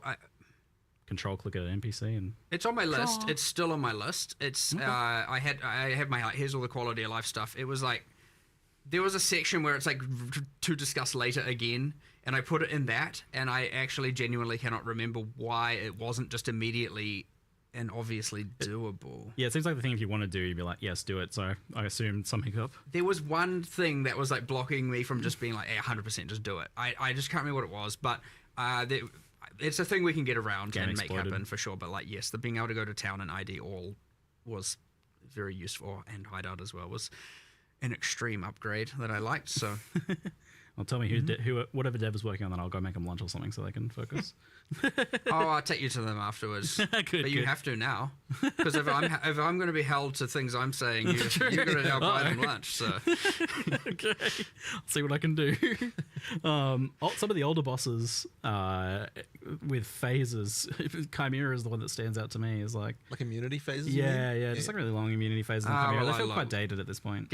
Katarina got the same treatment. Where it's just like, oh, okay, like maybe like 40 immunity phases is just a bit much. It's not. I don't know what the number was. It wasn't that, but like it was just a bit much. But yeah, a lot of those are going to need a bit of overhaul as well. It's hard to justify going back and spending a lot of time on that, but there's sometimes very easy things we can do, because instead of doing that, we could just be making a brand new boss that's like way more epic, way more fun, and fits into a more modern and core thing. Whereas like some of those are just like very high end game, get some fragments. It's one boss of 4 that then gets to a pinnacle, and like you want your pinnacles to be good. You certainly want your end of line bosses like Katarina to be good, and that having as many immunity phases as it was just doesn't hold up now. Like I would say it didn't even really hold up then either. It just, again, it takes you to really back out of the new stuff and go back and look at the thing to go, what is actually wrong with this, and look through everything and go, yeah, there's actually more bad here than I thought. And then you go through and fix it all and change it all and revamp it all and do it again X years later. Yeah. It's been a while since we talked about this, but with a discussion about gold and the currency exchange, I feel like it's worth revisiting. Just like, how do you feel that the old trade manifesto holds up from way back in the day? Like now, in light of, I would say that the currency exchange, like, kind of definitely shows that there's it's not like we didn't know there wasn't demand for instant trade, right? But the currency exchange definitely helped things a lot. And I know that we still want to do more stuff. Like I've kind of talked a little bit before about how there's other things we want to do, and I still think we want to do it. The main thing is that like the gold allows us to make it so that there can be a cost that isn't the cost of having to do the actual trade with individual other people. And so I do think there is a world where we can go to where we can have a different system. We'll probably prototype that in PoE 2 first, I reckon, where we still don't have a permanent standard economy. A little bit softer on that stance. In PoE 2 we've got an economy that will exist forever, but that's not going to be standard, right? Because that'll be the early access economy that will stick around. So we've still got an opportunity here to completely damage the economy without while being able to recover from it. I know from my perspective, when the currency exchange came out, I was like, after we played it, and it was such a relief of friction that I was like, you were like, oh, this is all we ever need. Maybe this is enough. And then now after, and obviously then it started coming back a little bit, then playing 020 on PoE 2, and then going and trying to trade for more items. I was like, I'm reminded of all the frustrations. I'm like, we definitely need more than just the currency exchange. So, I would say we scoped it out. We wanted to see if it was better enough. And then I was just like getting beyond angry trying to trade. And I'm like, why is the whole server AFK? I think it might have been worse in PoE 2 because of more new players. So what I found in PoE 2, a fun little trade thing, is when I first started, people didn't know, go to, you invite them, they come to your hideout. Basic etiquette and I'm like, stuff. Are you coming? What's going on? And then they're sitting in Act 2 town, just like waiting for me, and I'm like, oh, okay, I get it. No one knows that you just go to your hideout. That's a new thing to have to learn. Oh, and it's shifted as well, like weird new kind of like things of like culture things have grown out of that, just like kind of independently from different like new people versus pre-existing PoE players, and it's become a strange little thing. Real fun to watch, eh? It's an interesting little social experiment thing going on, isn't there? But Yeah, I think like I think what you've touched on there is that it does just kind of raise the question of like, oh, where should the friction be? The friction being in gold feels really good. I think that is exactly the thing that we UX. would prefer, right? Yeah. The thing that's going to be the question is that if gold is the only friction, it still needs to be that the cost of it is enough. So the thing that the trade manifesto talks about basically is you get this issue with you don't get it with currency. So doing it for currency is actually fine because. Currency, it acts as a sink. It is currency, so it's okay to have like fluid trade for that. When you start getting into items, then you start to have that issue where the stuff at the top is worth like astronomical amounts, and the stuff at the bottom is worth nothing. And like any trade will cause that, but the easier trade is, the more you get that. So you've kind of got this if trade it was very hard, you get like a flat line. You turns into more of an exponential growth curve as you as trade becomes easier and easier. So effectively, you just have to make sure that we're hitting the right point. And what I worry about, and this is one of the things as well, if we first do something like this, we're probably going to have to price the gold cost pretty high as a starting point, for sure, yeah. and then kind of maybe back it off as we see like what the effect is, because if gold is the only barrier, then you're going to see that kind of issue. Well, gold's like a direct kind of translation of your like play time / play Exactly. quality, And your efficiency and so to that trade capacity. So the fact right? that it works that way, where it's effectively character, like bound to you, effectively means that we can use it this way, and that's kind of the difference between us and other games. So I think it will work, but it's like we're just going to have to be very careful. 100%. Because I 100% get like the concern about it, because this is about like what you're actually putting on your character and circumventing whether you actually do any gameplay for that. But this makes it so that you are doing gameplay for that, and it's an alternate method. And so we have to be careful, especially in the early game, where if you can just get something that some high level player just doesn't care about anymore, so they sell it for nothing. And then but it costs you, but it still has to cost you effectively something. costs it sort of needs to cost you something. So we just have to make sure we're getting that right. So when we do it, it'll we're gonna have to be very careful around that stuff for sure. Yeah, and I mean, even if it was just kind of like you can only really like realistically do a couple items a day, then it's not your bulk trading kind of method. Can be, it exists alongside the existing one or something like that. That could be a prototype for it. So it seems like it feels possible now, whereas before it was like no way, never. That's crazy. It is possible now for sure. It is possible. Which is it's just I'm excited to see what you do to experiment with that. Mark seems keen. Won't be too far away, I think. Bloody but, AFK people. I'm pretty sure we're gonna. Pretty sure we're gonna prototype it in PoE2 first. Yeah, that makes sense. Where we've got a bit more leeway there. Like you said, I mean that shows a bit of like a love and sanctity to Path of Exile 1 there for the people maybe concerned that you don't care about it. Right, so I guess so. Yeah. And just one more note: and all you people who are listing items, here he goes, rant time, and then you're not even AFK. You're in a map, and you're just not replying. Don't list it for that price if you don't want to sell it. Please Stop it. Please. Or actually, no, you're going to keep going now because then you're going to have more drive to get this new system implemented. So yeah, it backfires, but whatever. There is that. Make trade as bad as possible to motivate you guys. No, we're not having some accelerationist concept here. That's terrible. And that is the note that we'll wrap up the Q&A on today. Thank you very much, folks, for hanging out with us. And thank you, Jonathan and Mark, for answering our questions today. I look forward to playing more of Secrets of the Atlas and Mercenaries of Trathos. Yeah. Well, awesome. Thank you. You heard it here. Fun. And we're back. Difficult as possible. Yeah, we're so back. We're so back. See you later, guys. See you later. No patch notes yet.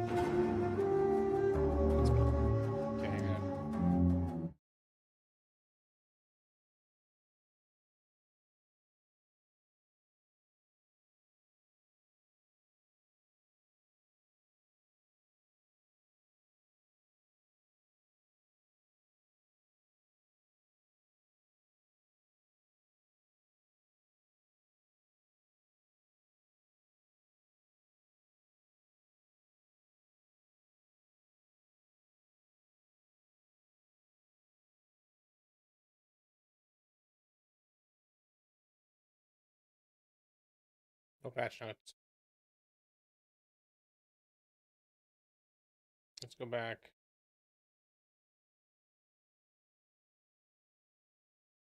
Okay, 8 days. And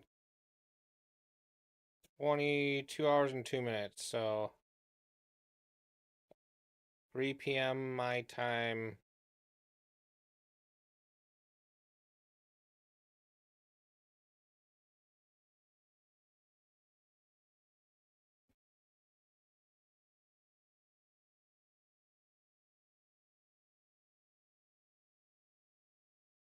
Normal time.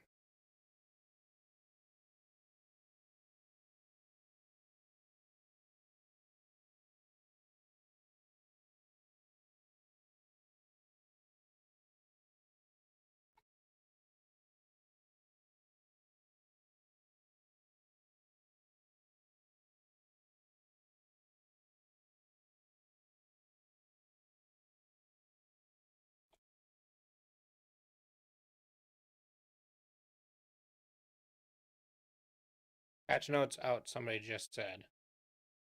I don't see it though.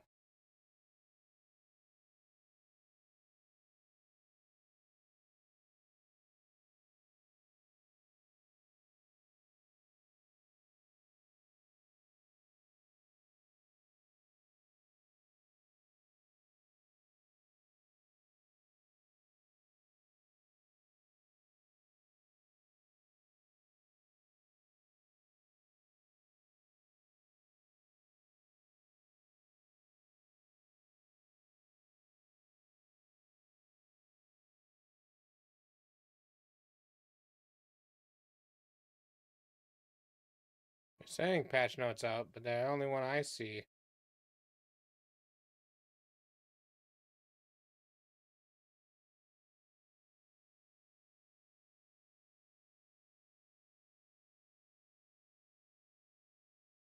And they're offline.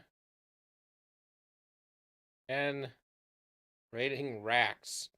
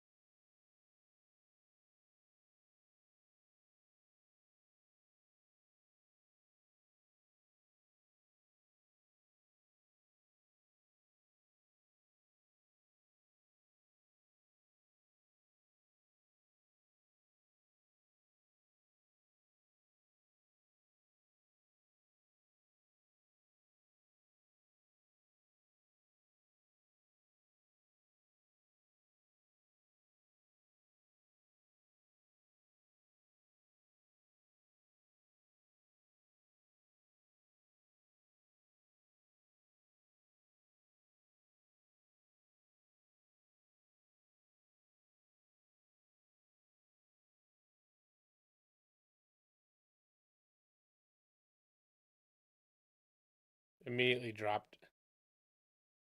back down to 1,700. He had 20,000.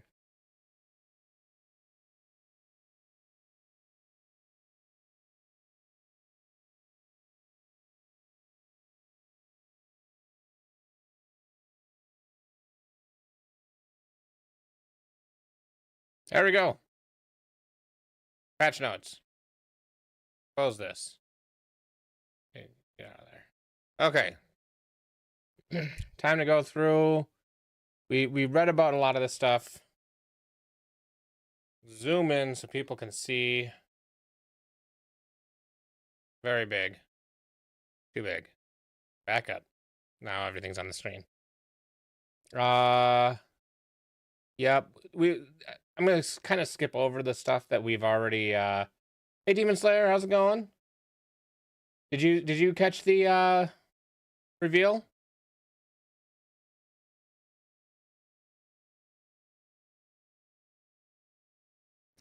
So the originator, I think, is Zana.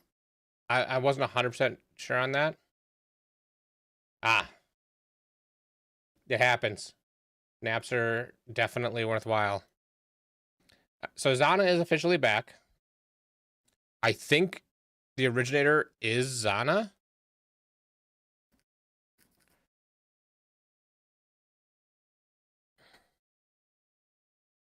Oh yeah, this description of these realities entangle themselves in the very fabric, and they're now trapped. That is Zana. The originator is 100% Zana. So these don't happen until tier 14. Some of this stuff will happen before then, but the actual tears, which are replacing memories, they're called memories, and they're replacing the memories, but they're part of the end game now. 3 new bosses, by the way. Egan is the quest giver for this, so he's kind of what's his name is still there. Kirik is still there, but Egan is like the new version of what Kirik was when his stuff came out. New quest giver for the new end game. Yeah, here's the threads. Yeah,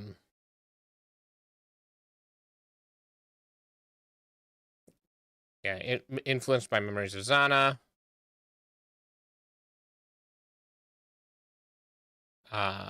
Yeah, okay, so when you defeat the boss in the thread, you get an altar at the end that is very similar to the Eater of Worlds, Searing Exarch altars, except it happens at the end of a map and applies to the next map in the thread. And every subsequent map in that thread. And the final map is a boss fight. One of 3 new Pinnacle bosses. Exile.com/secrets.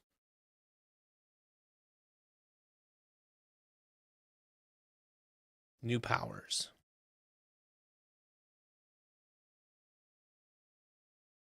Yeah, so here's the new Pinnacle bosses. This guy was Zana's dad. Who is the Shaper?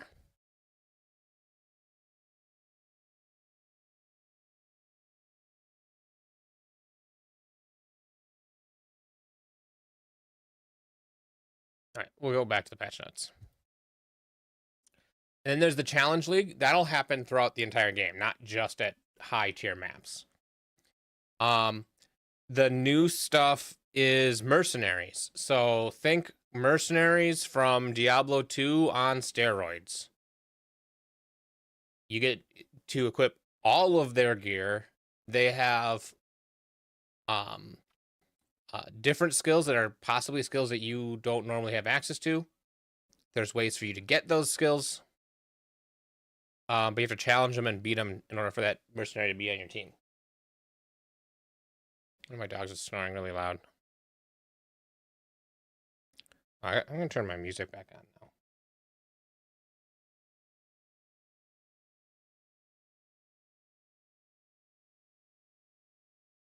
Yeah, actually, no. Music is... I'm talking a lot. Music is not necessarily going to be good here. Yeah, so they're from Lawless Cities of Tarthus. So it's from a new area, I believe. I don't know that we've heard of Tarthus. I don't remember it anyway. So every area will have a new mercenary with different personalities, builds, skills, and items. Your mercenaries won't level. So what you do is you just find the higher level version of them. Upon meeting them, they'll challenge you to test your strength. That's the duel. Inspect them before making a choice. You can choose to hire them, and then they become a hireling, which you can have 3, and only one of them comes with you. So you get to pick and choose between which 3. Take one of their items. So if they have like a unique, you're like, ooh, I need that unique for my build. It's mine now, if you beat them. Or exile them. And one of their items, they also have a currency, like, pocket of that's like 4 slots, I think. And if you pick that, you get all 4 slots of currency items. Or exile them. And exiling him will be like, oh, I don't want to see this guy again. And he won't show up for like the next 10 maps. He won't be there. There are higher tier ones. And they're a sole source of new items with infamous modifiers. They showed a new unique boots, which is interesting. Yeah, 1 at a time, 3 in your service. You can replace items equipped with active mercenaries. There's a change that goes along with this. So when you look at the mercenary screen, there's a little lock on some gear. That's the gear that they started with. If you give them a piece of gear and they had a locked starting gear, you don't get that. You don't get to get that gear off them. But if you replace a piece of gear that you've already replaced once before, you get that back. So any gear you've given them, you can get back from them. And you probably want to take all your gear that you gave them off before you dismiss them and get rid of them. They don't lose their gear or anything when they die.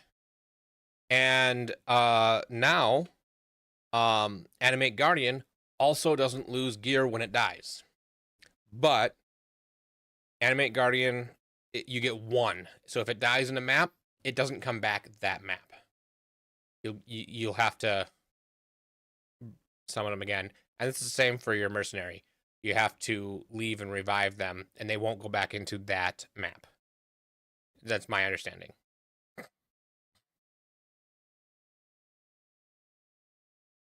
There's, standard, hardcore, and solo self-found, private leagues, new challenges.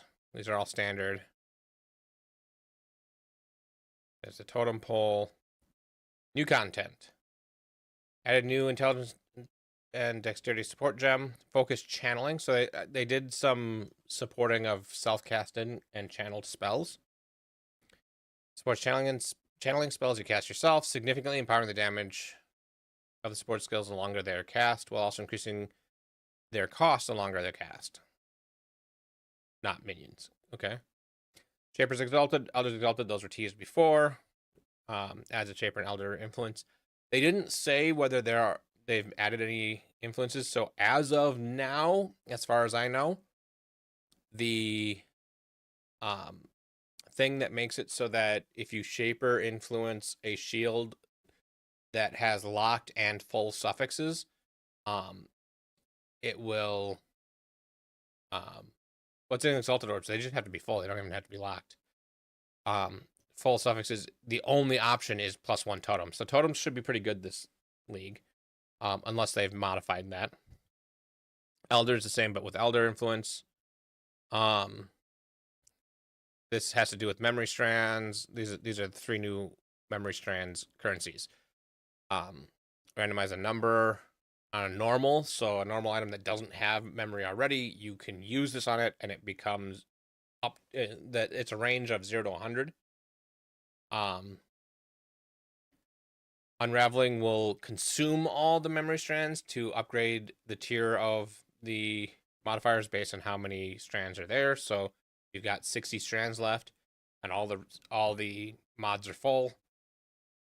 You can use this, and it'll like tier the 2 up to a 1 on one of them, or maybe turn 2 4s up, and now they're both a 2 and a 3 or something. And then Orb of Intention, memory influence map. So memory influence maps, they said, will start dropping after you've completed the storyline version of the 3 new Pinnacle bosses.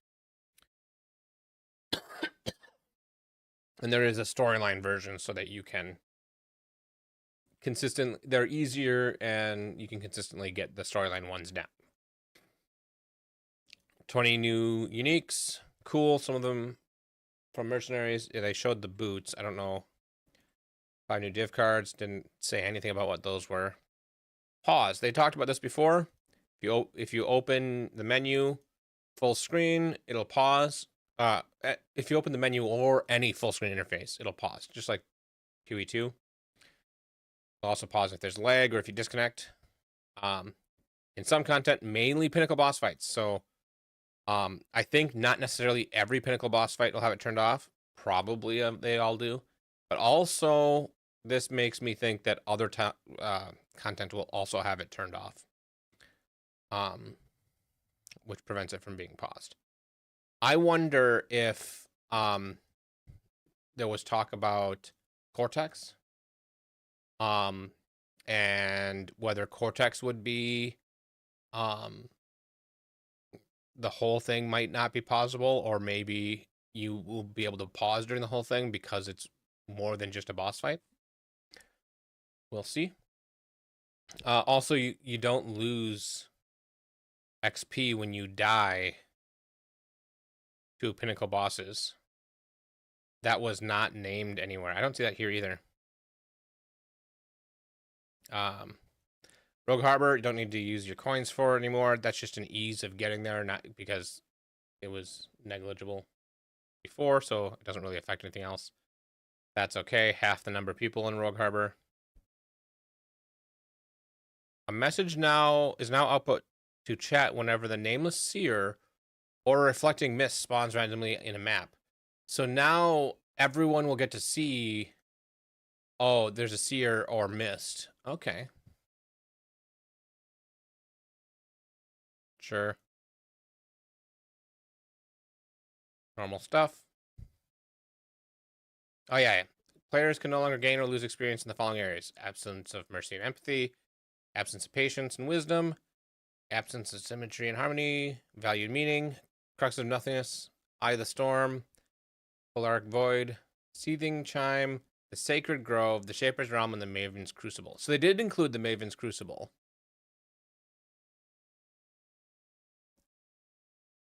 Well, is that just the main end maven fight or all of her fights? I'm guessing it's all of them. Atlas memories have been removed. Yep. Existing items will be deleted upon logging in, and existing memories on your Atlas have been removed. Okay. Well, yeah, I figured that with the new memory system. Introduce some red tier Kira missions that you might recognize from previous Atlas memories. So that's how you get the old memories now. They're Keurig missions. Breach splinters now dropped at your feet at the end.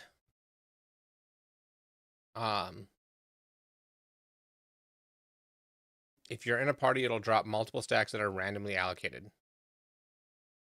You'll see a small notification above your character whenever a breach splinter is collected, similar to gold. Okay.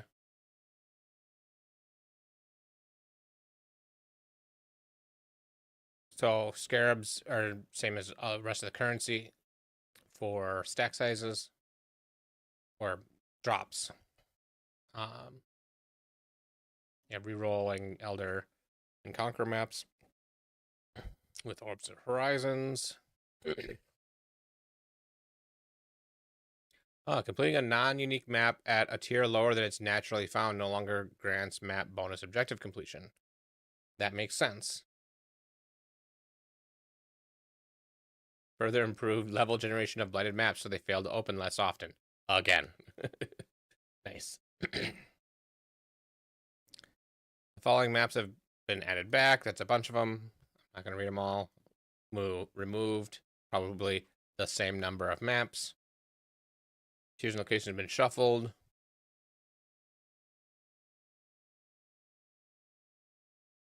Although the pin locations for the maps have not changed. Okay. I'm not 100% sure what that means. So the map bosses you're required to defeat to upgrade your Pantheon have changed as a result of these Atlas changes. Okay.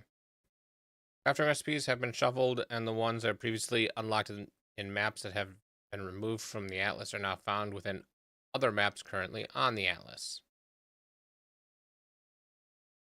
Makes sense.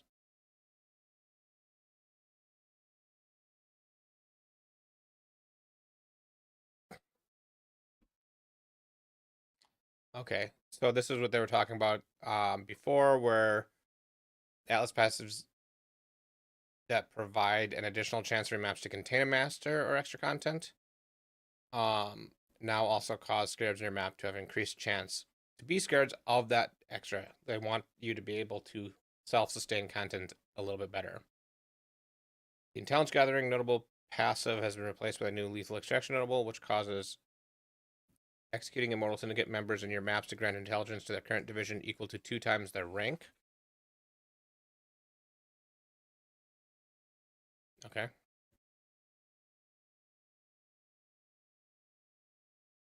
think intelligence gathering was that the one that makes it so that you gain random every time? Straight and narrow notable passives has been replaced with the new minor strike notable, which prevents ore deposits and Calgarian scatters from appearing in your maps. Okay.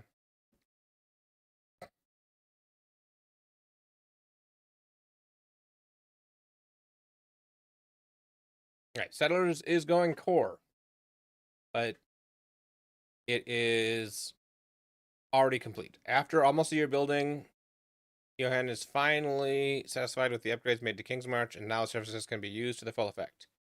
If you head to the core game, there will be no more town building, so you don't have to build up your town.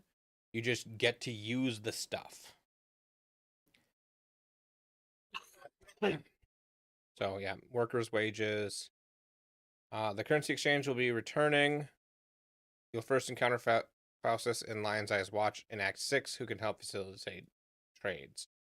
So that's kind of like PoE2, where you get access to the currency exchange in Cruel difficulty.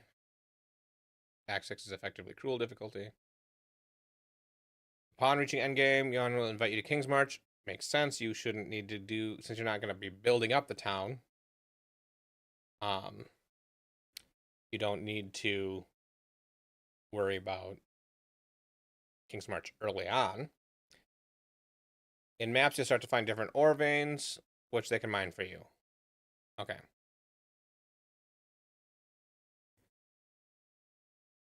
Shipping does still exist. If you tattoos still exist, it's the same. Calguran is, instead of runes, it's rune graphs, which are similar to tattoos, but affects mastery skills. Recombinator, they've added the Recombinator from PoE2 without removing the Recombinator that was already there. So both are available. More scarabs. Settles Kulgur. Passive tree clusters. More ore deposits. More ore deposits. Rarer ore deposits. Ore deposits replaced by lost shipments, which I think is basically being able to get shipments without having to do shipping. So I might do that because shipping annoys me. I know it's useful. It's passive income. You should do it. It frustrates me.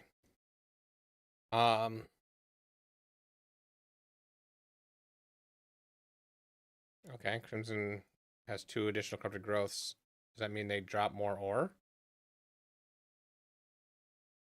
Take less damage. 30% longer channeling on that one. Plus, oh, yep.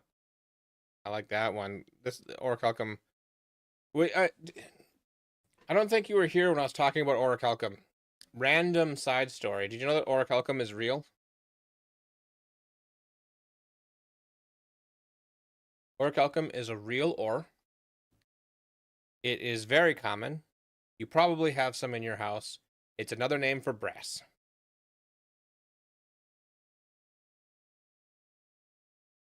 Anyway, bismuth. Okay.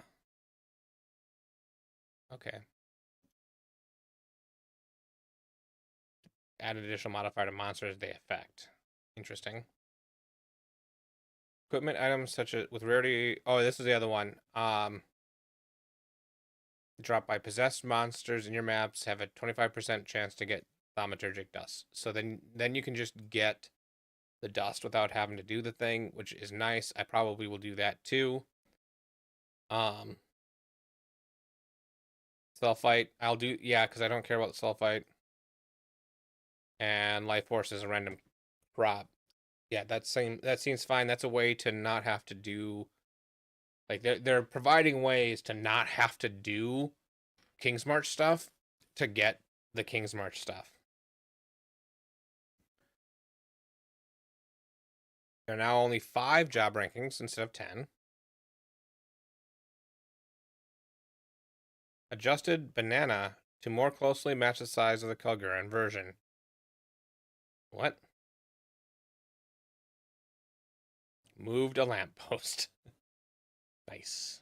Okay, betrayal. I'm happy about the betrayal. I heard the betrayal stuff. I'm happy about it. Mastermind separated from the betrayal safe house. I don't know. So once you you have a random chance to get the medallion, and the medallion does the boss fight. So you can do the boss fight. I don't know what that means for I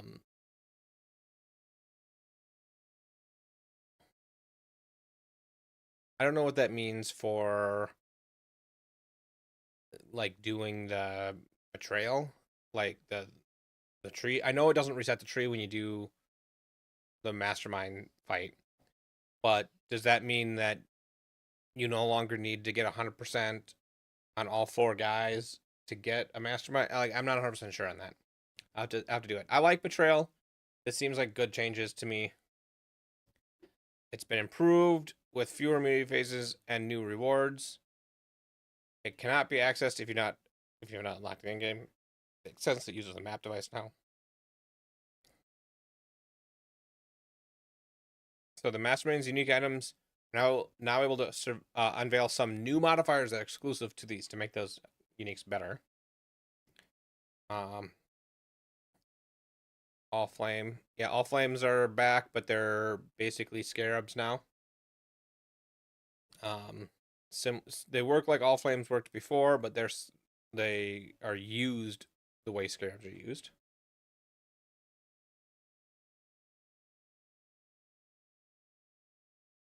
So her rares are no longer exclusive modifiers. The rares are now double veiled.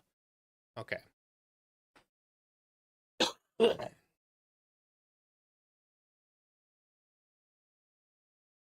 That seems okay.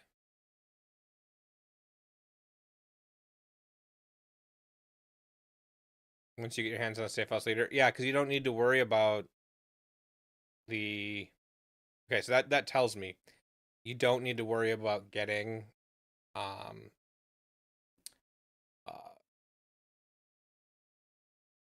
knowledge on the mastermind anymore, because you just randomly get invitations to the mastermind, basically. Veiled Exalted now, and Veiled Chaos are now back. The leaders drop the Veiled Chaos Orbs, and Katarina drops the Veiled Exalted.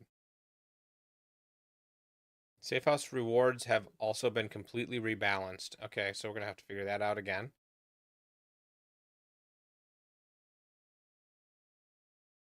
All of the crafting bench recipes normally granted by unveiling items are now instead unlocked through maps on the Atlas, similar to normal crafting bench modifiers. So I think it used to be that there were more maps than crafting. I'm pretty sure most maps are going to have, if not all maps are going to have a crafting recipe unlocked by doing it. There are 41 new recipe objects which unlock veiled modifier crafting recipes and crafting bench.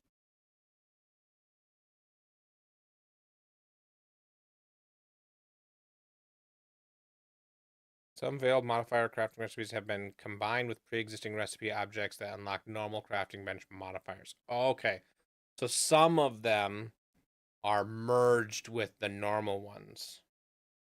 You can right-click to unveil.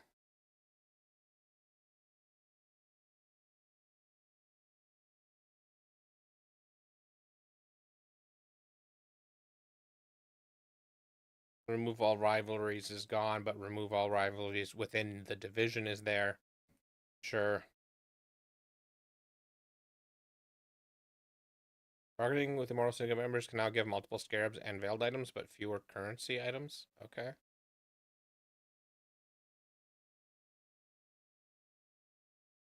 Arcane Surge is buffed. Okay. Animate Guardian. And now retain their items when they die. However, if your animated guardian dies, you cannot summon an animated guardian again in that area unless that area is a hideout. That's fair. I might actually use animate guardian now because I don't have to worry about losing the gear because something stupid happens and it dies.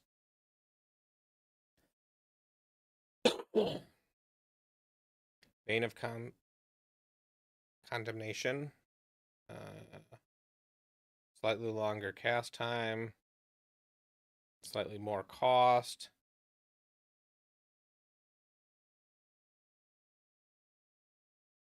But more damage.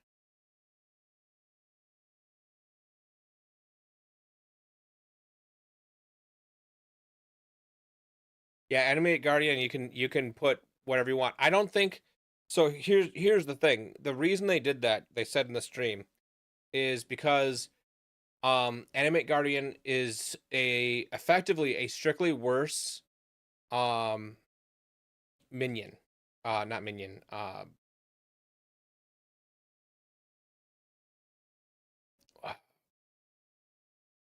Hireling. What are they called? Mercenary. Strictly worse mercenary, because you can do more with the mercenaries. So Animate Guardian is a strictly worse mercenary, and so it's already worse. It doesn't need to be even worse by losing its stuff when it dies, when the minions don't, or mercenaries don't. And so they decided to make this change, which I think is a very good change. I'd rather not be able to bring my Guardian back than lose everything I tried to give it. But it sounds like the new mercenaries are so much better that's going to be the main thing. But they did say, so mercenaries count as half a person for the purpose of half another player for the purpose of enemy difficulty and magic find. So they're going to be good to use, but they also make the game a little bit harder. Whether that little bit harder is enough to matter it depends. The extra magic find will be nice because you do have to gear them out, so it makes sense. But that means in a 6-player party, you can have 6 players, all with mercenaries and animate guardians. So that's 18 players worth of gear that can be out there. It's going to be crazy.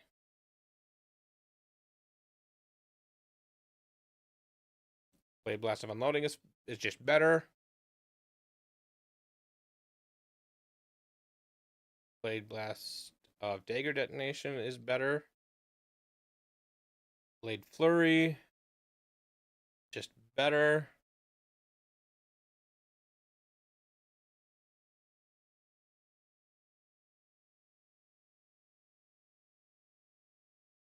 That's a lot more Critical Strike multiplier.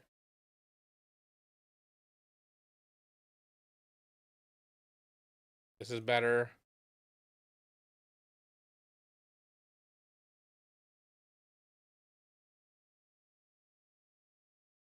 Yeah, everything's just getting buffed. Buff, buff, buff. Blade Flurry. A little bit of a buff. Blade Vortex of the Scythe. A little bit longer cast time. And a little bit higher mana cost. 50%. I guess this is 50% more here, not 50% more mana. Well, almost. And 50% more damage.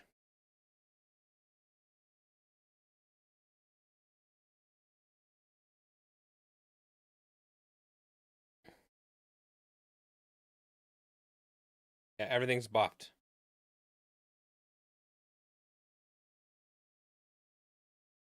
Buffed. Blight of Atrophy. The blight stuff is just better higher end, but the base is the same.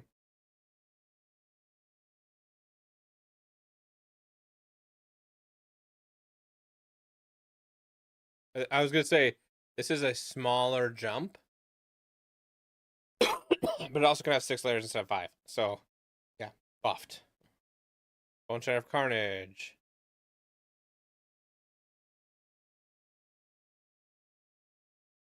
More.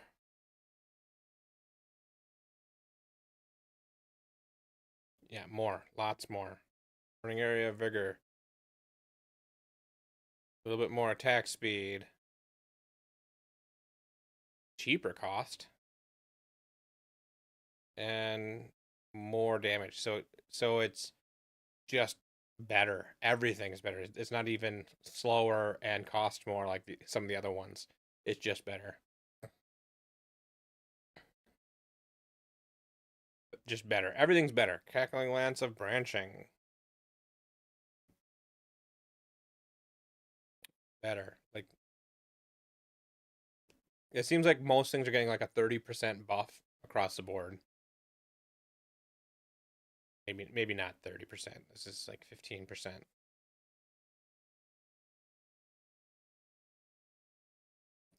15 to 20%.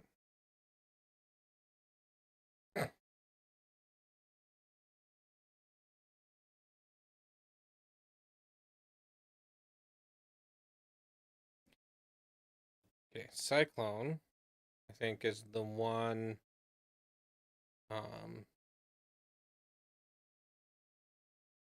I might do.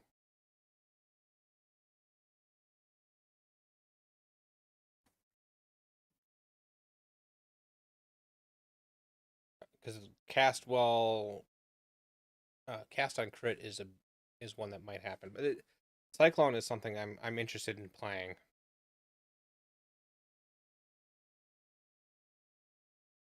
Yep, faster, better, cheaper.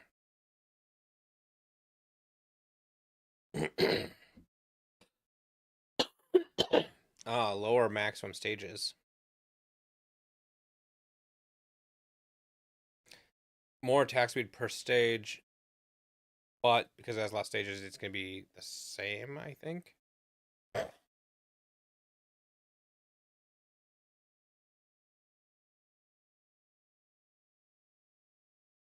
Technically a little bit more because 25 times 5 is 125. 20 times 6 is 120. Well, technically one less stage, but it gets oh yeah, it's just better. Just faster.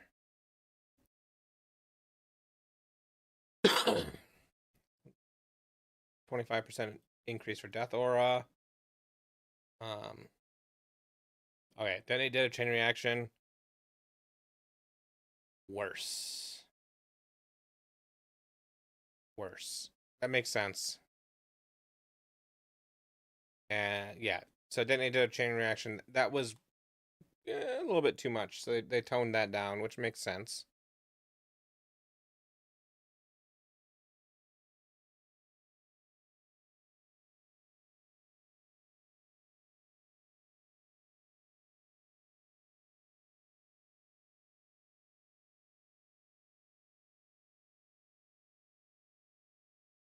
Let's just skip through some of these because a lot of these are just better.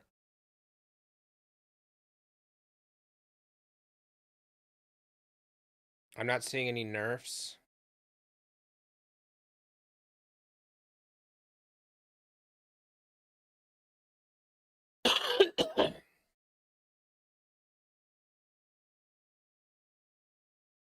Infernal Cry is costs a little bit more.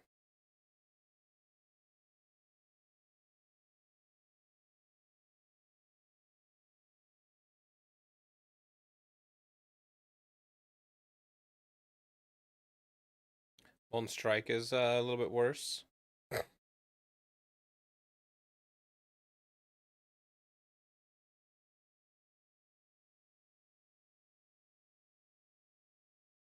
Better.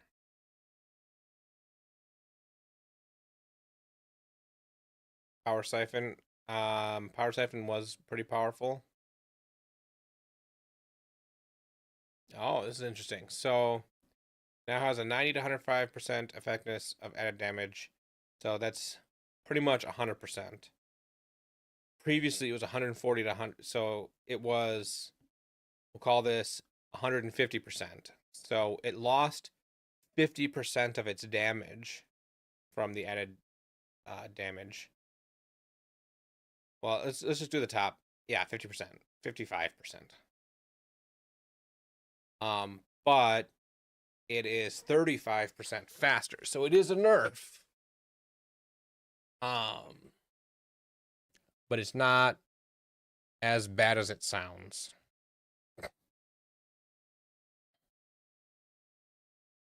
This is worse. Lost 40% of its damage, but gained 35. No, actually, that's similar.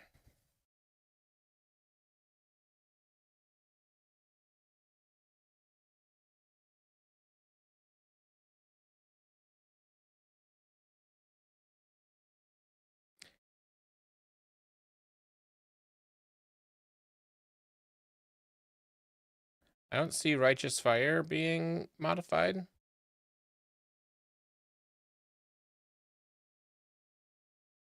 The Righteous Fire of Arcane Devotion gained cast speed.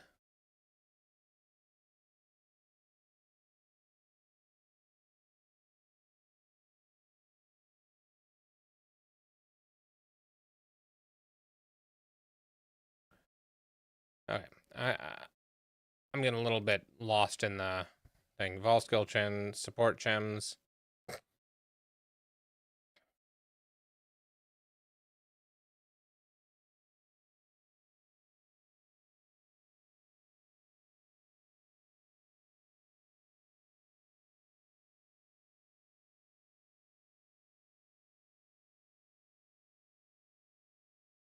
Archmage gets a little bit of a nerf.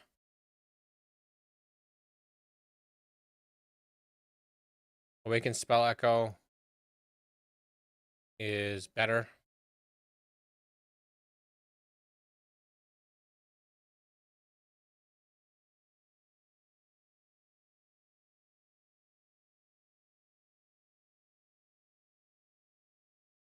Yeah, Awaken Unleash is better.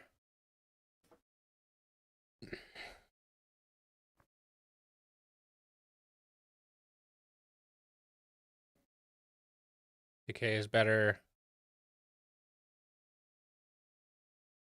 Yeah. Cost and Reservation Multiplier, just better. Better. Intensify.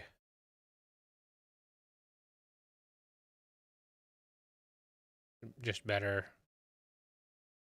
So everything that they've changed, not everything, but most things they changed has gotten better.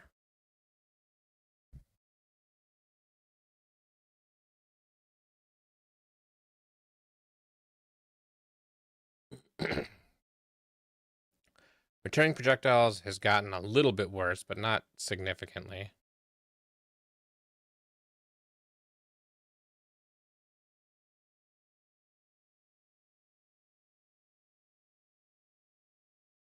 Okay, here, ascendancy changes. Berserker.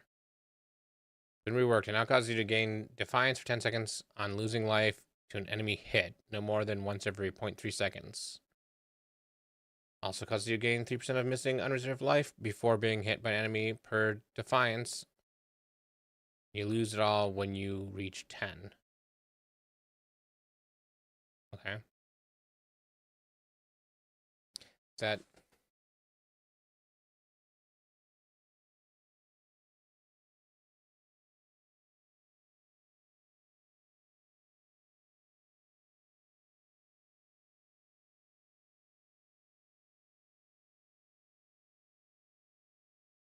Okay, so when the first time you get hit, you gain a Defiance, and you'll gain 3% of your missing unreserved life. And then you get hit a second time, more than 0.3 seconds later, and you'll have 2 Defiance, and you'll gain 6% of your unreserved missing life. Okay, I get it. Up to 30% of your unreserved missing life. So it's okay, that makes sense. But that you regain it after you get hit, so you still have to survive the hit. Makes sense.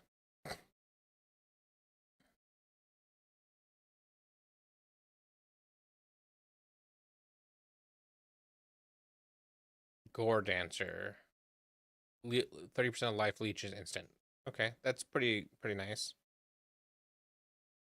Celestial Fury, which causes your strike skills to also target the previous location they were used. Interesting.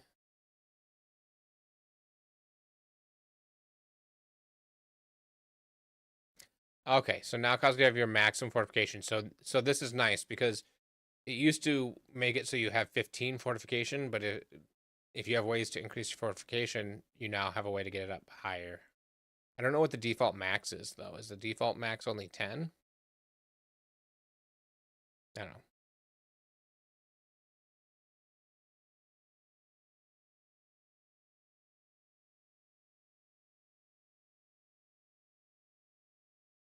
You can get above 20.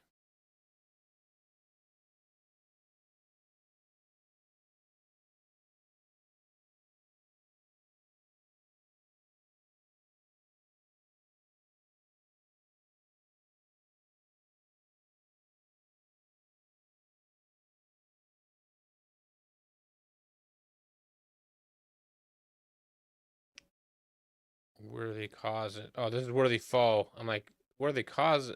Worthy. I saw worthy twice. It's throwing me off. Okay. I don't care about banner skill set really. I saw that random shrine buff every 10 seconds seems interesting.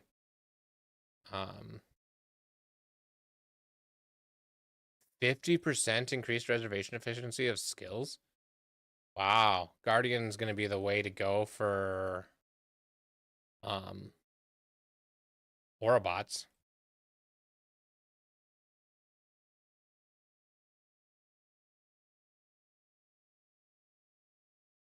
This seems weak. Hierophant, you no longer have 25% increased mana reservation efficiency of skills. And see, this is increased reservation efficiency, not even mana reservation efficiency. So this is mana reservation, and now it provides 1% mana per second. If you have, I guess this is the build. This is the class that normally does like the super high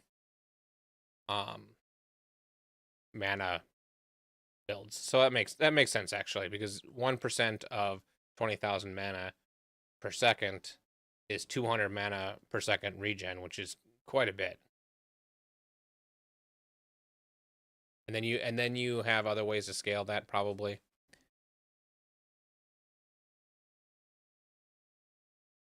Yeah, I don't know about this. 50% chance to return to you and then fired in random directions. There's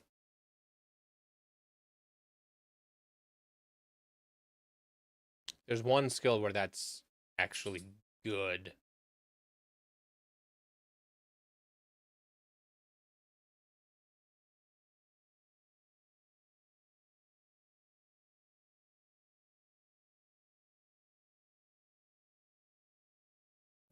Critical strike chance to be lucky and damage with hits to be unlucky.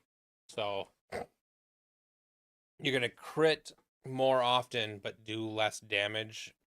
I think that's probably not gonna be worth taking.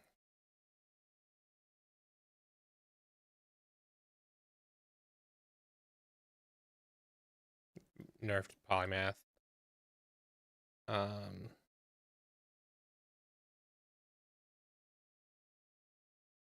Escape artist is toned down, so trickster is just nerfed. Okay,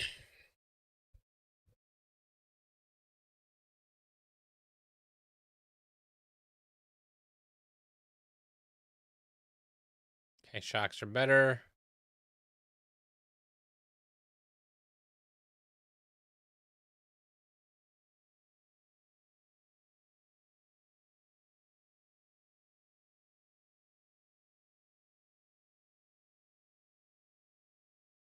So this makes chills make them do less damage and take more. That's kind of cool.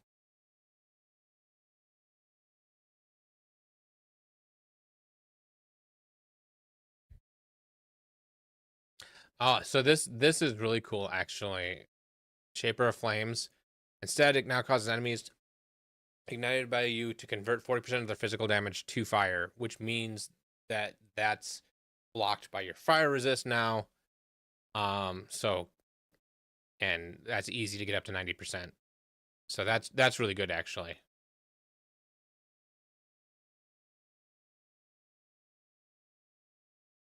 Summoned golems are immune to elemental damage?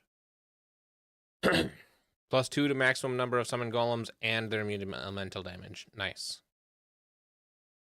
Maybe Golemancers is actually possible.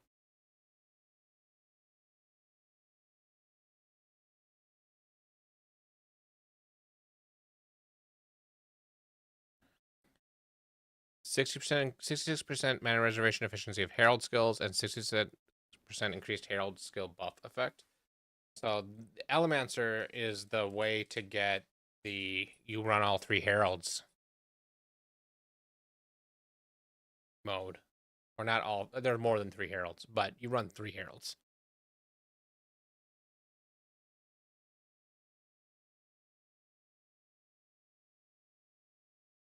Okay, so the Elemental Mastery that caused hits to have a chance to be converted is now only 15% instead of 25.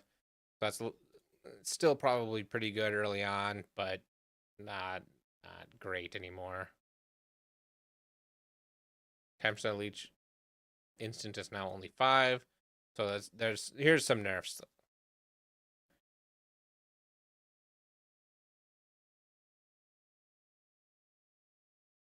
Oh, that's interesting. I don't do link skills, but that granted elemental ailments are inflicted on you instead of link targets has been replaced by a new master that causes enemies in your link beams to be unable to apply elemental ailments. I wonder if linking to your... That might be a thing to do. Doing a link build and linking with your mercenary.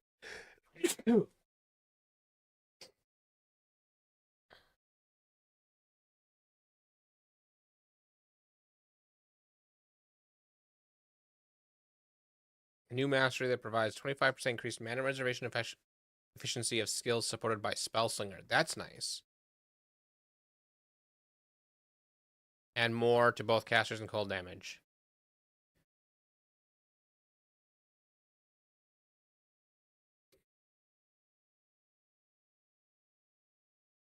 Unaffected by freeze instead of immune to freeze. Nice.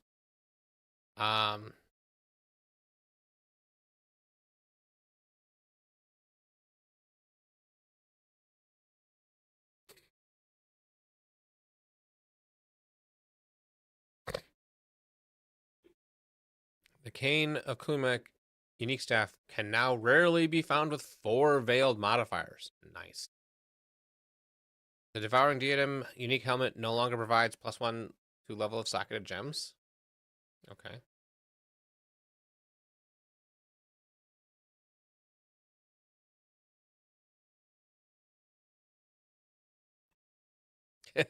I got Ephemeral Edge unique sword now has attacks with this weapon have added maximum lightning damage equal to 10 to 15% of player's maximum energy shield. Previously 20%.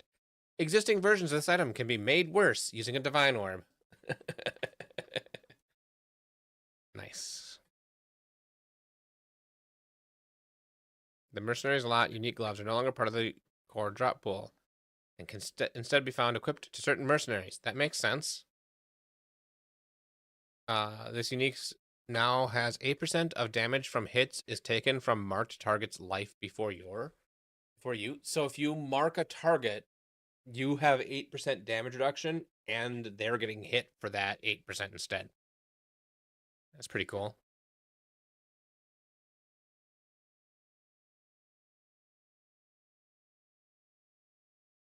Okay, so this now has a range that used to be solid.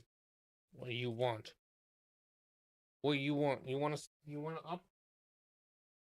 Why do you come over here, claw at me, and then run away when my dog is weird. Queen's Hunger, unique body armors, triggered offering skills now triggered a set order rather than random every time. Okay.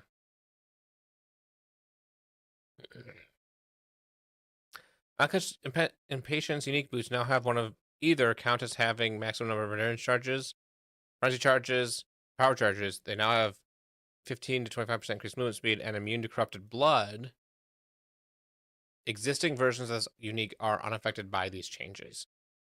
So you can't divine them into each other like the other ones? Okay. I have to look at what they look like now.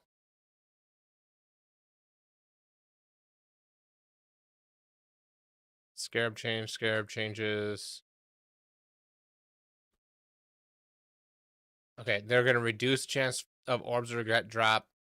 This chance has been distributed across other currency items that can drop. So, that's probably because of gold going core and early game using gold to respec instead of regrets.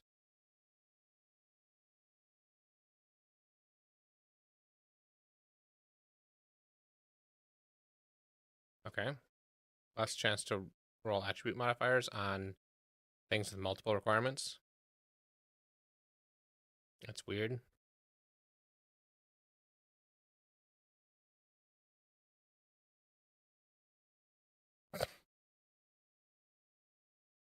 Life and mana leech modifiers are suffixes instead of prefixes now. Interesting.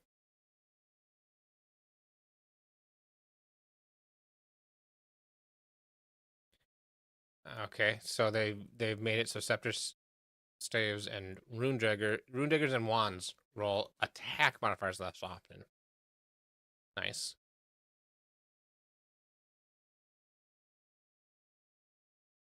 Resistance modifiers can no longer roll or be crafted on weapons. I always thought that was weird because you never want like it was okay sometimes to have a resistance on a weapon, but you never really wanted that.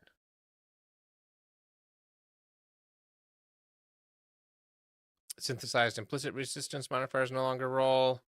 The Redeemer's prefix modifier on influenced helmets for physical damage taken as cold no longer has higher than expected values compared to fire and lightning. Okay.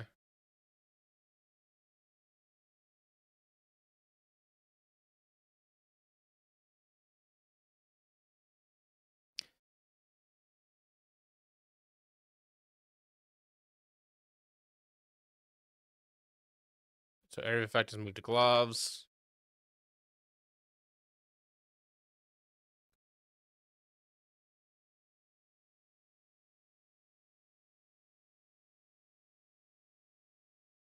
And you can't get socketed area of gems, socketed projectile gems on gloves, but you still can on helmets.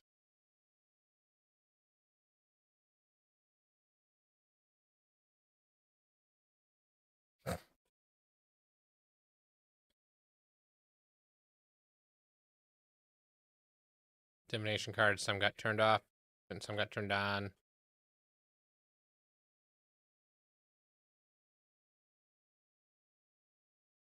Ooh. Corrupted Tabula with 2 modifiers. That's nice.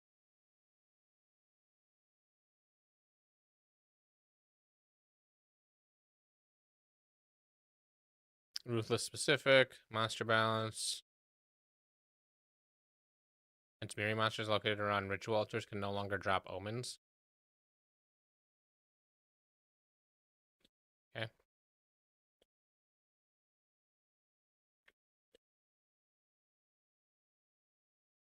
Okay, so these are the league mods. So choosing a league mod on the Keurig or on the map device will increase the chances of getting scarabs as well for that, so it's even more worth it. Ore deposits for 3 chaos. Abyss is 5 chaos. But it gives you more abysses. Ambush is 3, so it's cheaper. Anarchy is 6, way more expensive, but it gives you way more. It's 3 times as expensive and gives you a little more than 2 times as many Rogue Exiles, which I think is probably still worth it. And the more scarabs. Beyond is just cheaper. Blight is just cheaper. Breach is cheaper. Delirium is cheaper. Essence is cheaper and gives you one less essence. So that's very similar.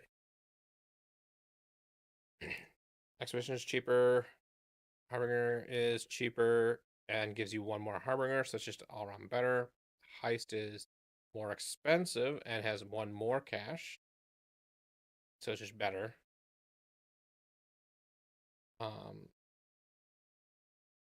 Because the increased cost is only one, where 2.5 would be the equivalent. Anyway, Legion is way more expensive, but has 2 additional okay, so also per thing it's better.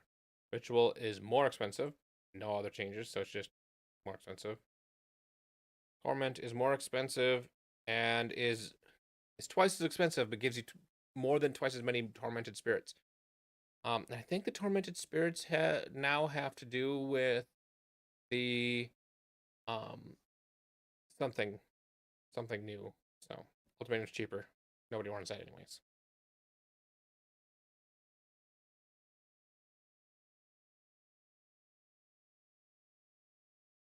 Focus channeling, sure. Map device having that rucksack to store maps is really nice. You can now use control click on options in the crafting bench interface to apply the craft without having to click the craft button. That was asked by somebody randomly, and has made it in. You can add quick use currency buttons to strong boxes. Yep, was previewed. Vendor interfaces now remember search text on a per NPC basis until you exit the character selection. Makes sense.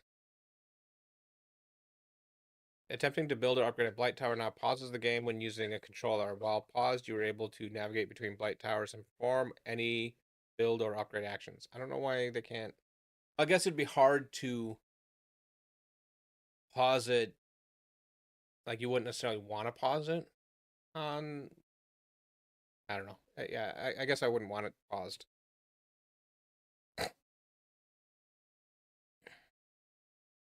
When multiple league actions are bound to the same input, the game will now attempt to trigger each of them in order until one succeeds, rather than only attempting the first action bound to the input.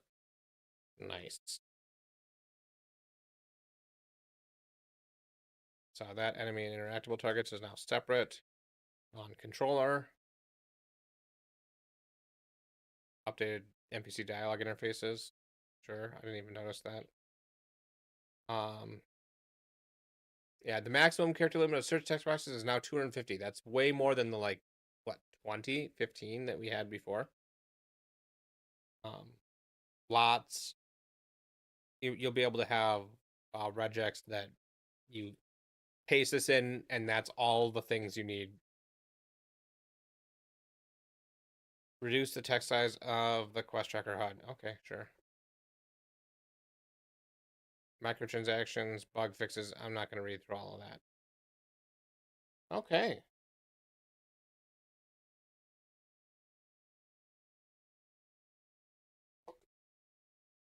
I'm excited. I may not sound it. I'm a little tired.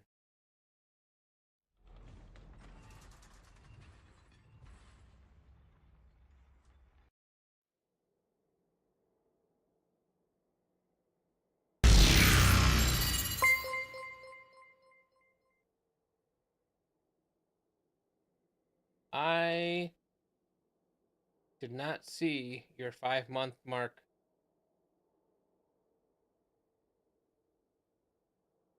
I don't know why that didn't come through, so I hit the button and replayed it. So thanks for 5 months, Demon Slayer.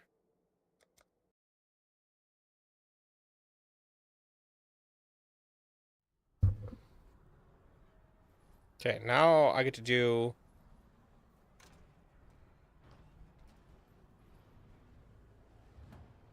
Express Plaza.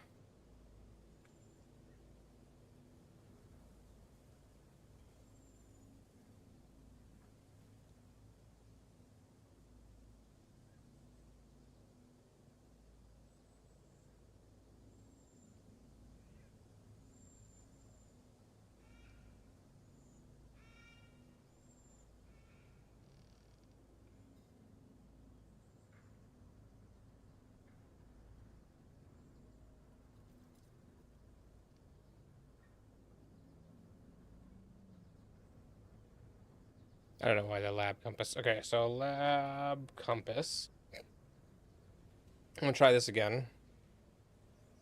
I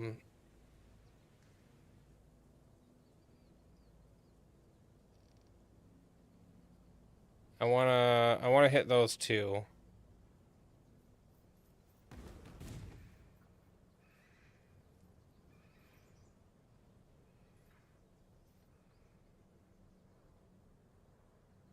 Oh, come on. With precision.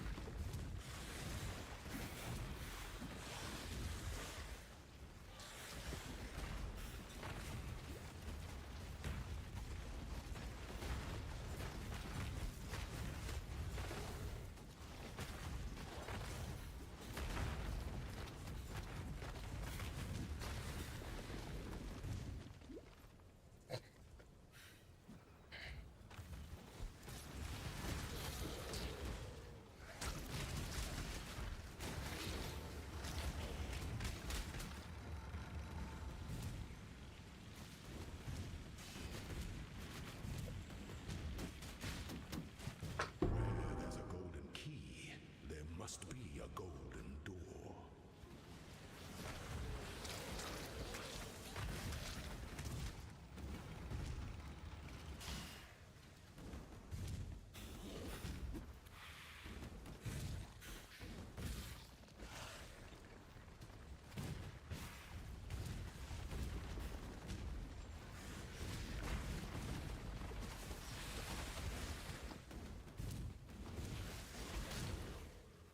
Gold is the most liberating of metals.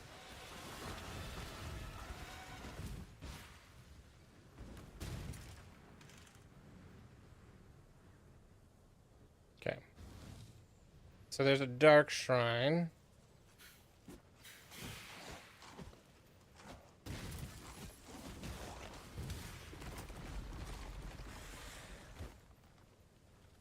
Which is going to be either over here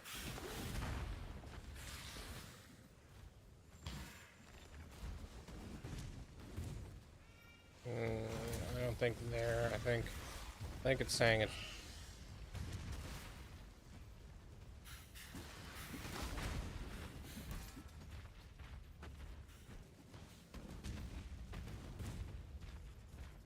No, this doesn't look right.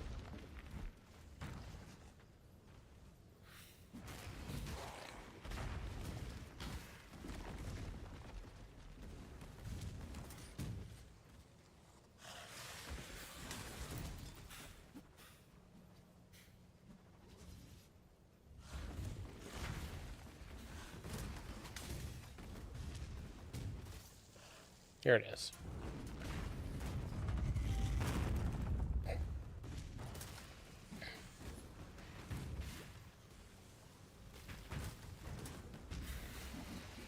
A potent little gift from our primitive past. Massive shrine. That's nice. It's more increased life, area effect, and size, which also is more damage for me.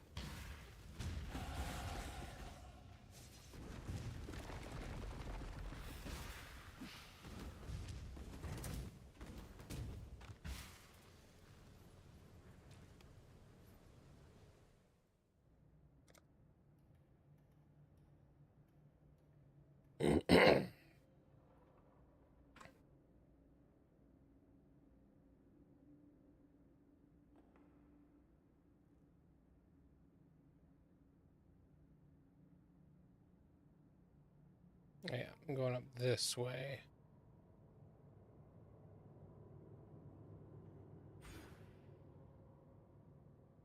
Yeah, it's a lot of life. A lot of life. More regen. And armor. And some intelligence. Okay.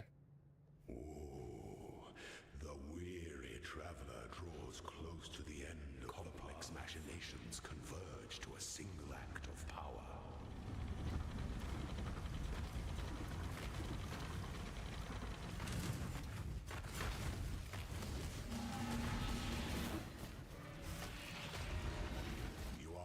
inexhaustible.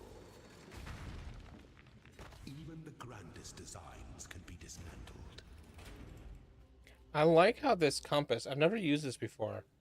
I like how this compass tells me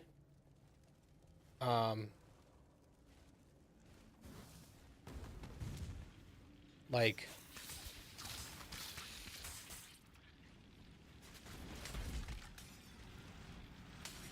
it had that timer for how quickly I had to kill him before I had to like start messing with the charge disruptors.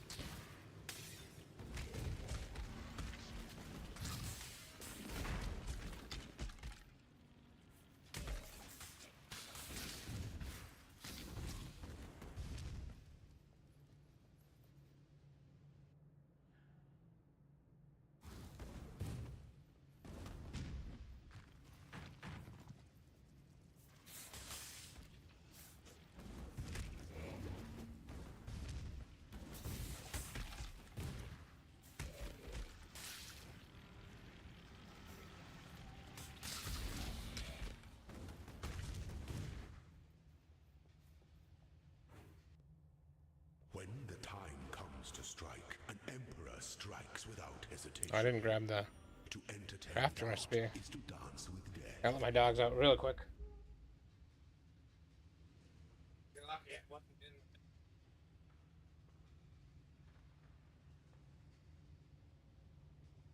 Alright. The essence of an empire must be shared equally amongst all of its citizens.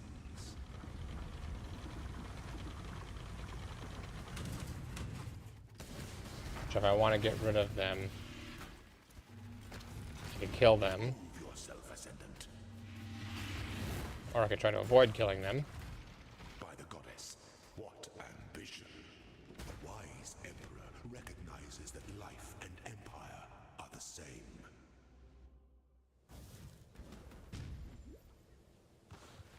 Okay, so there is Dark Shrine. There's also an Argus.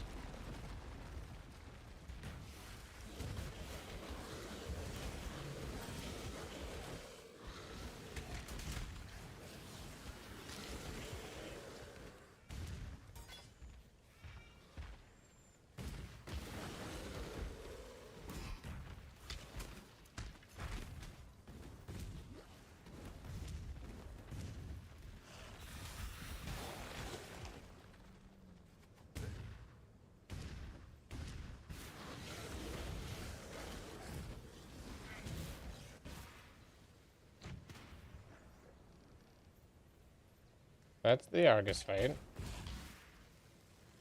There's no reason for me to fight Argus.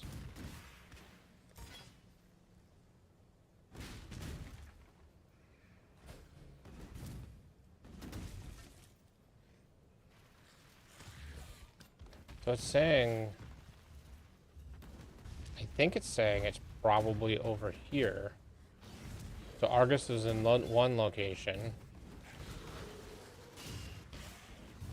Oh, it was saying that.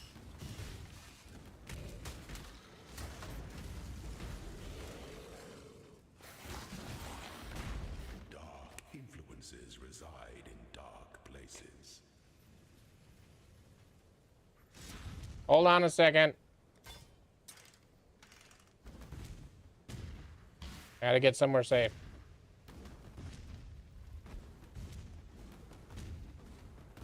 Don't move. Yeah, you can take your shoes off. No.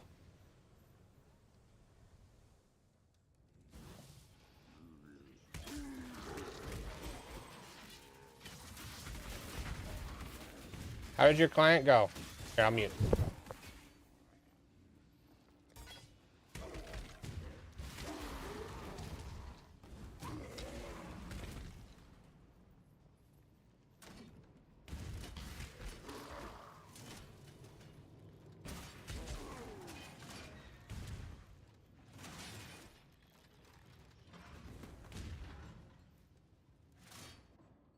An aspirant can afford to be promising. An emperor must keep those promises.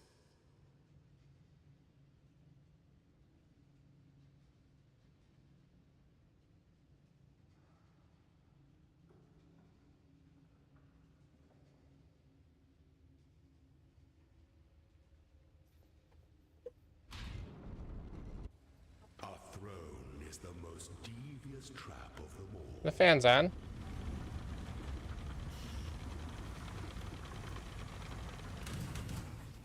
Cleaner.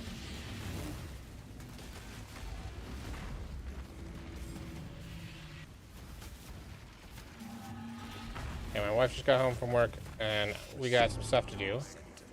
So I officially have made it past ascending on hardcore the third time. Probably I will not do the fourth time.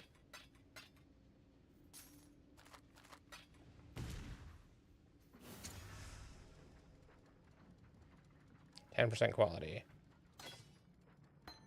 Yes.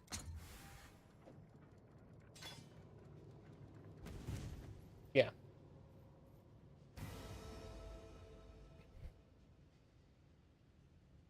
Where did I put...